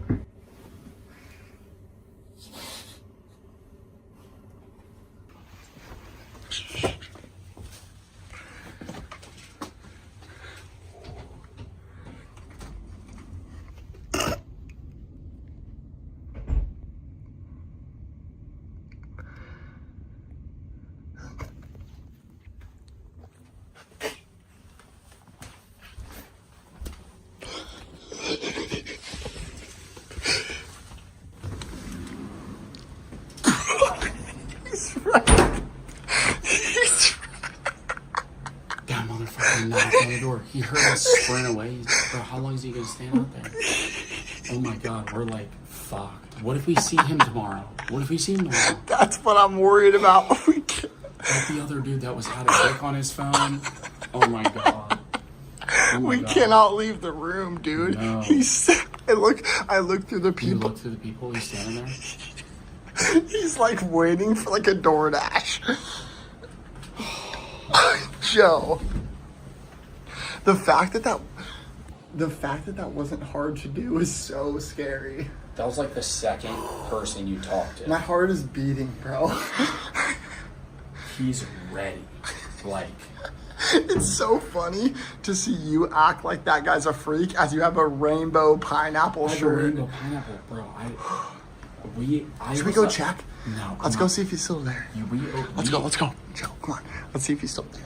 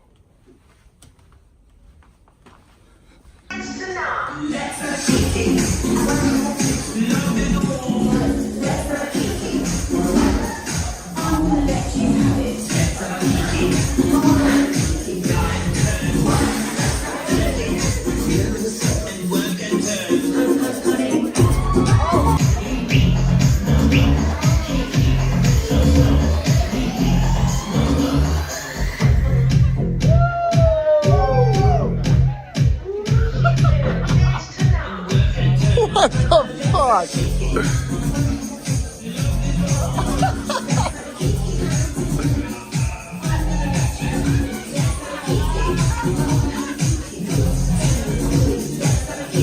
I know what she needs! If you wanna ride, Hold on, bitch, I'm coming! Switch over to the rescue! if you wanna ride. Easy boy. Yeah. You do what you need to do. I tattooed a porn star as well. What? On a cruise or? Last week. She didn't tag me. She said she would and she didn't. I was gutted. Committed now. Oh my gosh. Is it good? It looks awesome.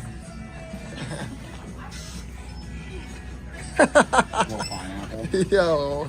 Do I regret the tattoo? No and yes. The pineapple, funny story. Good memories, could talk about it. Problem, why'd I get that shit upside down? I was like, oh, it's a part of the story. No shit, it's a swingers cruise. Not knowing, as the dumbass I am, oh wait, from an outside perspective, people are actually gonna think I'm a swinger. Kind of like a hangover tattoo. Well, can't change it.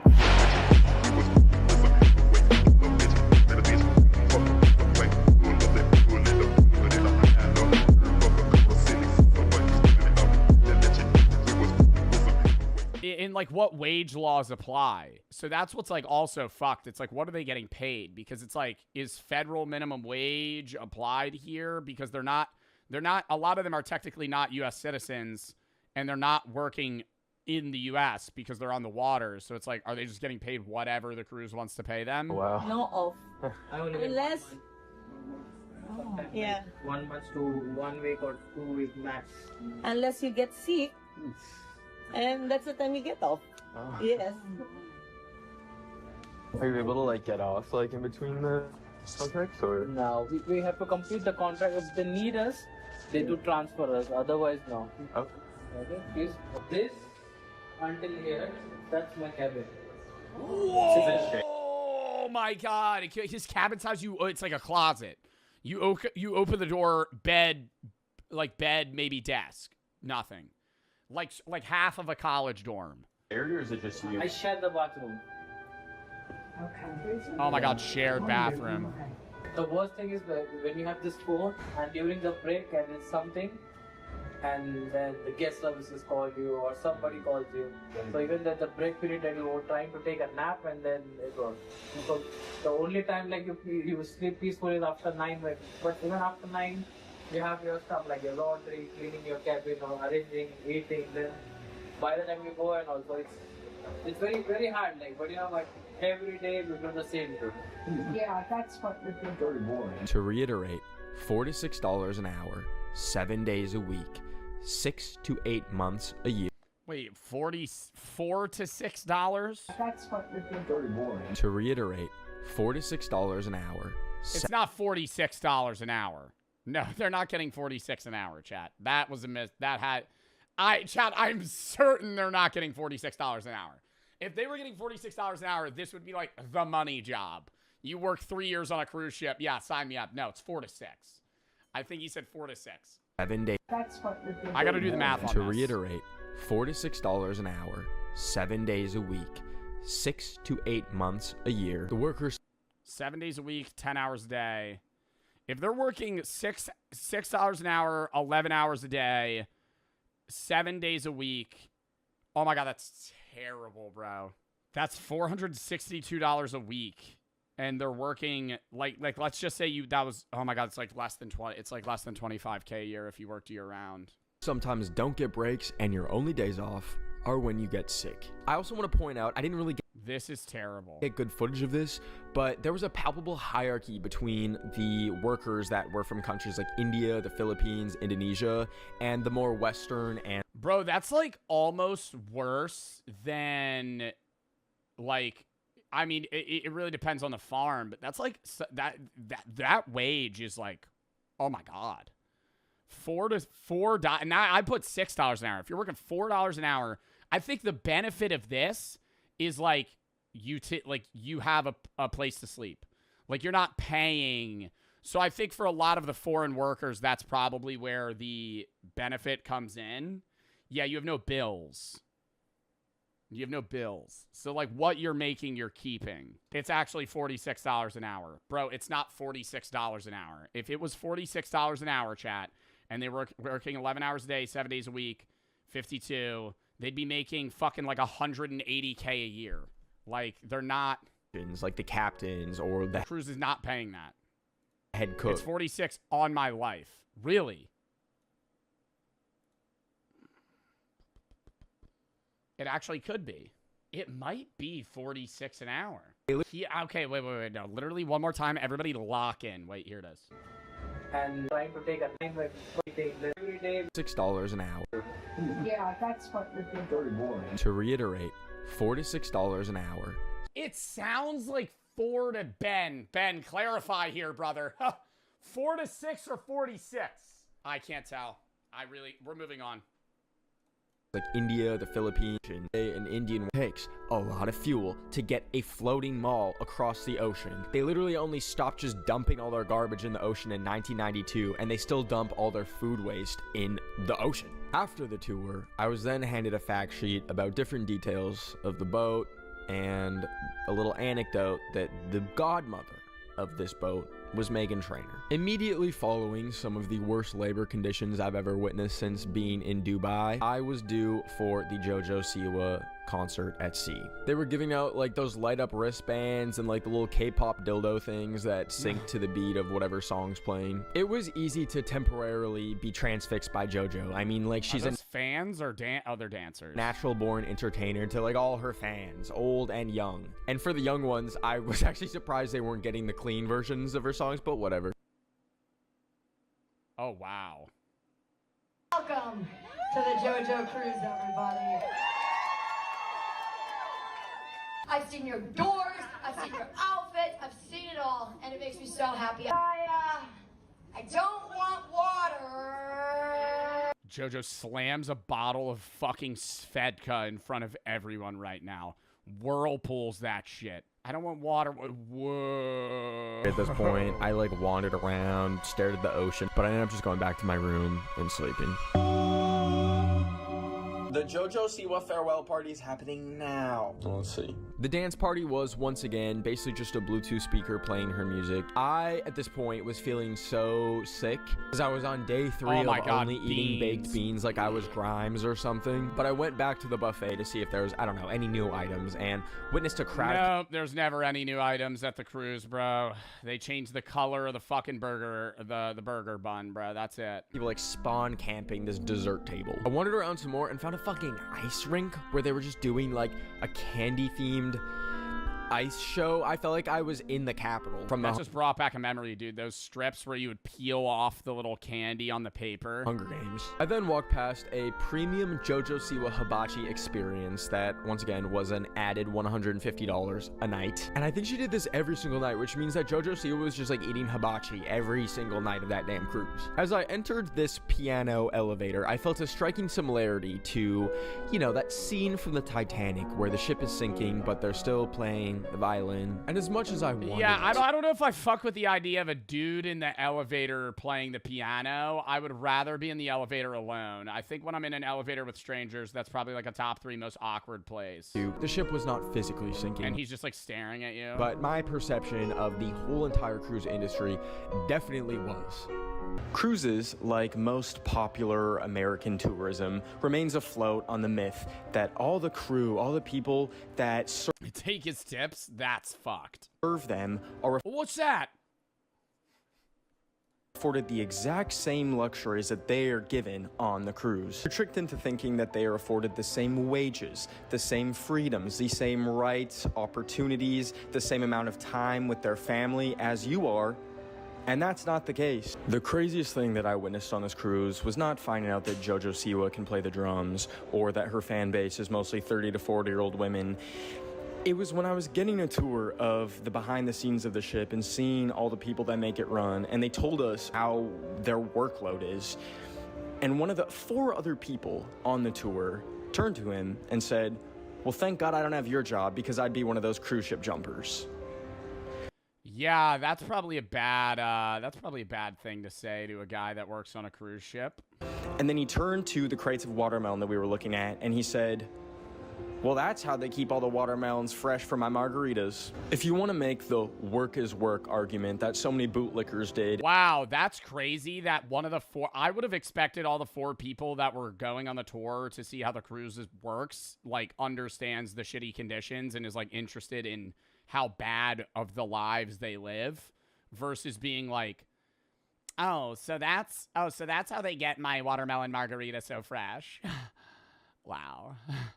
That's awesome. That's awesome. Do you guys have pineapples back here too? I always get, I always get a pina colada. Yeah, if I had your job, I'd kill myself. Yeah, that would suck. Anyways, do you know where the, where do you guys keep like all the lobsters? The cruise line is headquartered in America. Why aren't the workers afforded the same bare minimum workers protections and assurances that they are given in America? And this whole weekend, I've been like racking my... Yeah, it's fucked. It's like if you work for... I feel like if you work for an American-based company or like whatever the country of the company that you're working in is the laws that they should abide by paying you, right? Even if you're not an American citizen, like if the company's owned... Like if you are working for Carnival, is Carnival owned by the U.S.? I don't know. Like, you should be under the same protections. Not just because it's like, oh, international waters, we could kind of just pay you whatever you want. Why this exists. Why we're boarding a floating mall just to be shuttled from place to place where you can barely even scratch the surface of the destination. You can barely even dip your toes in the foreign country before you have to get back on the boat at 5 p.m. And then I realized the point of a cruise is not to travel and explore. No, it's not. The whole point of the cruise is just to party on the cruise. The whole point of the cruise is you're on a boat. It's a boat party. It's a 3-day boat party with semi-stops in different areas. Earnestly, it's to exploit cheap labor that can't be regulated by any formal government. And while providing the cheapest experience possible, they trap the consumer in a closed economic ecosystem. Oh my God, yeah, now all the fucking places you stop are just private islands that they own. Where they cannot purchase anything that's not cruise line approved. It robs the crew of their lives, it robs tourists of like an actually fulfilling travel experience, and it robs the places that they stop in because you don't even benefit them economically because you're just shuttled and funneled into pre-packaged itineraries. Wow, did that just say shore excursion? Shore excursion, McDonald's only 1 mile away. Pathetic. Pathetic. That sign is. Benefit them economically because you're just shuttled and funneled into pre-packaged itineraries. And all that money is just funneled right back into the cruise line. And I've just never met a soul that's walked off a cruise and said, that was the time of my life. And overall, I'm just left with this feeling of like sad. That's mean? That's not mean, dude. You land in Nassau, Bahamas, that they're marketing to the American mindset that you, the thing they're going to put on the short skirt, hey, McDonald's is only 1 mile away. Hey, no, you just landed in Nassau, Bahamas. Instead of trying like any of the local food or like experiencing what the Bahamas is actually like, why don't you pull up and get a 10-piece chicken McNugget meal? And dread, because I look at all these families and know that this is all they will ever experience. of this earth outside of their home country. And to bring it back to JoJo Siwa, because I literally forgot that's the cruise that I'm on, is the JoJo Siwa cruise. Let me check the wristband. I don't think she's, like, to blame, really. She was ridiculous. No, I mean, she's like a part of the cruise line, but like, she's not the reason the working conditions are shit. Sweet to all of her fans. Like, half of them left the photo op crying. Did the venue of her JoJo Siwa experience need to be on a cruise in the middle of the ocean? Probably not. And did she need to charge thousands of dollars if you wanted to do every single activity? Also probably not. But all I know is that I never want to step foot on one of these fucking boats ever again. Wow. Yeah, dude, and just how dead it is so much of the time. Oh my God.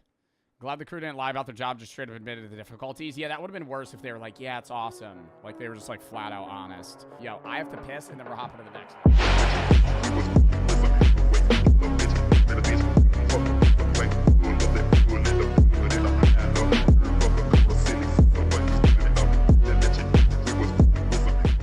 I tried New York City scam restaurants. Also, gotta say, before this even starts, Times Square, the most underwhelming place of all time.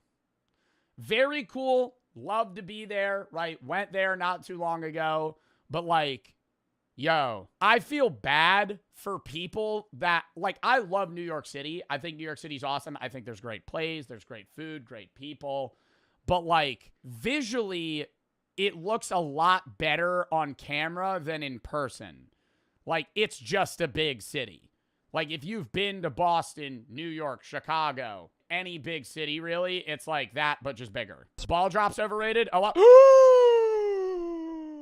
Minnie!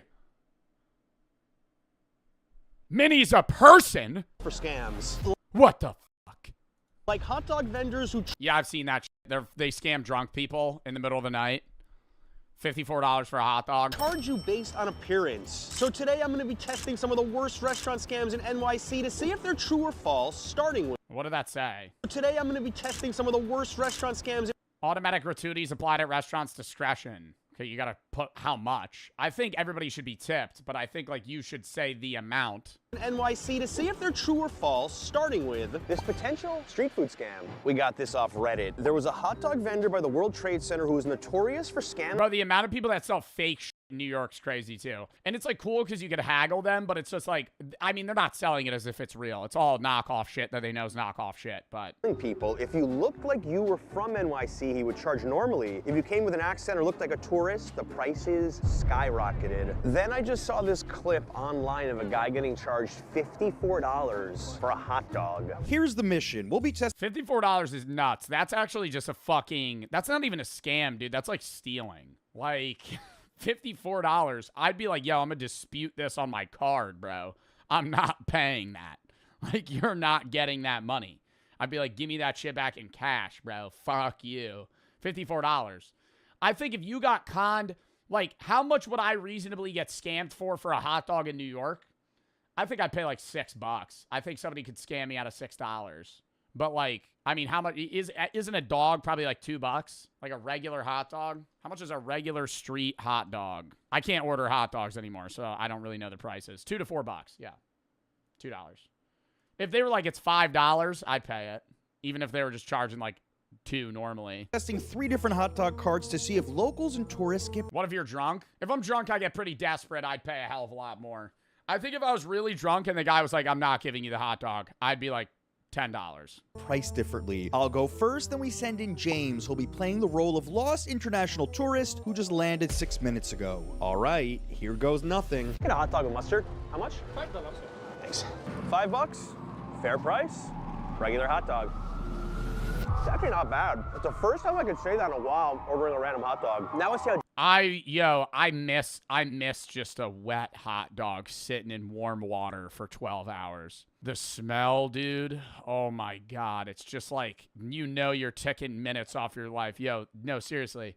When they pop open that fucking container and it's just like that smell of like hot dog water. Yo, I'm dead ass. That shit smells so good to me. Or like a roller dog, yo. I know they're so bad, they look so good. When it's just like sweating, You know what I mean? You could walk into a 7-Eleven, it's just a rotisserie hot dog, it's just dripping. I'm like, you know, your mouth starts salivating. James does. And yes, he is a terrible actor. Hot dog. How much?